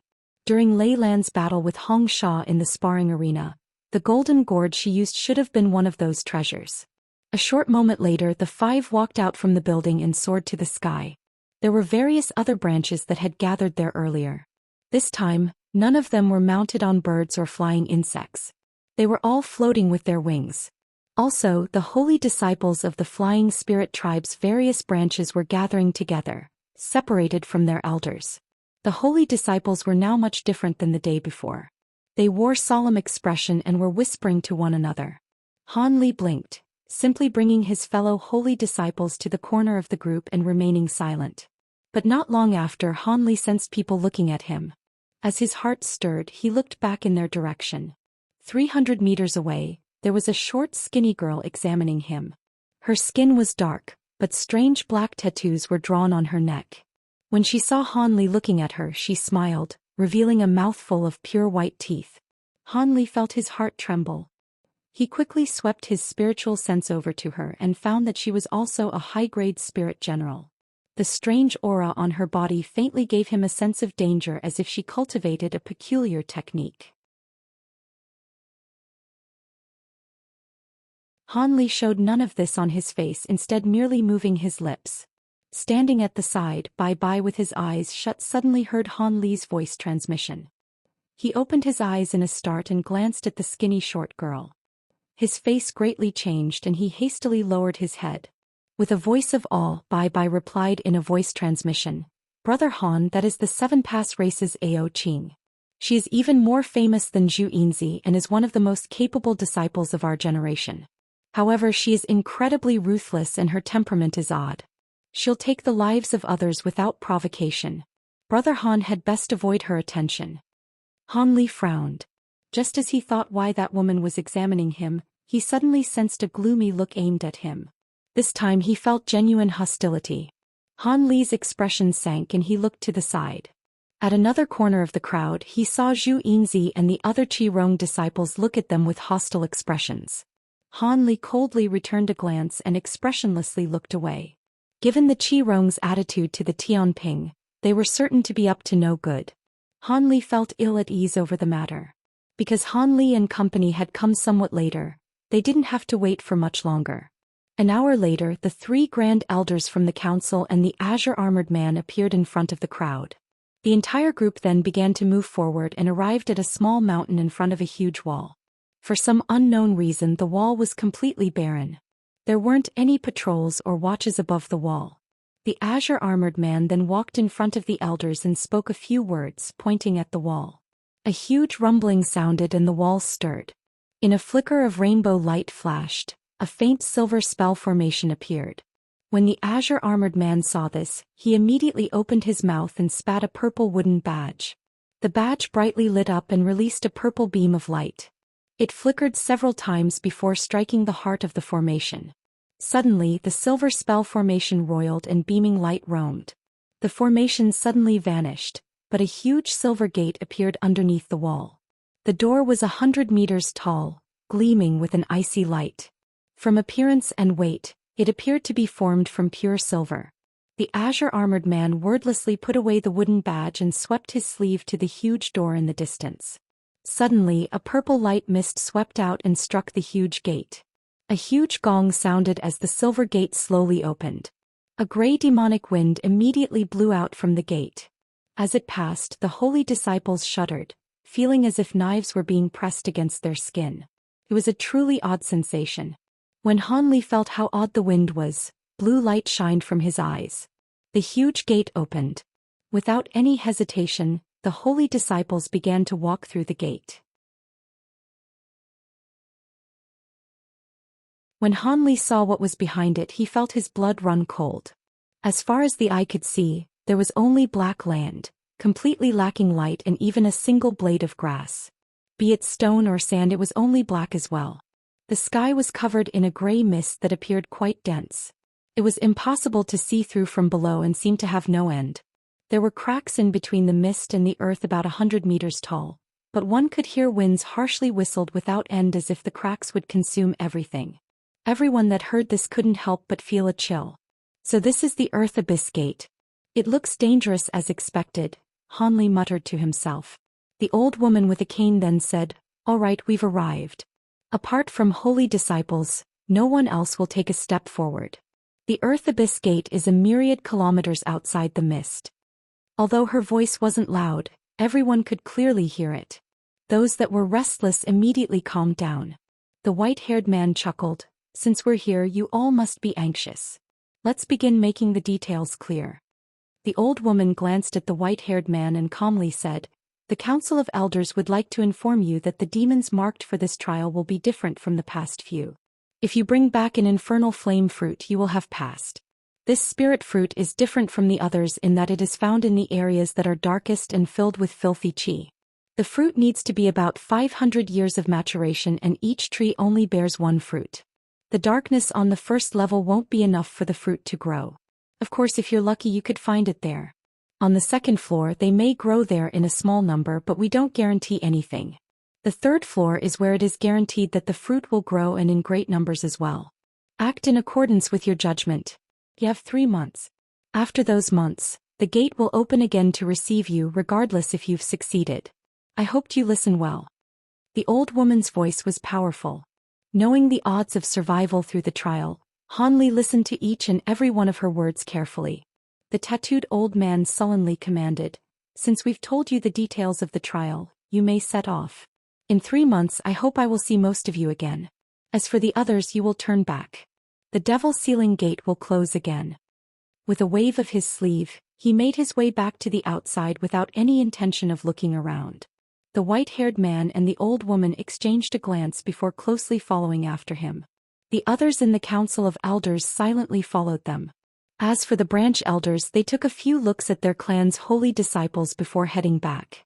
Only a small portion of them sent them off with a voice transmission. In the blink of an eye, the huge gate disappeared, leaving behind a few hundred holy disciples looking at each other in dismay.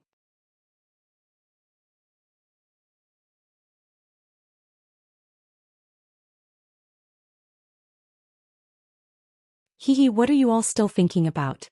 Could it be that you intend to stay here until 3 months later?" A burst of loud laughter erupted from within the crowd, following which a humanoid figure sped toward the distance as a white blur. There were several people behind him following along in silence, and they appeared to be brethren of his.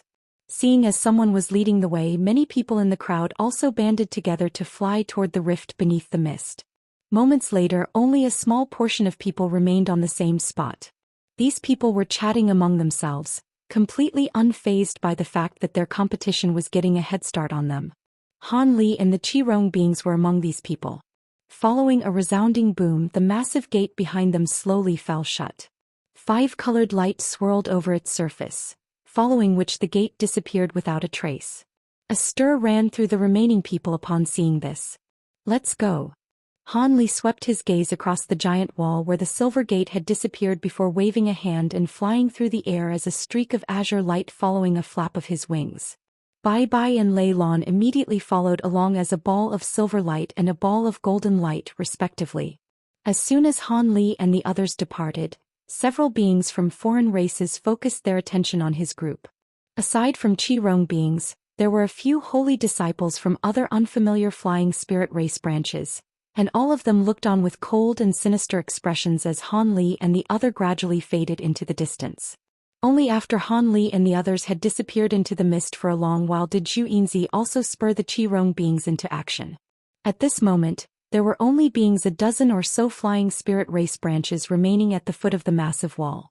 Most of these were branches that were quite powerful and situated very high up on the rankings. However, these people all wore indecisive expressions, and they were casting occasional glances toward the 2 of the remaining holy disciples. One of them was a thin female child with dark skin. She was none other than Ao Qing of the 7 Pass race. In contrast, the other person was a tall and broad man in a suit of black wooden armor. The man appeared to over 30 years of age with an unsettling light flashing within his 2 pairs of eyes. There was a broadsword that was of the same stature as him strapped to his back, and it was shimmering with cold golden light. It was unknown why he didn't place such a large object into a spatial storage device. For some reason, all of the remaining holy disciples of the other power factions were waiting to see what these 2 were to do, and no one else departed. After a while the stalemate continued and Ao Qing's brows furrowed slightly. She then giggled before flying away with a dozen or so of her brethren. A cold light flashed through the eyes of the four-eyed man upon seeing this, and he strode forward, covering a distance of several tens of feet with a single step, pursuing Ao Qing as he also departed. 3 men from the same race who were just as imposing as he was followed along behind him in silence. All of the other flying spirit tribe beings' expressions eased at the sight of their departure. Many people even immediately gathered together to discuss some things. After a while, these people departed in several successive waves as if everything had been planned out in advance. Thus, the several hundred flying spirit tribe holy disciples all disappeared into the black lands up ahead. The area near the massive wall was now devoid of all beings. At the same time Han Li, Bai Bai and Lei Lan were slowly flying through the air at low altitudes of just over 100 feet. The completely still and motionless gray mist up above was only just over 200 feet above their heads, and it stretched for as far as the eyes could see. That paired with its monotonous and stifling gray hue made for a very depressing and oppressive effect.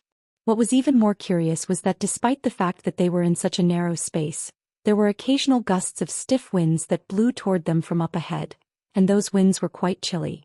Of course, these winds couldn't harm Han Li and the others, who were all at the deity transformation stage, and they were able to easily shield themselves with spiritual light. Even though many holy disciples had set off before them, most people didn't take the same path.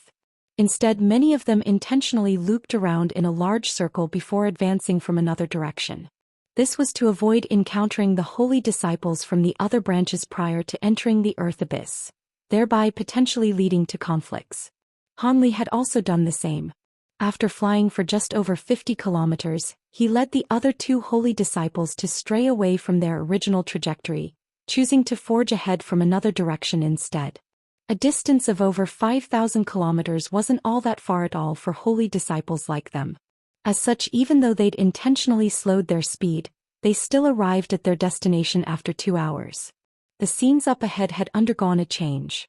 The sea of mist that had originally hung quite low in the air had risen to a higher altitude here, and the frosty winds sweeping toward them were much fiercer here. The color of the winds had also turned into a dark gray, and as it buffeted their bodies, layers of black ice and frost instantly materialized on their spiritual light barriers.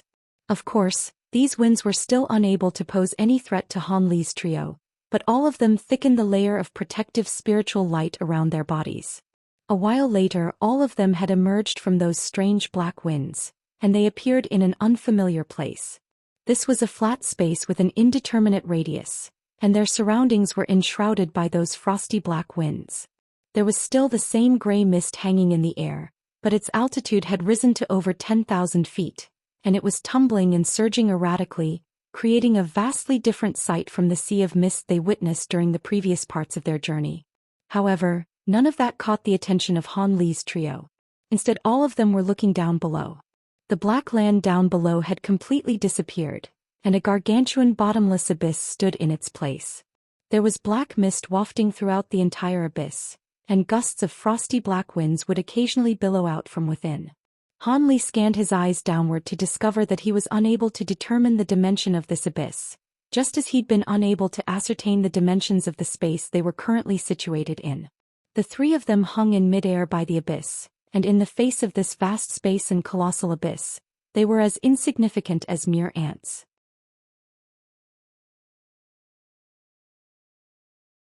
This appears to be the gate of the Earth trial. Let's descend, but be on your guard. Even though it's unlikely that we'll encounter Earth Abyss demons right away, it's still better to be safe than sorry. After appraising the abyss for a short while, Han Li issued a calm instruction for flapping his wings and plunging into the abyss, disappearing into the black mist following a few flashes. Bai Bai and Lei Lan immediately followed suit. Han Li slowly descended into the abyss with azure light flashing all of his body, and 7 or 8 fist-sized moonlight stones hovering around him. These stones were radiating white light that illuminated everything within an area of over 300 feet. Looking around at the tumbling mist nearby, Han Li heaved a faint internal sigh. The mist hadn't been very dense when he had first descended into the abyss, and he was able to clearly survey his surroundings even without using his spirit eyes. However, after descending for tens of thousands of feet, the mist immediately became several times denser. With Bai Bai and Lei Lan following close behind him, he naturally wasn't going to use his spirit eyes unless the situation absolutely demanded its usage, so he summoned these moonlight stones instead. As such, he was able to see his surroundings with relative clarity. However, it was just as he'd expected. This earth abyss gate was extremely vast, and even though they were so deep within the abyss already, they were still yet to encounter any demons.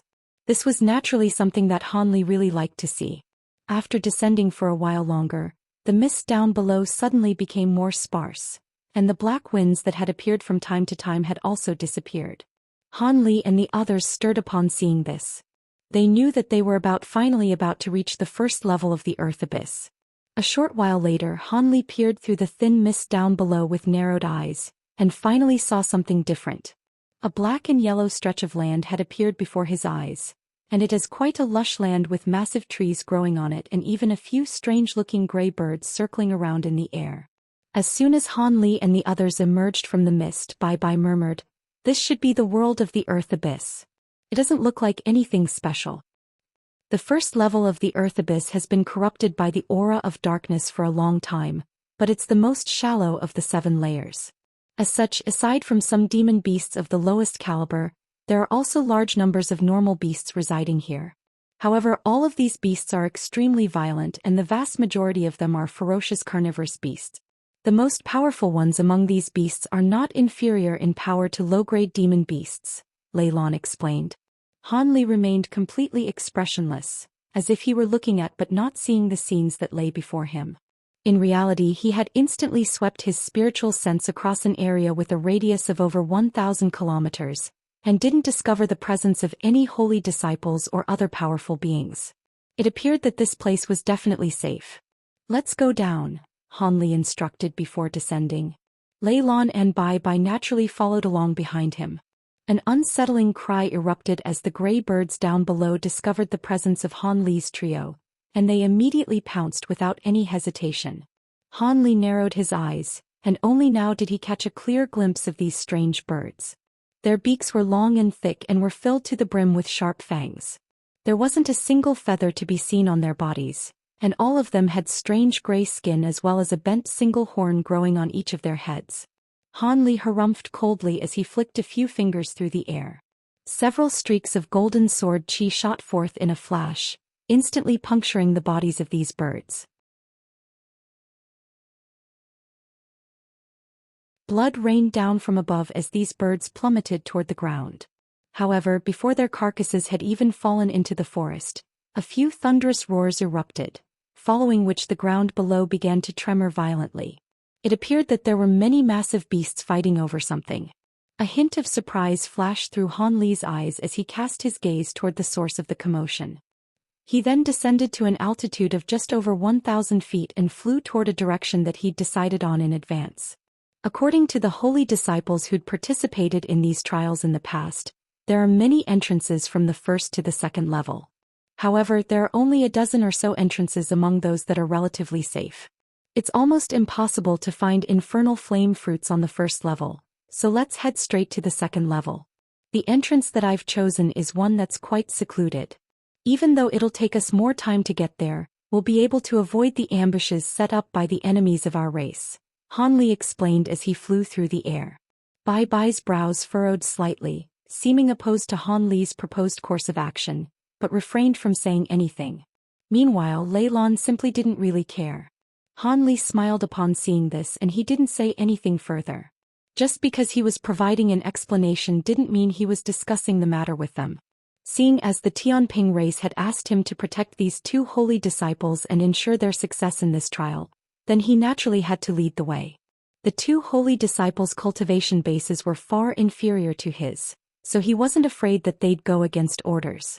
Thus, the 3 of them flew wordlessly at a low altitude, heading straight for the entrance to the second level.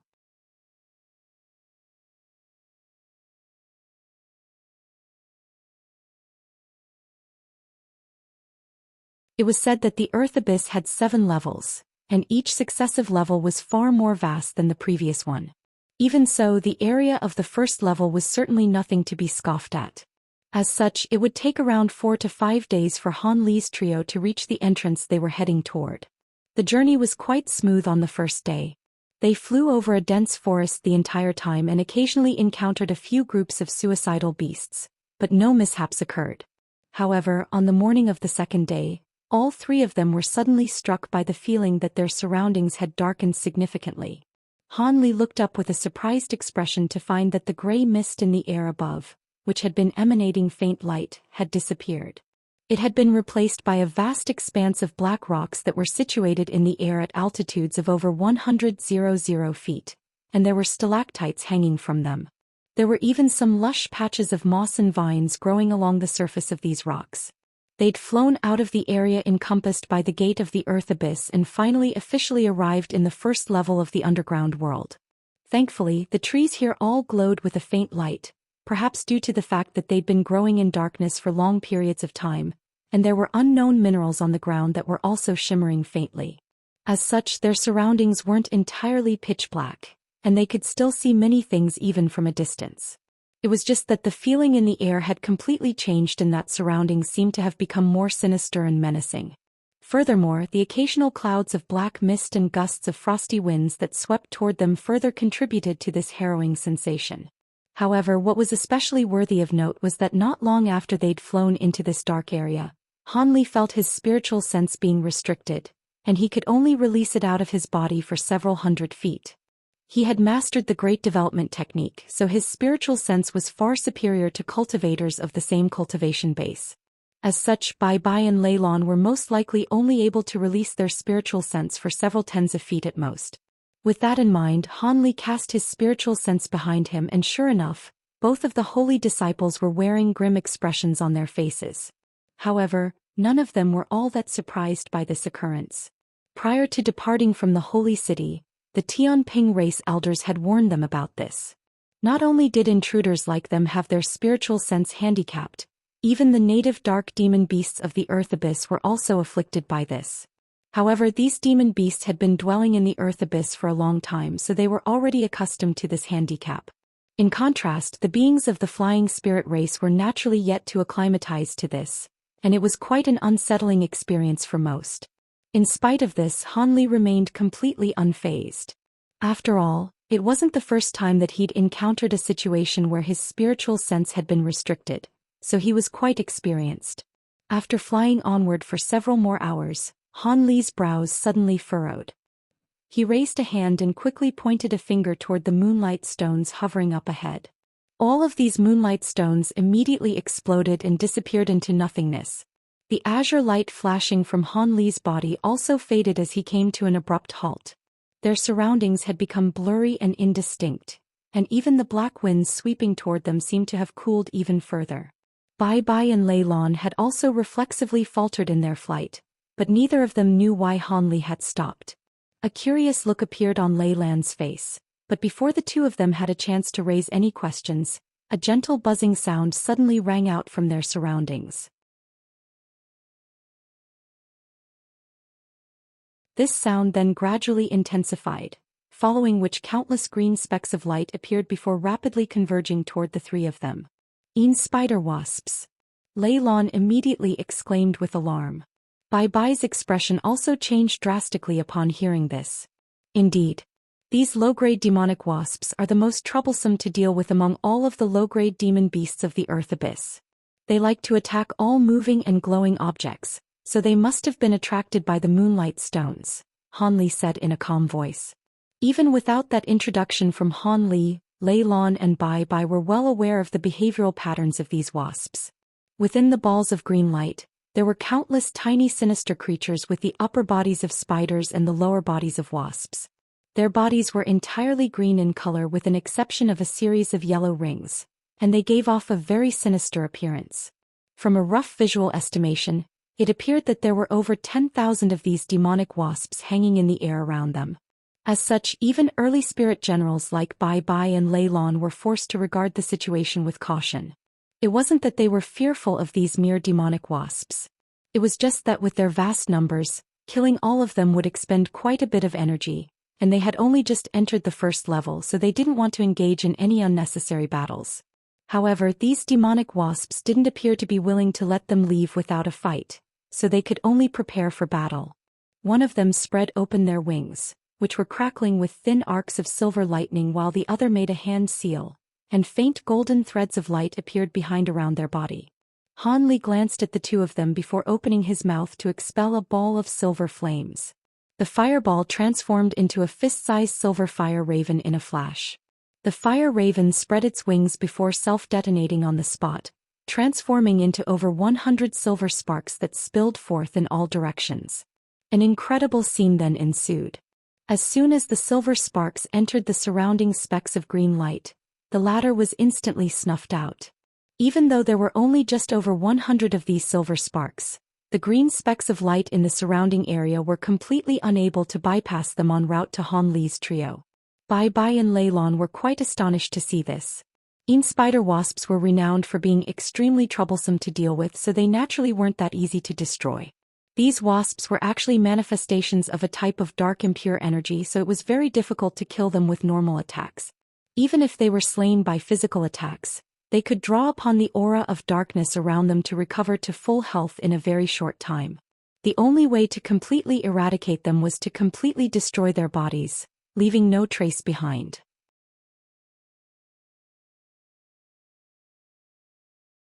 That was why these demonic wasps were so renowned as troublesome obstacles, despite the fact that they were only low-grade demon beasts. Of course, these demonic wasps only posed such a major hindrance in a place like this that was rife with the aura of darkness. If they were to appear above the ground, then they'd immediately lose this ability. In fact, many other demon beasts in the Earth Abyss were significantly more powerful in this environment, and would be severely debilitated if they were to be taken out of their natural habitat. This was also the main reason why the flying spirit race was able to seal off the entrance to the Earth Abyss so effectively. If the Earth Abyss demon beasts didn't possess this glaring weakness, then the flying spirit race wouldn't be able to restrict them so easily. The spirit engulfing heavenly flames appeared to be drifting through the air in a gentle and harmless manner, but in reality, every single spark completely incinerated a spider wasp as soon as contact was made, and even the aura of darkness within their bodies was completely engulfed. As such, there was naturally no way for these wasps to recover. Furthermore, the spirit engulfing heavenly flames possessed traces of spiritual nature, so they could attack enemies of their own accord even without instructions from Han Li's spiritual sense. As such, Han Li merely stood in midair for a while with his hands clasped behind his back, and all of the spider wasps were completely eradicated. He then waved a hand through the air in a casual manner, and all of the silver sparks converged to form a fist-sized fire raven again, which disappeared into his body in a flash. "Let's go," Han Li prompted before flying ahead as a streak of azure light. Lei Lan and Bai Bai could only forcibly repress the astonishment in their hearts as they followed along in silence. Regardless of how conceited they were or what they thought of Han Li, after that display of power, they no longer expressed any signs of opposition to Han Li's orders. Thus, the three of them travel through this humid forest for a day and a night before finally emerging on the other side. The scenes up ahead changed drastically, and the trio was greeted by the sight of a strange silver desert. From afar, it appeared that every single grain of sand in the entire desert was emanating a cold light, creating an extremely bleak and barren sight. Is my memory playing tricks on me? According to the annotations on the map, this should be a large river. Why is it a desert instead? Han Li hovered in midair as he carefully inspected a formation plate with a hint of surprise on his face. "You're right, Brother Han, this is indeed where a river should be on the map." Bai Bai and Lei Lan were also quite bewildered after inspecting their maps. Could it be that the rivers dried out and all of the water has seeped into the second level? Lei Lan speculated. Doesn't look like it. Even if all the water has seeped away, what's this desert doing here? Han Li immediately shook his head in disagreement. Then what do you think happened here, Brother Han? Bai Bai asked with a smile. I don't know, but there's no need for us to delve any further into this matter. We're merely traveling, not conducting a geographic survey of the Earth Abyss. Let's keep going. Just make sure to keep your guard up after we enter the desert, Han Li replied in a calm voice following a brief silence. That's true, Bai Bai chuckled. Thus, the three of them flew into the silver desert up ahead as streaks of spiritual light.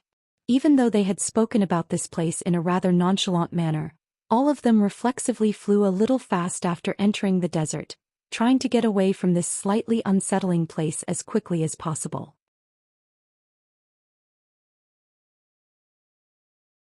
The three of them flew for tens of thousands of kilometers, but they were still greeted by nothing but silver grains of sand, and not even a single blade of grass had been sighted. All of a sudden Han Li's expression changed as blue light flashed through his eyes, and he abruptly turned toward a certain direction. "What's that?" "What is it, Brother Han?" Bai Bai asked with a hint of alarm. "There appears to be an oasis over there and I can detect the scent of blood in the air," Han Li replied in a solemn voice. "I can also smell that and it's indeed coming from that direction," Lei Lan chimed in with furrowed brows. "Could it have been left behind by some earth abyss beasts?" Bai Bai speculated in a hesitant voice. "That doesn't seem to be the case. The world's origin chi over there is clearly a little chaotic, which suggests that some kind of ability had been unleashed there. We should go and have a look," Lei Lan suggested.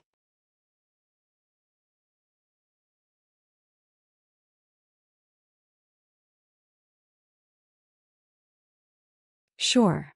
Bai Bai was rather unwilling to comply with Lei Lan's suggestion, but didn't offer any objections seeing as Han Li hadn't turned down this proposal.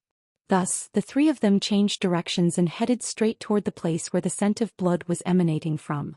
After flying for close to 10 kilometers, a smudge of green appeared up ahead, and there really was an oasis there that was around half a kilometer in size.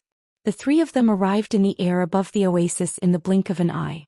In reality, the so-called oasis was black and yellow in color, and there were almost no tall trees there. Most of the plants growing on the oasis were a few short bushes and unknown weeds. There was a pond that was over 100 feet in size situated at the center of the oasis, but the water within the pond was crimson in color.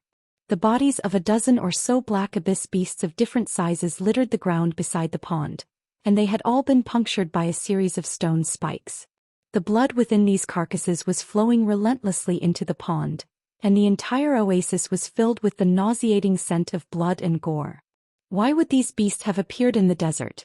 They should be inhabiting the forest that we just passed through, Lei Lan mused with a surprised expression. They've only been recently slain.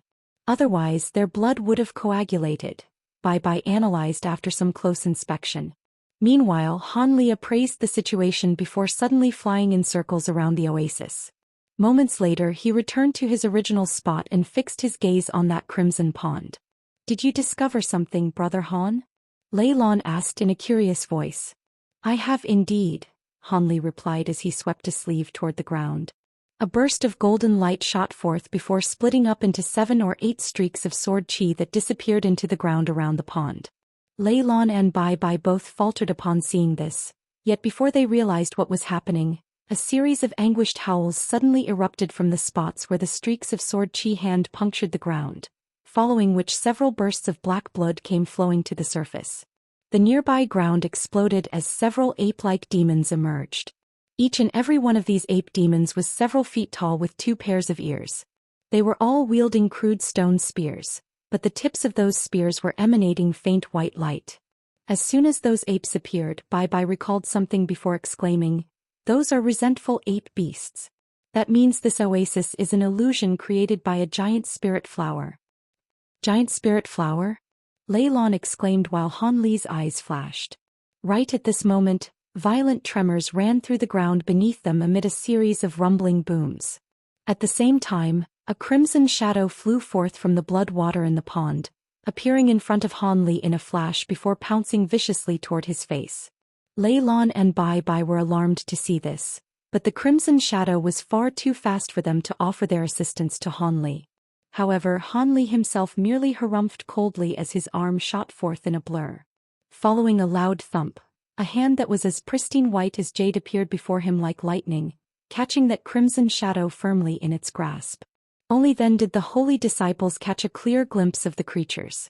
This was a crimson being that was around as thick as a human arm and resembled a long tongue. There was a fist-sized ball of flesh growing on the front part of its body, which was riddled with black spikes that were around an inch in length each, and all of these spikes were squirming incessantly. However, it was as if Han Li's hand wasn't even made from blood and flesh, as he was able to grasp directly onto those black spikes without any fear of injury. Right at this moment, 5 white skulls suddenly emerged from his 5 fingers.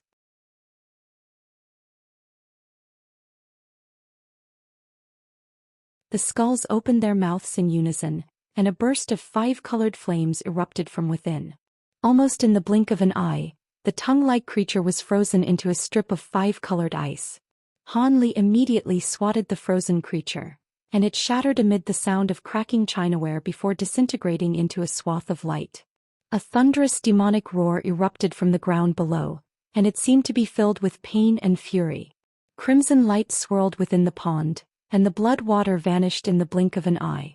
The entire oasis then crumbled amid a resounding boom, revealing a massive object. The top of the object was absolutely gargantuan while its bottom was extremely thin. It was a massive demonic flower of a similar size to the oasis that had been present until a moment ago. The petals of this demonic flower were of the same silver hue as the sand in this desert, but the core of the flower was as crimson as blood and was formed from the blood pond. The tongue-like creature that had just attacked Han Li was only one of its thick filaments. Not only that, but several tens of those so-called resentful ape beasts were standing atop the flower's gigantic petals, and all of these beasts were looking upward with sinister expressions.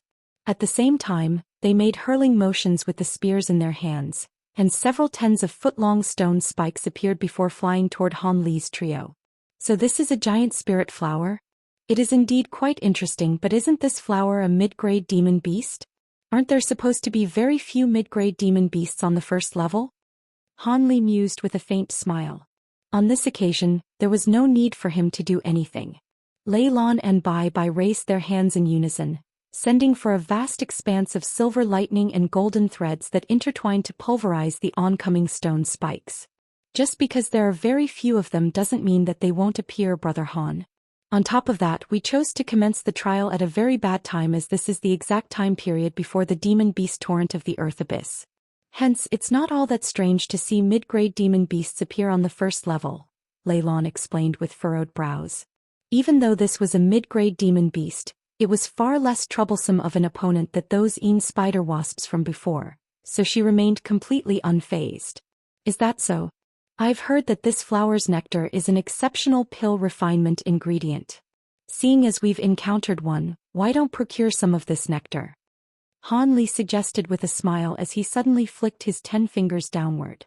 10 small golden swords shot forth from between his fingers, hurtling downward as 10 streaks of golden light. A loud roar erupted from the core of the flower, following which countless red shadows shot forth, attempting to strike down the flying swords.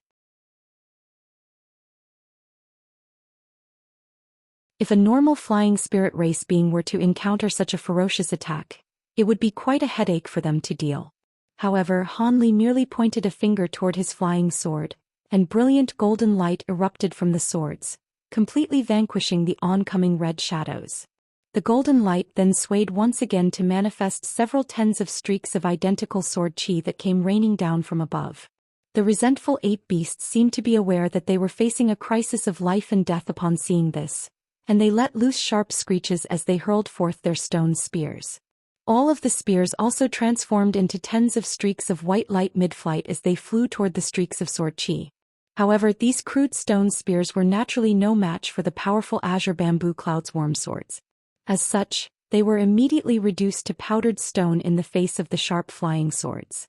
Immediately thereafter, the streaks of golden sword chi merely flew around the resentful ape beasts, and all of them were sliced in half. At the same time, the streaks of sword chi sliced viciously into the demonic flower, instantly shredding it into countless pieces. The massive flower crashed heavily onto the ground with large volumes of green liquid flowing from it all over the ground. The giant spirit flower and those resentful ape beasts had been slain by Han Li in one fell swoop. Lei Lan and Bai Bai were left with nothing to do, and they could only glance at each other with wry smiles on their faces. "Alright, I'll go down and get some nectar and we'll continue in our journey after that," Han Li instructed as he withdrew his flying swords. He then descended toward the ground before flipping his hand over to produce a small green vial, which he pointed toward the now incomplete core of the flower. A burst of azure light immediately shot forth, sweeping over the flower's core and extracting balls of pink liquid that entered the vial. Han Li shook the small vial and a peculiar fragrance wafted toward him. A smile appeared on his face, and the small vial disappeared amid a flash of azure light. Lei Lan and Bai Bai also descended before producing containers to extract some nectar for themselves. Let's go. Han Li spread his wings and rose into the air again. Bai Bai immediately followed suit as a streak of golden light. Lei Lan was about to do the same when she cast a glance at the remains of the giant flower on the ground, and for some reason she decided to flick a finger toward it. A loud thunderclap erupted as an arc of silver lightning shot forth, striking and destroying the yellow branch that remained connected to the demonic flower. Only then did she spread her wings and fly toward Han Li and Bai Bai. Thus, the three of them disappeared in the blink of an eye, and peace and quiet returned to the area. 2 hours later, the ground nearby suddenly tremored, following which several massive black tendrils abruptly emerged from the ground amid a resounding boom. Immediately thereafter, a black demonic flower that was several times larger than the giant spirit flower that had just been destroyed appeared from the ground below. The flower was like a gigantic mountain, and the tendrils connected to it slapped onto the ground, thereby allowing it to stabilize itself. Right at this moment, an enraged voice sounded from atop the flower. Who would dare to destroy the spirit flower? At the center of the giant black flower, there was a silver wooden chair, atop which sat a slender figure holding a green leather whip with a set of blurry facial features. Yellow light flashed and a furry figure suddenly appeared before the silver chair. It immediately half knelt onto the ground in an extremely respectful manner as it said, "There's no need to be enraged, mistress. The flower appears to only have been destroyed recently, so the perpetrators couldn't have gotten far away. Allow me to do some investigating first." Alright then. I still have to conduct the sacrificial ceremony, so I'll leave this to you. Regardless of who it is, make sure that they die for what they did, the woman said in a cold voice before cracking her whip into the empty air. A white rift appeared in a flash and spatial fluctuations erupted nearby. Immediately thereafter, boundless black mist erupted from within the white rift, and it appeared that space had been torn open by the whip.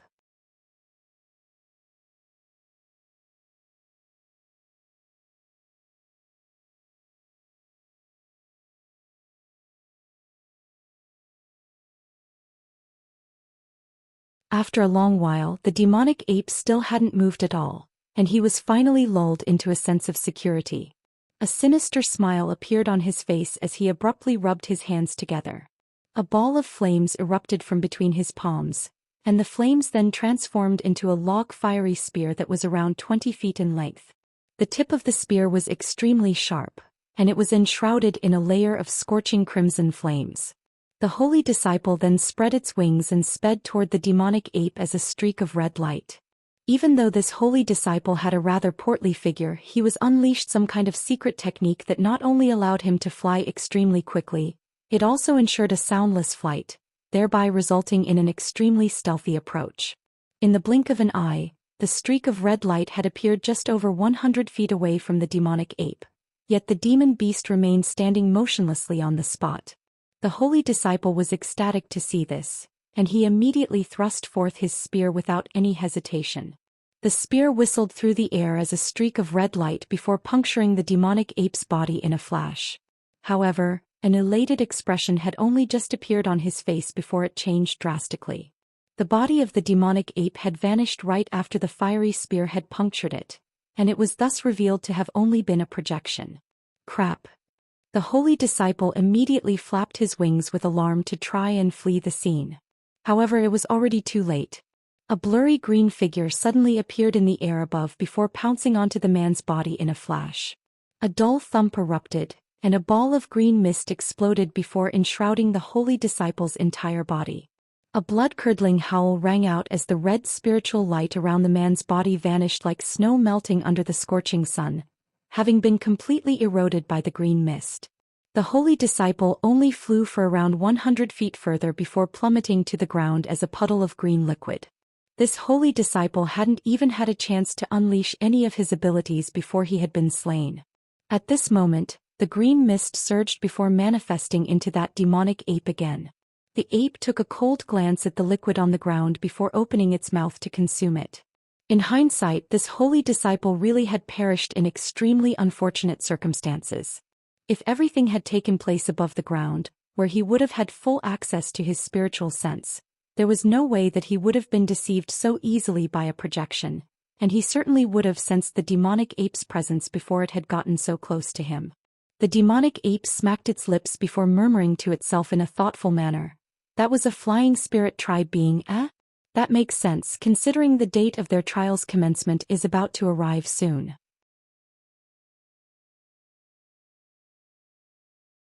That means the ones who had destroyed the giant spirit flower were most likely from the flying spirit tribe as well.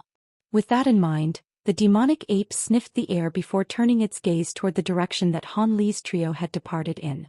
A sinister smile appeared on its face as it flew through the air as a cloud of green mist, disappearing into the distance in the blink of an eye. "What? You want us to take this?" Lei Lan's brows were tightly furrowed as she appraised the shimmering white jade badge in her hat with bewilderment in her eyes.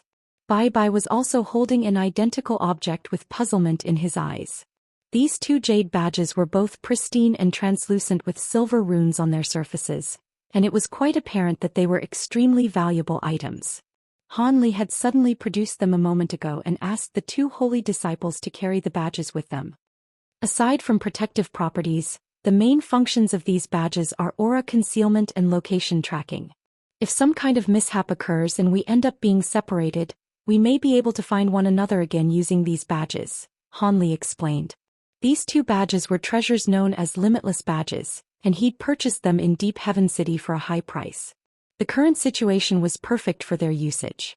At this moment they had emerged from the desert and were situated on a small mountain.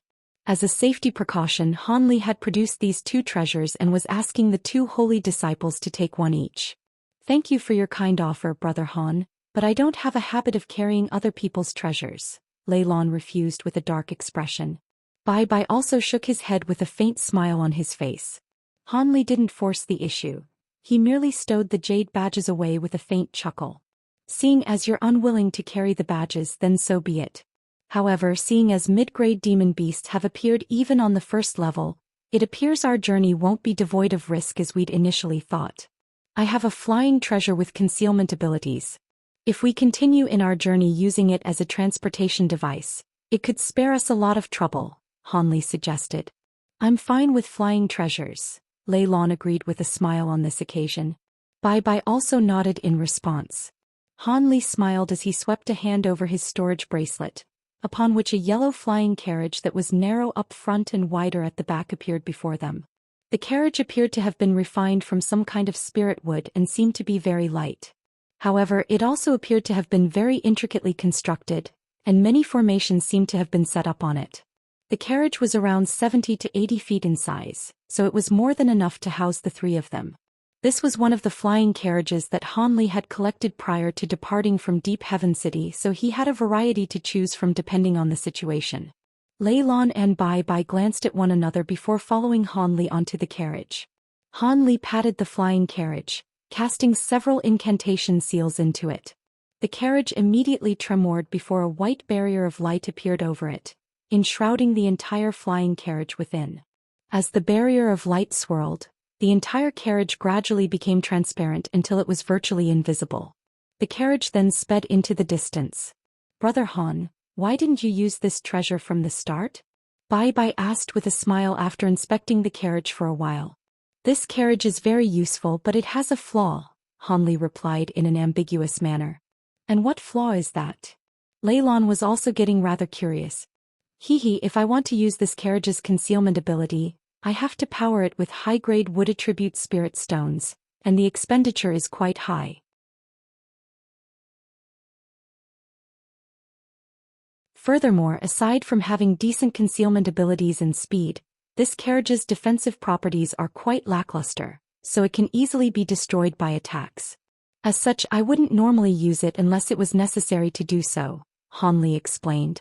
Bai Bai and Lei Lan nodded in response and didn't make any further inquiries.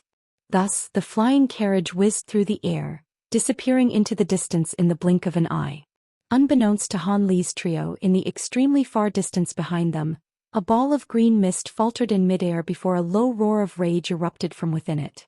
Immediately thereafter, it also accelerated as it hurtled ahead.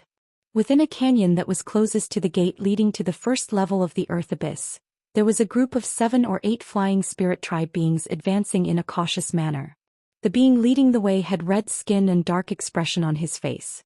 These were none other than Zhou Xian and the Qi Rong race holy disciples.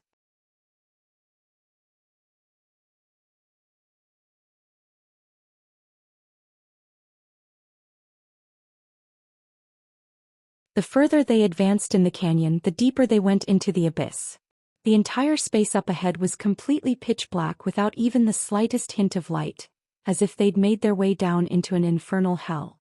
However, all of the Qi Rong beings' eyes were shimmering with piercing red light, allowing them to see in the darkness, so all of them remained quite calm.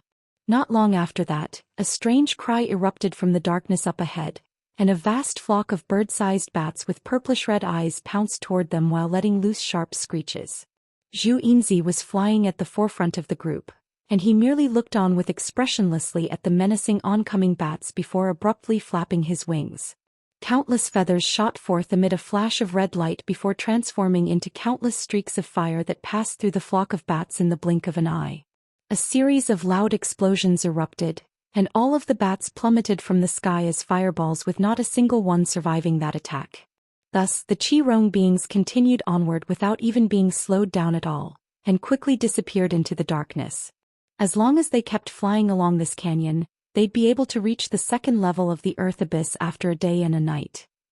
On a vast stretch of red land, a massive black shadow flashed through the air, seemingly fleeing from something in a panicked manner. Not long after the black shadow flew past, spiritual light flashed in the distant sky, and a dozen or so streaks of spiritual light of different colors emerged, flying toward the same direction. All of these beings had different types of wings growing from their backs, but they all had black tattoos on their faces. They were the beings of the 7-Pass race, the number 1 branch among the flying spirit race. The thin female child flying at the forefront of the group was none other than Ao Qing, whom all of the holy disciples were wary of. Ao Qing looked on at the fleeing black shadow up ahead with a cold smile on her face and pursued it in an unhurried manner. After a while, a burly man among the 7-Pass race holy disciples couldn't help but suggest, "Senior Martial Sister Ao, the direction that this golden tusk beast is escaping is diverging away from the entrance to the second level that we're heading toward. Wouldn't it be best to kill it now rather than continue to follow it? Where's the hurry?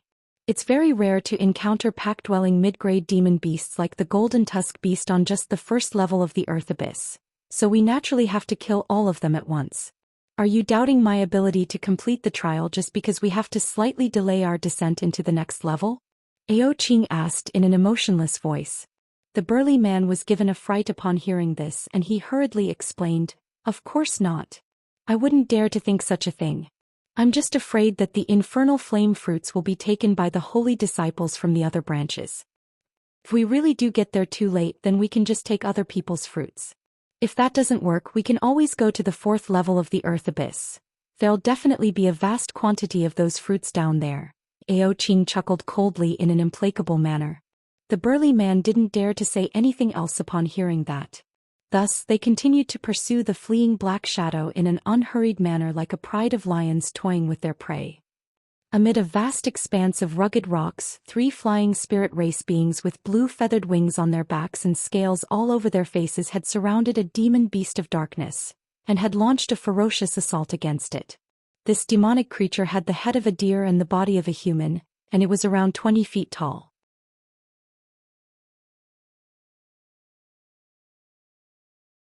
Black chi was swirling around its body, and it held a massive black trident in its hands, managing to hold its own even in the face of several holy disciples.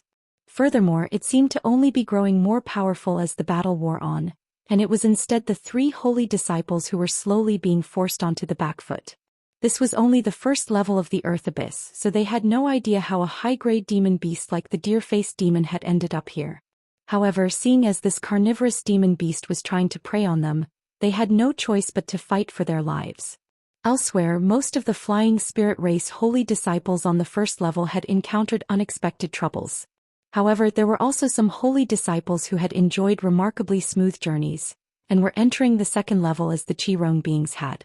Meanwhile, in order to avoid the antagonistic flying spirit race branches, Han Li had no choice but to head toward the most secluded entrance, and the flying carriage had flown for over half a day with the trio inside it. Perhaps it was because this carriage's concealment restriction really was working, or because there weren't many demon beasts on this route to begin with. In any case, they encountered no further complications during the rest of their journey, and after flying for 2 days and 2 nights, they had passed through 2 forests and a set of mountain ranges, arriving in a place deep within the first level of the Earth Abyss. At this rate, it would only take them another day to arrive at the entrance to the second level. Lei Lan and Bai Bai were quite elated by their progress. However, after flying for several tens of thousands of kilometers further, a vast expanse of black mountain ranges suddenly appeared up ahead. The 3 of them immediately stopped the carriage in alarm. According to the map, there should be a set of plains here. Why are there mountain ranges instead? Bai Bai murmured as he looked at the massive mountains up ahead. Lei Lan was also rather dumbstruck. Even from a distance they could tell that all of the mountains in the mountain ranges were extremely tall. Some of them had extended to the very top of the underground world, leaving only small gaps between mountains through which one could pass, and that presented quite a daunting prospect. No one knew just how long these mountain ranges extended for, nor whether there were any hazards awaiting them inside. Han Li's eyes narrowed as suddenly exited the flying carriage, then descended onto the nearby ground to carefully inspect something. Lei Lan and Bai Bai were rather surprised by what Han Li was doing, but after exchanging a quick glance, they also flew out of the carriage and landed beside Han Li. From the signs nearby, it appears that this set of mountain ranges has only appeared here in the past century. It was most likely moved here by someone with unfathomable power, Han Li said in a slow voice. Lei Lan's face paled upon hearing this, and Bai Bai's expression was also rather disgruntled. There's no need to panic.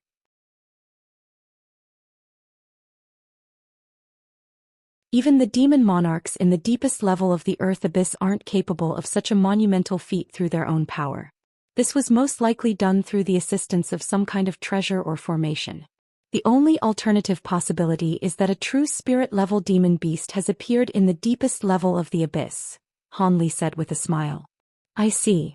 As a holy disciple of the Tianping race, Bai Bai was no ordinary being, and he quickly realized that Han Li was right.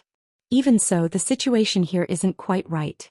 The desert that we passed through earlier also appeared out of nowhere. Why are the demon beasts of the Earth Abyss doing this? What could their intentions be? A concerned look appeared on Lei Lan's face. Perhaps this is all due to the beast torrent. Even if that isn't the case and there's another reason behind all this, there's no way that the Earth Abyss trial would be cancelled. Hence, all we can do is get to the 3rd level, then bring back the infernal flame fruit as quickly as possible and report these sightings to the higher-ups in our Tianping race, Han Li said in an unflustered manner. After all, he had many similar past experiences, so this was not something new to him. You're right, Brother Han. However, this set of mountain ranges really is quite peculiar. If we fly through the gaps between the mountains, who knows what dangers we could encounter. But if we try to go around it, Bai Bai said in a hesitant voice. We definitely can't go around it, Lei Lan rejected before analyzing. According to the map, on one side of this land is the Earth Abyss wind belt, while the black abyssal flying ants' nests lay on the other side. The Earth Abyss winds in the wind belt are far more powerful than the gusts we've encountered before, and the glacial power imbued within them can freeze us instantly. It's a renowned restricted area. As for the ants' nests, there are hundreds of thousands of flying ants in there. If we try to force our way through it with our cultivation bases, there's at least a 50% chance that we'd all die in there. So that means our only choice is to pass through these mountain ranges, Han Li murmured to himself as he stroked his chin. Not necessarily. If we go around in an even larger circle, we can skirt around all of these hazards, but that'll take at least an extra 7 or 8 days. That delay could prove to be extremely detrimental to our search for the infernal flame fruit. Lei Lan was becoming rather hesitant. Meanwhile, Han Li was staring at the mountain ranges up ahead in silence. At this moment, both Bai Bai and Lei Lan also fell silent, entrusting the final decision to Han Li. After a while, Han Li finally made his decision. These mountain ranges give me a very eerie feeling. If we really do go through it, I feel like we'll encounter some extreme hazards. Even if we can force our way through the mountain ranges, we'll most likely have expended a large amount of magic power, and that certainly won't hold us in good stead for the rest of the trial. As for entering the second level a few days late, I don't think that's too much of an issue. With these few days of delay, the branches that are targeting us won't be able to predict our route and ambush us. Besides, there are so many trial takers and there won't be all that many infernal flame fruits to be found on the second level. I intend to take you two to the third level anyway, so it's better to waste some time rather than face the unknown dangers within those mountain ranges. He then flew back into the flying carriage. Lei Lan and Bai Bai held a brief discussion through voice transmission upon seeing this before also returning to the carriage. Brother Han, I think we should discuss this matter in further depth. Perhaps the mountain ranges aren't as dangerous as we imagine, Bai Bai said as soon as he entered the carriage.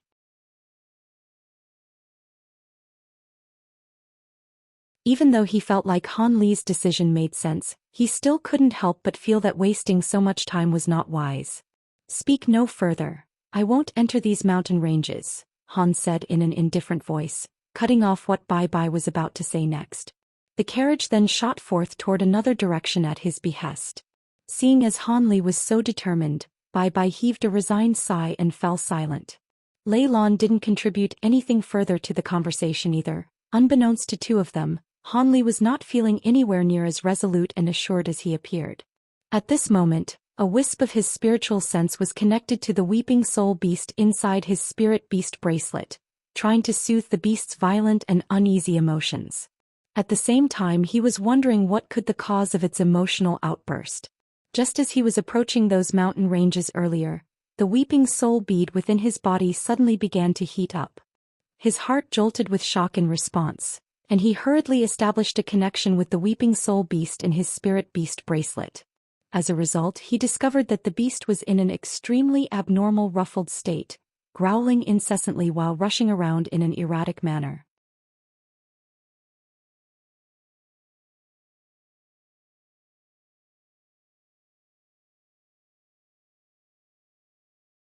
The weeping soul beast had already attained intelligence, and after communicating with it, Han Li learned that there was a burst of fearsome Yin soul energy lurking deep within those mountain ranges. It seemed that there was a ghostly being in there that was so powerful, even the weeping soul beast felt threatened by its existence. The weeping soul beast was the natural bane of ghostly souls, so a ghostly being with Yin soul energy powerful enough to threaten it naturally had to be an extremely fearsome being. That wasn't to say that the weeping soul beast stood no chance against it, but Han Li simply wasn't willing to take the risk. Thus he immediately decided against entering the mountain ranges, choosing instead to take a further route, even if it meant spending more time on their journey. This concerned the secret that was his weeping soul beast, so Han Li naturally didn't explain everything in detail to Lei Lan and Bai Bai. He merely used some rather unconvincing excuses to placate them. As such, the two Tianping race holy disciples were a little displeased. Han Li merely chuckled coldly in his heart and paid no heed to the two holy disciples. It wasn't as if he planned to stay at the Tianping race for a long time anyway, so he didn't have to care what these two thought about him. Everything would be fine as long as they didn't weigh him down in this trial. With that in mind, Han Li provided no further explanations to Bai Bai and Lei Lan, and the two holy disciples weren't interested in speaking any further about the issue either. Thus, the interior of the carriage became very quiet. Among the three of them, Han Li stood at the front of the carriage and looked out into the distance. Bai Bai had his head lowered in deep thought, and Lei Lan had her eyes closed as she entered a seated meditative state. Han Li spurred on the carriage to full speed, and it departed from the mountain ranges in moments, flying into the barren landscape again. After a while, Han Li's expression suddenly changed slightly as he withdrew his gaze, then turned his attention to the direction behind the carriage with narrowed eyes. Han Li's actions naturally attracted the attention of Lei Lan and Bai Bai. The two raised their heads in unison, and Lei Lan opened her eyes to assess the situation. They cast their gaze toward the direction that Han Li was looking in, only to discover a vast expanse murky grayness everywhere they looked. Due to the restrictions on everyone's spiritual sense present within the earth abyss, neither of them were able to release their spiritual sense to survey the situation, so they could only turn to Han Li with curiosity in their eyes. Han Li stood expressionlessly at the front of the carriage without saying anything, but there was blue light faintly shimmering within his eyes. Brother Han. Bai Bai was finally unable to repress his curiosity any longer, but in the instant that he opened his mouth to raise a question, Han Li suddenly swept 2 fingers gently through the air. A streak of golden light shot forth like lightning, and the scenes that unfolded next gave Bai Bai and Lei Lan a massive fright. As the golden light flashed through the air, green qi suddenly flashed, and a cloud of green mist appeared out of thin air, only to be sliced in half by the golden light. A roar of shock and fury rang out from within the mist as the 2 halves of the green mist combined as one again. The green mist then surged and transformed into a strange demonic ape with yellow fur all over its body. It was none other than the resentful ape beast that had just slain a flying spirit race holy disciple earlier. It had finally caught up to the flying carriage not long ago, and in its elation, it had attempted to sneak over to the carriage, then enshroud it with poisonous mist to kill Han Li's trio.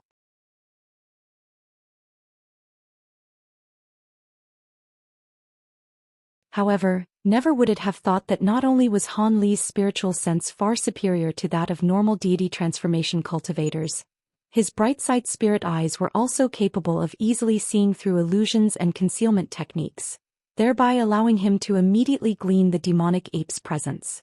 Lei Lan and Bai Bai's hearts jolted with shock at the sight of the demonic ape, and they immediately sprang to their feet before flying out to either side of the carriage. Even though they were unable to release their spiritual sense, it was still a testament to this demonic ape's concealment and illusionary abilities that it was able to get so close to them without their detection.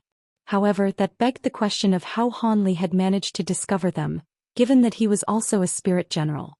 The 2 of them fixed their eyes on the demonic ape with wary expressions on their faces and befuddlement in their hearts. At this moment, the flying carriage slowly came to a halt at Han Li's behest, and he appraised the demonic ape in an expressionless manner. "Are you 3 the ones who ruined my mistress' sacrificial ceremony?" the resentful ape beast asked in a cold voice. Bai Bai's heart stirred upon hearing this, but he put on a smile as he asked, "Sacrificial ceremony? What sacrificial ceremony? When did we ever do such a thing? Did you destroy a giant spirit flower back in the desert? That flower was being used as part of my mistress' sacrificial ceremony." The demonic ape continued in a menacing voice.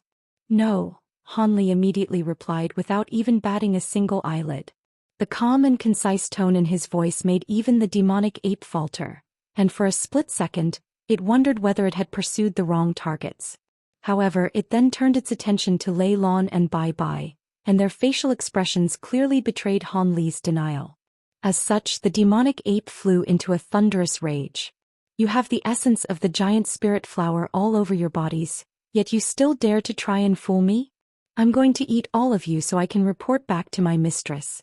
The demonic ape roared as it transformed into a cloud of green mist that stretched for over 100 feet, hurtling directly toward the trio. "Insolent beast." Bai Bai's smile faded as he flapped his wings toward the mist in one powerful motion. Countless strands of golden threads shot forth, instantly puncturing the mist and filling it with holes. However, green light swirled around the mist, and it made a full recovery in the blink of an eye. On the other end, Lei Lan could sense that this opponent was quite troublesome to deal with, and she immediately made a hand seal. 2 thick bolts of silver lightning shot forth from within her sleeves, striking the green mist before exploding with a resounding boom. After the 2 bolts of lightning disappeared, the green mist faltered in midair, and 2 gaping holes that were each around 10 feet in size had appeared. However, before Lei Lan had a chance to celebrate, the deriding cackling of the demonic ape rang out from within the mist.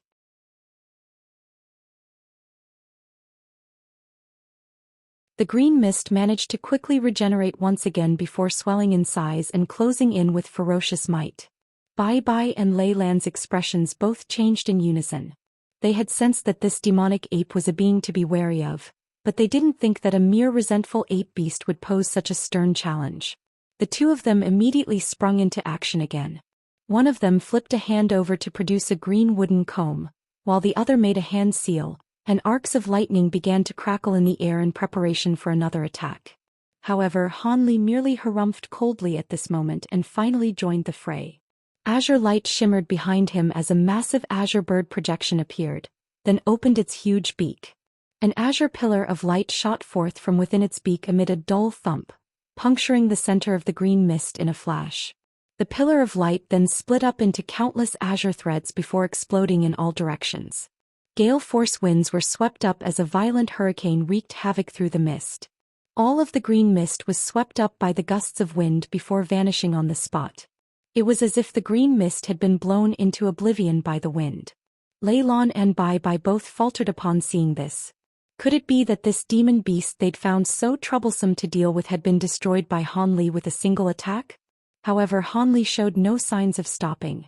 A peculiar look appeared on his face as he abruptly summoned 8 streaks of golden sword chi, which struck 8 different spots in the air behind him. 8 unsettling cries erupted in unison, following which 8 clouds of green mist emerged out of thin air, having just barely evaded the streaks of sword chi. 8 indistinct green projections of light that were even shorter than the demonic ape from before appeared in midair, and one of them exclaimed, "You really are capable of detecting our presence." Han Li's body blurred, and in the next instant, he had turned around to face the green projections as he asked, "It shouldn't be any surprise that I'm able to see through such crude concealment techniques. What kind of demon beast are you? You're not resentful ape beasts, right? There's no way that resentful ape beasts could possess these abilities." Only then did Lei Lan and Bai Bai realize that there were enemies behind them, and they hurriedly turned around with shock and bewilderment in their hearts. It was quite plain to see that these two possessed powerful cultivation bases and abilities, but they were sorely lacking in practical combat experience. It was no wonder that the Tianping race elders weren't optimistic about their chances of completing the trial on their own. Don't even think about trying to goad me into telling you my origins.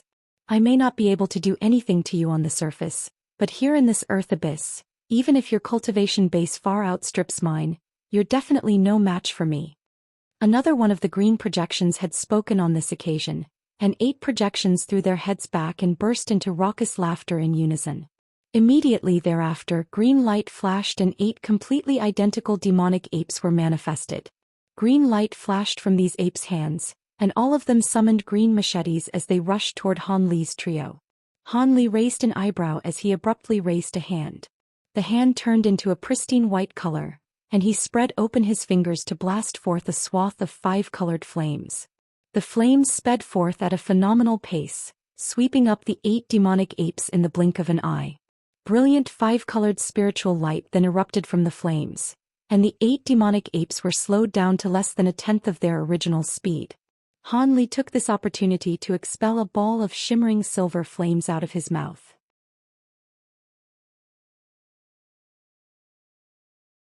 The silver flames exploded at his behest, splitting up into 8 silver flaming arrows that shot forth in a flash.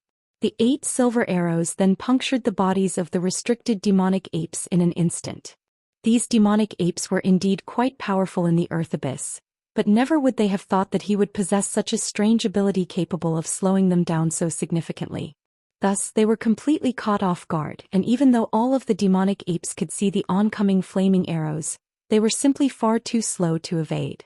They only had time to let loose a collective roar of shock and fury before fist-sized holes were punched into their chest, following which silver flames erupted to engulf their bodies. All of the demonic apes were reduced to plumes of smoke by these silver flames in the blink of an eye. They hadn't even managed to use the vast majority of their abilities before they were killed, and not even a single wisp of their souls had managed to escape. The silver flames converged to form a fire raven that re-entered Han Li's body, and by that point Lei Lan and Bai Bai were already completely flabbergasted. Even though they had only had a brief clash with the demonic apes, they could tell that these demon beasts were fearsome creatures, and that a prolonged and arduous battle would be required to kill them. However, Han Li had slain these demonic apes in mere moments, and the stark contrast between expectations and reality had them in complete shock. Only then did they truly understand the gulf between Han Li and themselves, and their expressions were rather strained as they looked at him. "Let's go. That ape mentioned a mistress earlier, and she most likely won't be as easy to deal with," Han Li said in an indifferent voice before stepping onto the flying carriage again.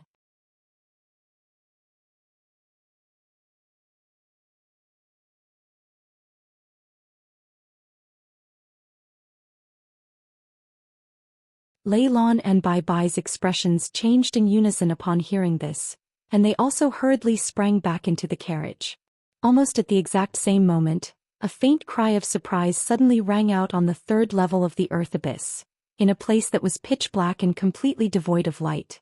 A fair and slender arm reached out of the darkness while holding a yellow wooden badge in the shape of a ghostly head. What happened? The eight-faced beast's soul flame suddenly snuffed out. That useless oaf can't even do something so simple. Looks the ones who destroyed my giant spirit flower have some tricks up their sleeves. So be it, I'll take care of these trivial matters later. As long as these people haven't left the earth abyss, I'll be able to find them no matter what. The woman harumphed coldly in a confident manner before everything fell silent again. 2 days later, on the first level of the earth abyss, a faint white shadow passed over a set of black grasslands. All of a sudden, a dozen or so black shadows sprang forth from the tall grass down below, pouncing straight toward the indistinct white shadow. These were a dozen or so massive praying mantises with green eyes and sinister facial features. They were each around 3 feet tall and pitch black in color. Bursts of rumbling erupted from within the carriage, following which a dozen or so arcs of silver lightning flashed forth from within the white shadow, striking these praying mantises with unerring accuracy. The praying mantises didn't even get a chance to utter a single sound before they were reduced to dust and blown away by the wind. 4 days later, a spirit carriage flew through the air in a careless manner, flying over a vast expanse of rugged rocks. There were several rock demons with bodies constructed from loose rocks down below, galloping as quickly as they could in pursuit of the carriage. Countless golden threads suddenly shot forth from within the carriage, instantly puncturing the bodies of their rock demons before constricting in a violent manner. Brilliant golden light flashed, and all of these rock demons perished, crumbling to the ground as loose rocks. 7 days later, Han Li's trio stood in the air above a massive valley within which grayish-white mist was surging incessantly, and all 3 of them were carefully inspecting this valley. Lei Lan and Bai Bai's eyes were filled with elation, and the flying carriage that had carried them to this point was nowhere to be seen. Perhaps it had been destroyed by demon beasts on the way here or had been stowed away by Han Li. In any case, it was gone now. Looks like this place is relatively safe. Let's go in. If we descend underground here for a day, we'll be able to reach the 2nd level. This place is so secluded, so the exit on the other side will most likely be quite safe as well. It would be quite unlikely that someone would go to the trouble of setting up traps on the other end, Han Li analyzed before spreading his wings and leading the way into the mist. The 2 Tianping race holy disciples had already come so far, so backing down now was naturally not an option.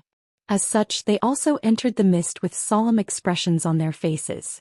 The gray mist wasn't very dense, so even after entering it, they could still roughly see everything just over 100 feet away from them. However, there would occasionally be a few foot-long winged snakes that would fly out of the mist to try and attack the trio. Of course, they were all slain with ease. 2 hours later, they finally emerged from the mist and arrived at the end of the valley. At this moment, they were greeted by the sight of a massive rift on one of the valley's gigantic stone faces. The rift seemed to be leading extremely deep into the ground. A smile appeared on Han Li's face upon seeing this rift, and he led the 2 holy disciples into it without any hesitation.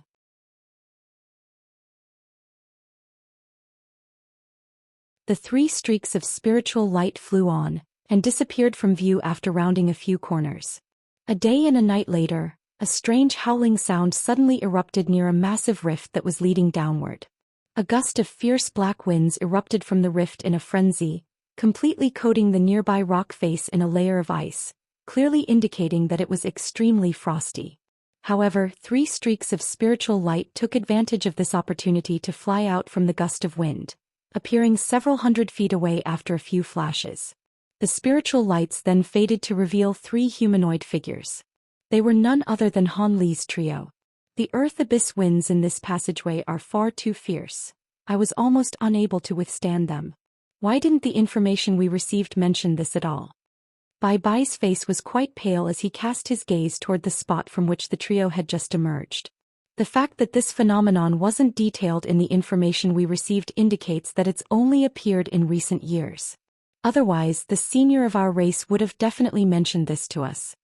Lei Lan also appeared to have expended a lot of energy in flying through the earth abyss winds, and she couldn't help but glance at Han Li. At this moment Han Li had his arms crossed and was surveying his surroundings.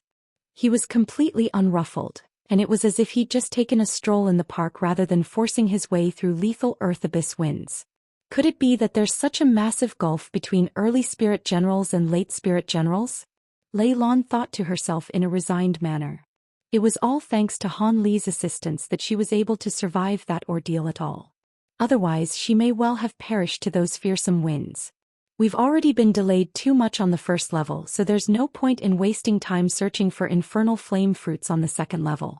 Let's head straight to the third level, Han Li said in an implacable voice as he withdrew his gaze. The air here was rather humid.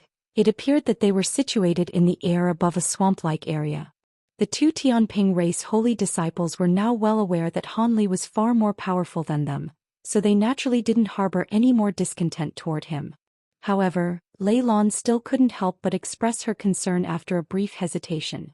I naturally have no objections there, but there are only 3 entrances from the second level to the third level, so no matter which one we take, there's a good chance that we'll encounter people from other branches. If we encounter the holy disciples from branches that bear ill will toward our Tianping race. Lei Lan didn't finish her sentence, but the implications in her words were quite apparent. It's not just a good chance. Those branches would have definitely deployed people to those 3 entrances.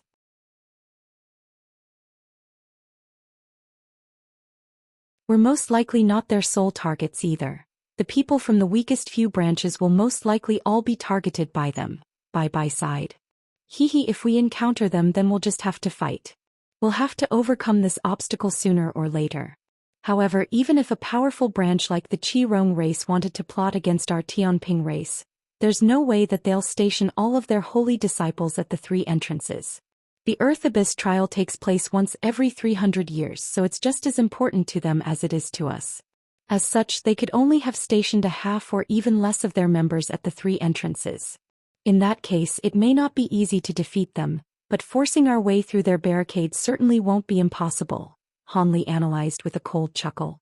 If that really is the case, then we've got some chances after all. Bai and Lei Lan were reinvigorated by Han Li's encouraging words. No one can guarantee exactly what the situation will be like. We can only work things out as we go, Han Li replied in a calm voice. Which entrance are we going to choose? 2 of them are relatively safer to get to while the other one is rather dangerous, Lei Lan asked with furrowed brows. Seeing as we could encounter obstacles from the other branches regardless of which entrance we choose, then it's naturally best to choose the one closest to our current location, Han Li decided without any hesitation. In that case we'll have to go to the Myriad Vine Path, Bai said after a brief pause. Han Li seemed to have some recollection of this name, and his eyes flashed as he inquired for confirmation. The Myriad Vine Path? Is that the entrance from the second to the third level connected by many ancient vines? That's the one. Aside from some demonic insects that may appear along that path, there are virtually no hazards to be encountered. If we have a smooth journey, we should be able to get there in half a month, Bai confirmed. That sounds good. Let's go to that entrance then, Han Li said. Lei Lan and Bai had no objections to this, and both of them nodded in agreement.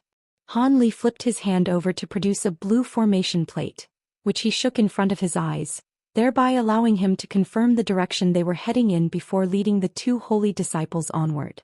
Not long after the 3 of them had departed, an inky black figure emerged soundlessly from within the thick mud of the swamp. It turned an intense gaze toward the direction that Han Li and the others had sped away in, and a hint of red light flashed through its eyes. The black figure then suddenly exploded like a bubble and disappeared on the spot. All of a sudden Han Li felt a chill run down his spine as he flew through the air. He immediately paused in his flight and glanced behind him. What is it, Brother Han? At this point Bai had complete trust in Han Li's abilities and judgment, and he also stopped in a wary manner. Blue light flashed through Han Li's eyes as he scanned his gaze across the ground behind them. Only after a while did he reply, "Nothing. Perhaps it was my imagination." The bone-chilling sensation that he had been struck with had already vanished, and it was as if it had never appeared in the first place. For people like Han Li with excessively sensitive spiritual sense, it was quite often that he would sense peril where none actually existed. However, for something like this to happen in such a dangerous place was rather unsettling to him, and he simply couldn't bring himself to forget it. Having said that, no demonic being would be able to escape the detection of his spirit eyes unless that cultivation base was far superior to his. So perhaps that spine-tingling sensation really had just been a figment of his imagination. After a brief pause, Han Li could only arrive at that conclusion.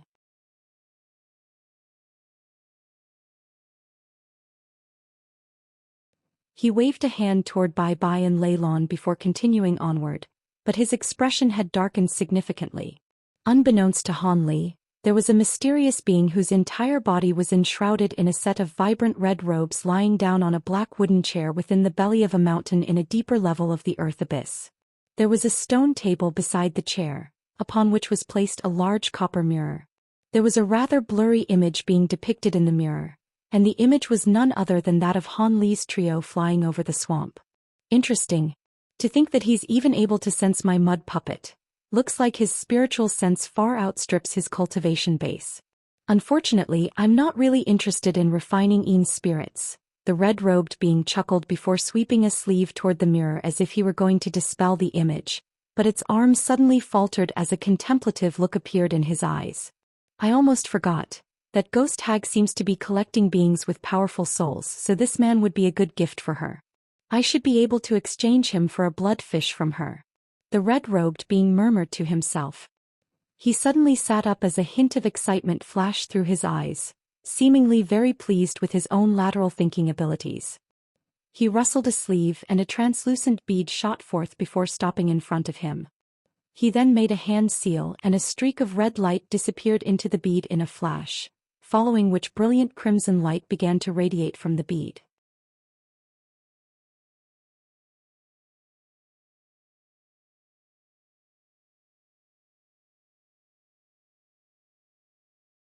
After about 5 minutes, the crimson light radiating from the bead suddenly receded, and the voice of an elderly woman sounded from within.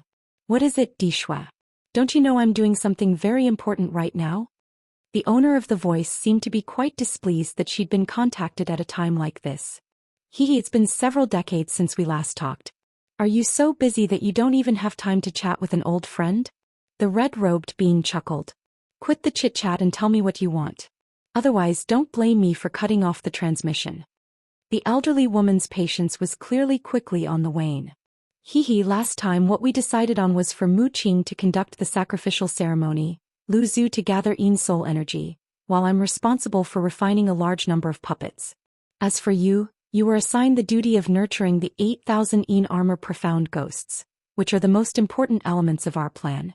How are you going with that? The red-robed being asked, paying no heed to the impatience in the woman's voice. Why are you asking a question that you already know the answer to? I don't even know how many spies you've planted among my subordinates. Are you telling me that you're unaware of what my progress is like? The elderly woman replied in a cold voice. It's not like you haven't done the same. Your subordinates often appear at the location where I'm refining my puppets as well. However, I want to hear you tell me about it in person this time, the red-robed being chuckled. Alright, it's not like this is a well-kept secret anyway. The nurturing of the 8,000 Yin armor profound ghosts is progressing quite smoothly. As long as Lu Zhu can supply sufficient Yin soul energy, it's only a matter of time before I successfully nurture them. The only problem lies with the 8 Yin armor ghost monarchs required to lead these ghosts. I can only successfully refine them if I can obtain the soul of a being with a powerful spiritual sense. Such premium soul materials are not that easy to find, the elderly woman said in an indifferent voice. Oh, how many of those ghost monarchs have you managed to refine? The red-robed being asked. Only 3 at the moment. The success rate is quite low, the elderly woman replied in a slightly awkward voice. That's why I've contacted you, fellow Taoist. I want to provide you with that premium soul material you're looking for. The red-robed being rubbed his hands together with glee. Since when did you develop an interest in Yin souls? The elderly woman asked with a hint of surprise in her voice. I'm not you or Lu Zhu. I don't know much about ghostly beings. However, I just discovered a flying spirit race being who was able to detect a wisp of my spiritual sense that I injected into a mud puppet. Even though it was only a wisp of my spiritual sense, that's sufficient indication of just how powerful that man's soul is. It should be ideal for you to refine those ghostly monarchs of yours. the red-robed being said. Is it time for the flying spirit race's Earth Abyss trial again? For one of them to be able to detect your spiritual sense. Could it be that one of those old monsters came down in person? A hint of caution crept into the old woman's voice. Don't worry, it's just a little spirit general, so he won't be able to do anything, the red-robed being said in a nonchalant manner. If it's just a spirit general, then we should be fine. However, he must indeed possess quite a powerful soul to detect your spiritual sense. I'll be taking this gift then. What do you want in exchange? The elderly woman was clearly aware that this information wasn't going to be offered to her free of charge. I love dealing with smart yet straightforward people like you. It's very simple. 1 myriad-year bloodfish will suffice as payment for the provision of detailed information on the target.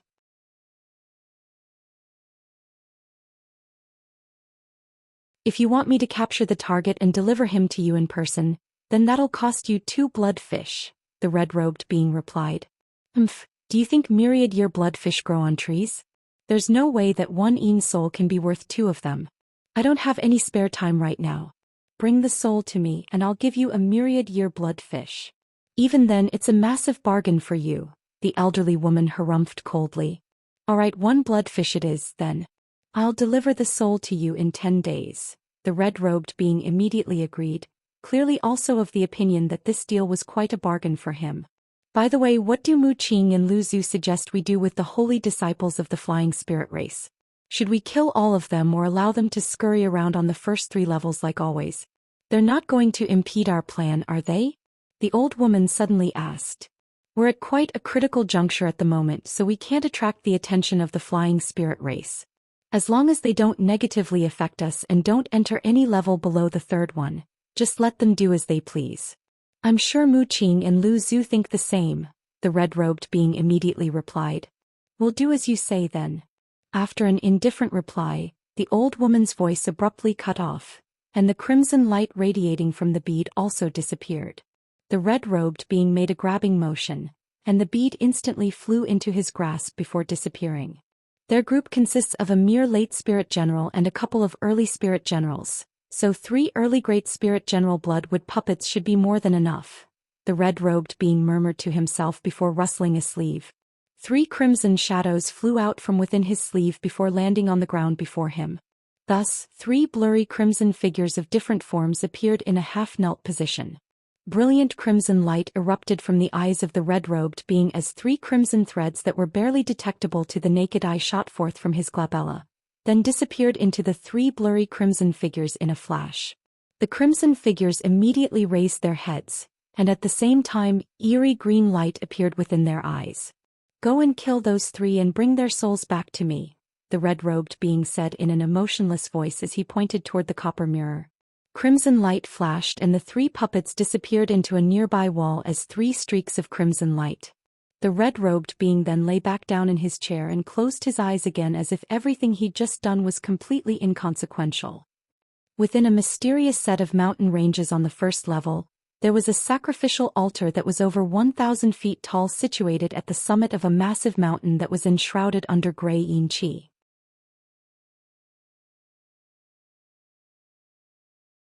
There was a massive grayish-white eyeball that was around the size of a human head being offered on a platform on the altar, and the eye was completely bloodshot. Countless gray threads were erupting out of the eye's pupil before being absorbed by the nearby gray qi. At the foot of the altar, a mysterious tall and broad figure in a black cloak was standing motionlessly on the spot. On the 6th level of the Earth Abyss, within a massive palace that was enshrouded under green light, there was a beautiful woman with a head of snowy white hair and a set of pale facial features. She was standing beside a back pond that was over 1,000 feet in size while appraising everything taking place deep within the pond with a cold expression on her face. Beside her stood 2 women who appeared to be in their 20s. Both of them were also very pale, but one was quite petite with a sweet and adorable oval face, striking male onlookers with the urge to hold her in their arms, while the other woman had a lithe and graceful figure, but wore a frosty forbidding expression. There were formations of different sizes set up all around the pond, and inky black runes were surging relentlessly from those formations into the pond. At the center of the pond, there were several blurry pitch-black humanoid figures hovering motionlessly above the black water in the pond. Those black runes split up into several streams, disappearing into the suits of black armor being worn by these humanoid figures. However, these humanoid figures remained completely still as if they were inanimate objects. The white-haired woman's brows furrowed slightly upon hearing this. "Use the infernal flames," the white-haired woman suddenly said in a cold manner, and despite her appearance, her voice was that of an elderly woman. She was none other than the woman who had been communicating with the red-robed being earlier. "Yes." The two seductive women behind her immediately stepped forward, and following a flash of spiritual light, one of them produced a small black vial while a black banana leaf fan appeared in the grasp of the other. Both of them raised their treasures in unison with solemn expressions on their faces. A strange cry erupted as a fire worm with black flames all over its body flew out from within the vial, then plunged headfirst into the pond. Black flames immediately erupted over the entire pond. Meanwhile, the petite woman waved her runed banana leaf fan through the air, seemingly with a lot of difficulty. A vast swath of black flames immediately surged forth from her fan before also plunging into the pond. The two flames seemed to share the same source, and they intertwined with one another. Both flames burned with increased ferocity in a synergistic relationship, enveloping all of the blurry humanoid figures hovering over the pond. The white-haired woman's expression remained unchanged upon seeing this, but a hint of anticipation had appeared in her eyes. At this moment, Han Li was flying through the second level, and he was naturally unaware of the fact that he'd caught the interest of these fearsome beings. However, after that strange bone-chilling sensation he'd experienced earlier, he had become a lot more cautious. Even as he flew rapidly through the air with Lei Lan and Bai Bai in tow, he was activating his spirit eyes at regular intervals to survey his surroundings, even if doing so required additional magic power expenditure. As a result, Han Li was able to discover some low-grade and mid-grade demon beasts in advance, thereby allowing him to skirt around them to avoid these potentially troublesome beings.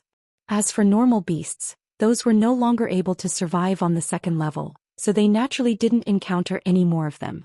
Due to the fact that Lei Lan and Bai Bai had expended a lot of magic power during their descent into the second level, the three of them weren't able to fly very quickly.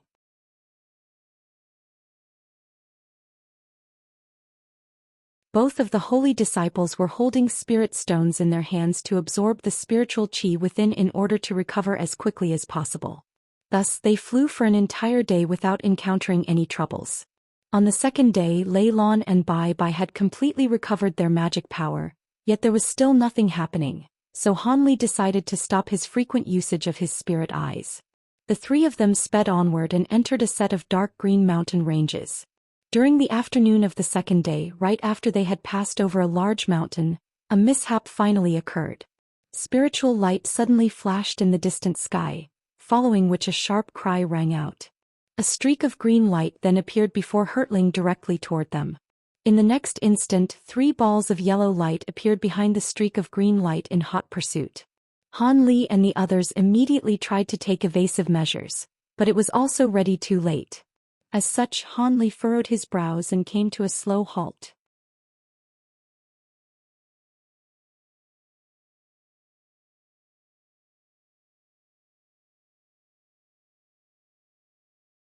The streak of green light in the distance was a rhomboid treasure, and it covered a distance of hundreds of feet with each and every flash as it sped toward Han Li's trio.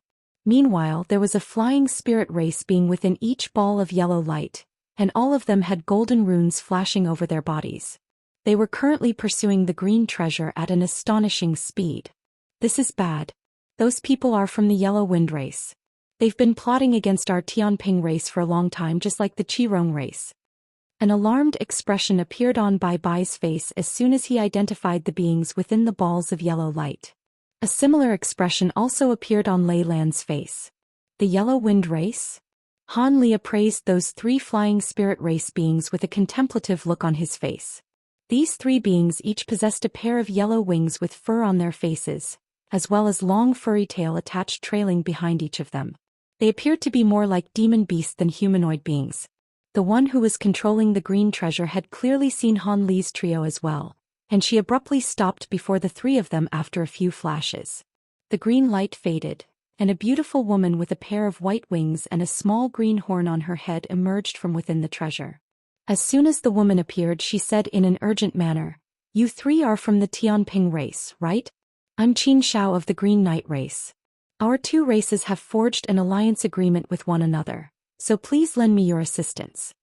Before Han Li and the others had a chance to respond, the three Yellow Wind race beings had also caught up to them, and all of them also stopped at the sight of Han Li's trio. "This is a matter between our race and the Green Knight race, so you'd better not intervene. Otherwise you'll only be bringing trouble to the Tianping race," one of the Yellow Wind race beings said in a cold voice, and the threat in his words was quite apparent. Qin Zhao's expression immediately paled upon hearing this, and she turned to Han Li's trio with a beseeching look in her beautiful eyes.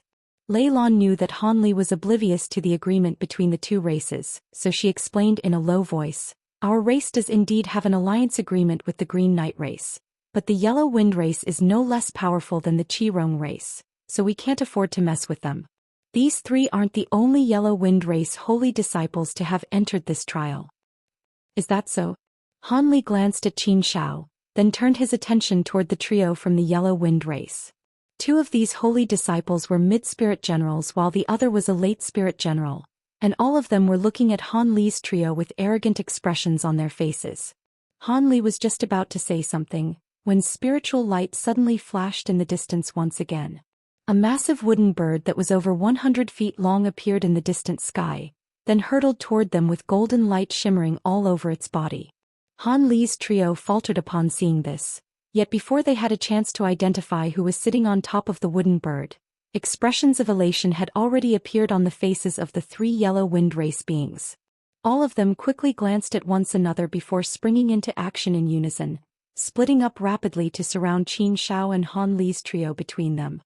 "What's the meaning of this?" Bai Bai asked in a cold voice as his expression darkened. What do you think?" "We originally intended to let you three go, but there's no need for that now," one of the Yellow Wind race beings chortled with glee. Han Li's heart stirred as blue light flashed through his eyes. Only then was he able to identify that the beings sitting atop the wooden bird were also from the Yellow Wind race.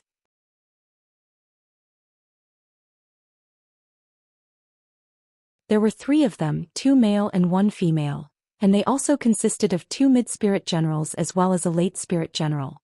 It was quite clear that these three had originally intended to only kill Qin Zhao, but with the arrival of reinforcements, they no longer had any qualms and intended to kill Han Li's trio as well. Lei Lan, Bai Bai, and Qin Zhao's expressions also changed drastically as they finally identified the beings on the wooden bird. A series of thoughts flashed rapidly through Han Li's mind before he heaved a faint sigh. "In that case, all of you can die." A loud thunderclap erupted as Han Li disappeared amid an arc of azure and white lightning. Han Li was the Tianping race holy disciple with the highest cultivation base, so the late spirit general among the Yellow Wind beings was naturally focusing most of his attention on him. As such, he was able to immediately react and let loose a loud roar. In the next instant, spatial fluctuations erupted above his head as Han Li emerged within a flash of azure light. He swept an arm through the air, and an inky black palm was thrust toward the Yellow Wind being from above. A small black mountain appeared within a swath of gray light, and it instantly swelled several times in size to over 100 feet tall, then came crashing down with ferocious might. The Yellow Wind beings were initially surprised that Han Li had chosen the most powerful being among their trio to attack, but a sinister smile then appeared on his face as he opened his mouth toward the small mountain up above. A burst of yellow light shot forth from within his mouth, sweeping directly toward the small mountain. At the same time, white light flashed from his hand and he summoned a silver disc treasure. Just as he was about to unleash this treasure, a hint of wariness flashed through Han Li's eyes, and he let loose a cold harumph. The harumph wasn't very loud, but the Yellow Wind being felt as if an earth-shattering thunderclap had exploded right within his ear cavity. His face was immediately twisted with agony, and he stumbled back reflexively, almost dropping the treasure in his hand in the process. A vast swath of gray light erupted from the small black mountain, sweeping aside the oncoming burst of yellow light with ease, then crashing down upon the Yellow Wind being with crushing brutality. The poor Yellow Wind tribe holy disciple didn't even get a chance to unleash any of his abilities before he crushed to the ground by the small mountain. Han Li quickly made a hand seal, and the divine essence-fused mountain continued to expand at an alarming rate, transforming into a black mountain that was over 10,000 feet tall in an instant. The yellow wind being was a late deity transformation cultivator just like Han Li, but his physical body wasn't much more powerful than that of an average human cultivator at the same cultivation base. As such, he had already been crushed into mincemeat by the divine essence-fused mountain. His soul had also been completely eradicated by the divine essence-fused light.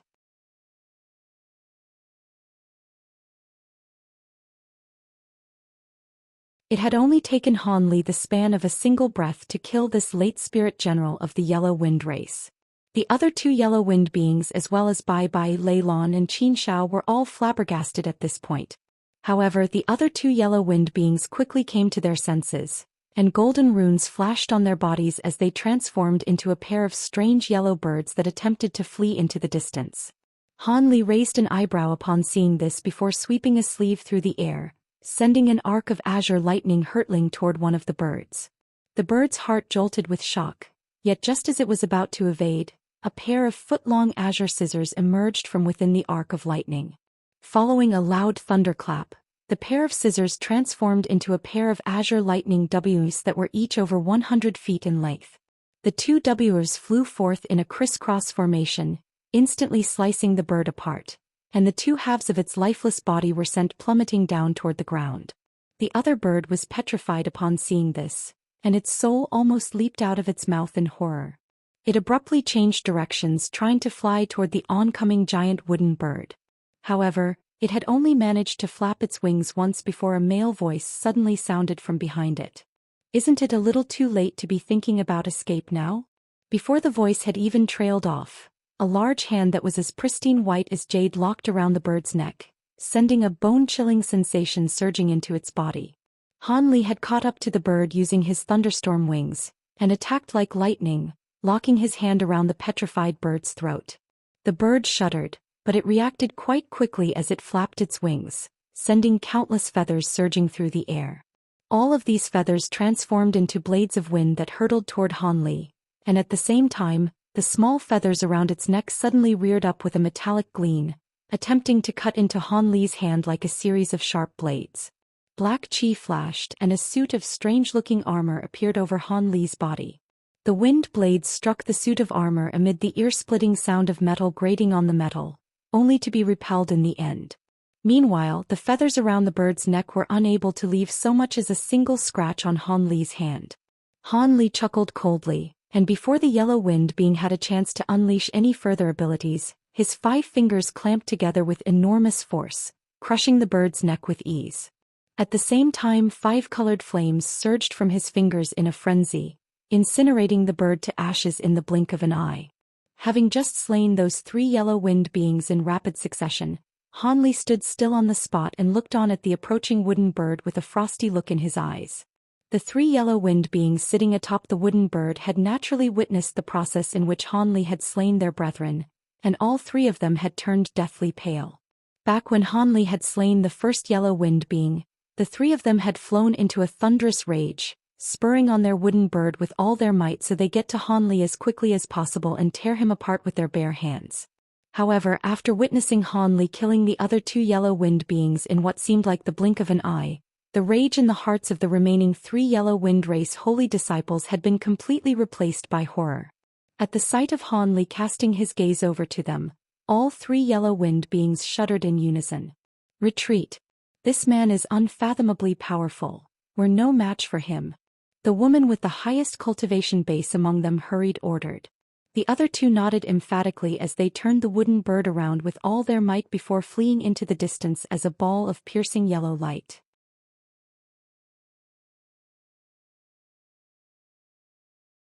Han Li furrowed his brows slightly upon seeing this, but he showed no intention of giving chase. Instead, he flapped his wings and flew over to another spot.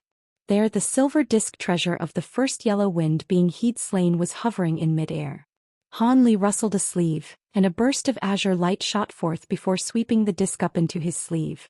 Following another loud thunderclap, Han Li reappeared beside Lei Lan and the others. At this moment, Lei Lan and the others were still yet to retrieve their jaws that had dropped to the ground, and they were staring blankly at Han Li, unable to muster up even a single word. With so many yellow wind beings arriving on the scene, they had thought that this was most likely going to be where they died. However, Han Li had taken care of 3 of them in mere seconds, and frightened away the remaining 3 with his devastating display of power. And to think that Han Li was only a spirit general as well. This was utterly insane. Let's go. It wouldn't be wise to stay here any longer, Han Li instructed in a calm voice. Bai Bai was the first to recover from his astonishment, and he hurriedly replied, "Yes, whatever you say, Brother Han."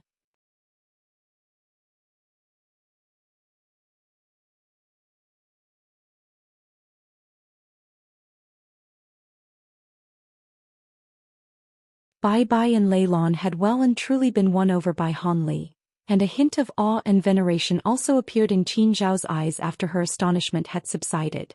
However, Han Li's expression and demeanor remained completely unchanged as he waved a hand toward the 3 holy disciples, then continued onward in silence. The other 3 immediately followed along behind him as streaks of spiritual light. Fellow Taoist Qin, I recall that the Green Knight race sent more than 1 holy disciple. Where are the other fellow Taoists? Lei Lon asked. Our race sent a total of 3 holy disciples, but we were attacked by several holy disciples from opposing branches after entering the 2nd level, and the other 2 have all perished. I originally intended to try and sneak into the 3rd level and perhaps obtain an infernal flame fruit by some miraculous stroke of luck, but I encountered those yellow wind beings along the way, and was hunted all the way here, Qin Shao replied with a bitter expression. Oh. 6 yellow wind beings were deployed just to hunt you down? Lei Lon asked with a meaningful look in her eyes. Qin Shao hesitated momentarily before elaborating in a careful voice. Perhaps it's because I'm carrying several treasures from our race. I see. Lei Lon wanted to continue her line of questioning, but it didn't seem appropriate to do so. However, Bai Bai suddenly interjected, for the yellow wind race to expend so much manpower, could it be that you're carrying one of the 3 paramount treasures of your race?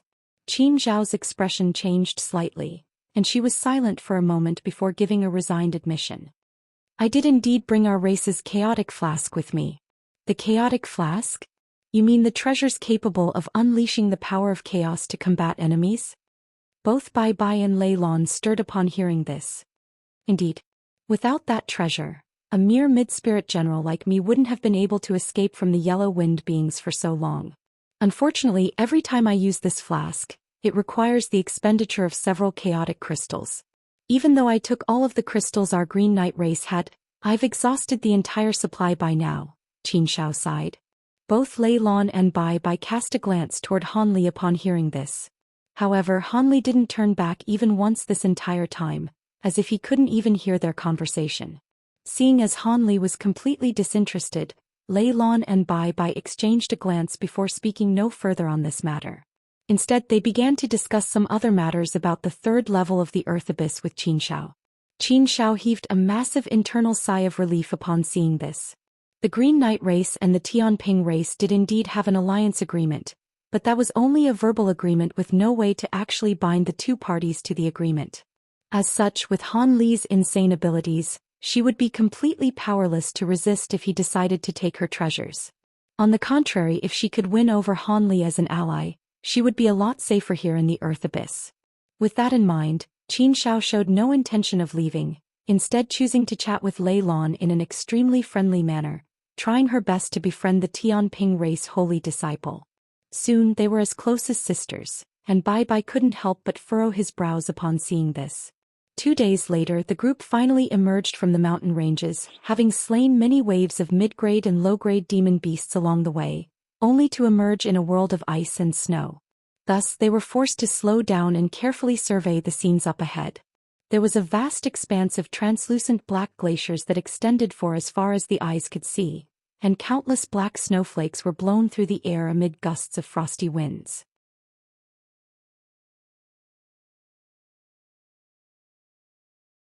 Sharp cries could also be heard all around them, as if there were countless malicious ghosts wandering within the depths of these glacial lands.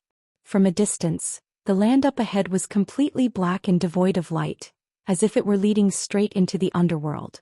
This must be the renowned baleful glacial lands of the 2nd level. I've heard that there are many low-grade and mid-grade baleful glacial demons in here, And there are even some people who have occasionally encountered baleful glacial demon monarchs, Han Li murmured to himself. These are indeed the baleful glacial lands, Brother Han. However, most of the demon beasts here have yet to attain intelligence. As for baleful glacial demon monarchs, there have only been rumors about their existence here, and almost no one has actually seen them in person, Xianxia immediately replied. This place looks quite treacherous, but with our powers, it shouldn't be much of an issue for us to pass through it, Bai Bai said with a confident smile. Han Li nodded before spreading his wings as he said, theoretically this place isn't very dangerous, but the Earth Abyss Beast Torrent is imminent, so it's best to be more careful. Alright, let's go in. He sped to around twice his original speed, disappearing into the world of black ice and snow in just a few flashes. Lei Lan and the others glanced at one another before quickly following suit. From a distance one could see streaks of spiritual light flashing through the air, but those streaks of light quickly disappeared into the darkness. A rhinoceros-like demon beast that was over 100 feet tall crashed heavily to the ground amid a resounding boom, causing the nearby ground to tremor with its enormous weight. Brilliant red light flashed, and several tens of red threads shot forth from within the rhinoceros body before disappearing into the body of a humanoid figure in the air that was radiating red light. There were a few other winged humanoid figures hovering in the air, and one of them said in a loud voice, Senior Martial Brother Zhou, your crystal flame threads are becoming more and more powerful. This mid-grade black rhinoceros skin is harder than that of even some high-grade demon beasts, yet you were still able to slay it with such ease. Surely even Fei Yi of the Nanlong race doesn't possess such abilities. The one who had attacked the demon beast was none other than Zhu Yinzi of the Qirong race. The other people with him were naturally the other holy disciples of the same race. The place that they were situated in was a round base with a radius of thousands of kilometers. They were surrounded by dense black forests, yet there was a patch of barren land stretching for over 50 kilometers at the center of the basin, and this entire stretch of land was covered in gray head-sized oval stones. At the very center of this stretch of land was a black hole that was over 1,000 feet in size, leading deeper into the ground.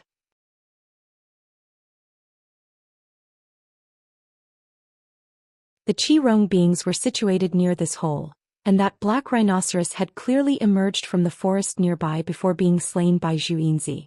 After a brief moment of contemplation, Zhu Yinzi said, Stop trying to suck up to me. We've waited here at this entrance for 3 or 4 days already, but we've only killed the holy disciples of another minor branch. The Tianping race holy disciples still haven't turned up yet. It looks like they've either gone to one of the 2 other entrances or are still toiling away on the 2nd level. Most of the other holy disciples have most likely entered the 3rd level already. We have to kill these Tianping beings, but we can't give up on the infernal flame fruits either. How about this? Qi Tian Hongsha, you 2 follow me down to the 3rd level.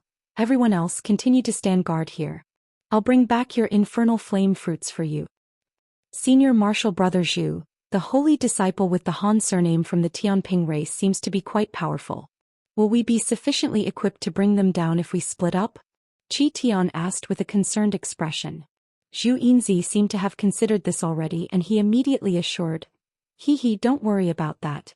Junior Martial Brother Yu's cultivation base isn't inferior to mine by much, and I'll leave our race's falling soul bell with him.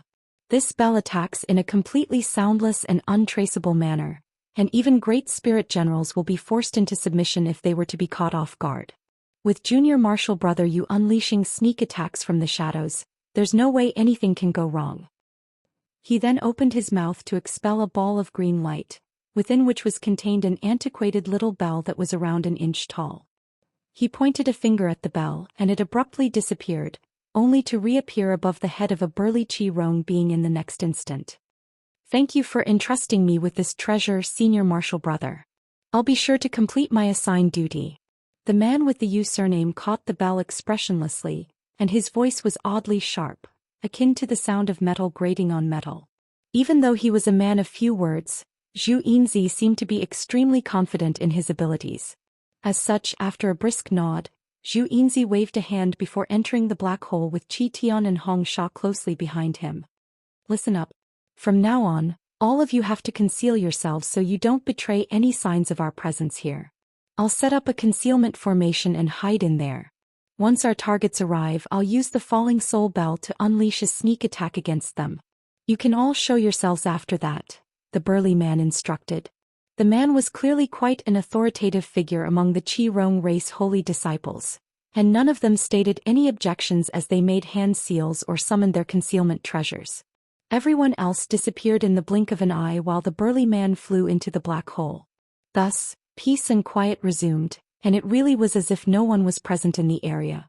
Elsewhere on the second level, deep within a dense forest filled with massive dark green trees, there was a massive black and yellow pillar that was visible even from 50 kilometers away, standing atop a tall hill. Upon closer inspection, one would discover that this so-called giant pillar was actually a massive plant with a diameter of around 500 meters. It was as if it had been constructed from countless vines twisted and intertwined together before extending all the way up into the sky. There was not even a single blade of grass growing within a radius of several tens of kilometers around this plant, as if it were situated in a barren desert. At this moment, there was a series of explosions erupting amid flashes of spiritual light of different colors at the foot of the plant.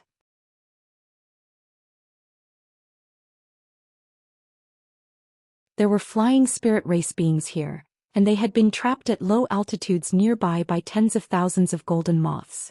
There were two groups of flying spirit race beings here. One of them had a dozen or so members in each group, consisting of both male and female beings. However, all of them had black tattoos on their faces. Meanwhile, the other group consisted of only 4 members, but all 4 were remarkably tall and broad men with a massive blade strapped to each of their backs. The fist-sized moths flying around them were all of a shimmering golden hue. None of them approached the flying spirit race beings. They merely flapped their wings from afar to send waves of rainbow moth powder sweeping toward them, cutting off all avenues for escape. The moth powder appeared to be quite mundane, but the two groups of flying spirit race beings didn't dare to let so much as a single speck of powder come into contact with their bodies. All of them were unleashing secret techniques and treasures in rapid succession to protect themselves. You're tuning in to the Zhou Xian's Legacy YouTube channel. Don't forget to subscribe and join us on this journey to catch the most captivating stories.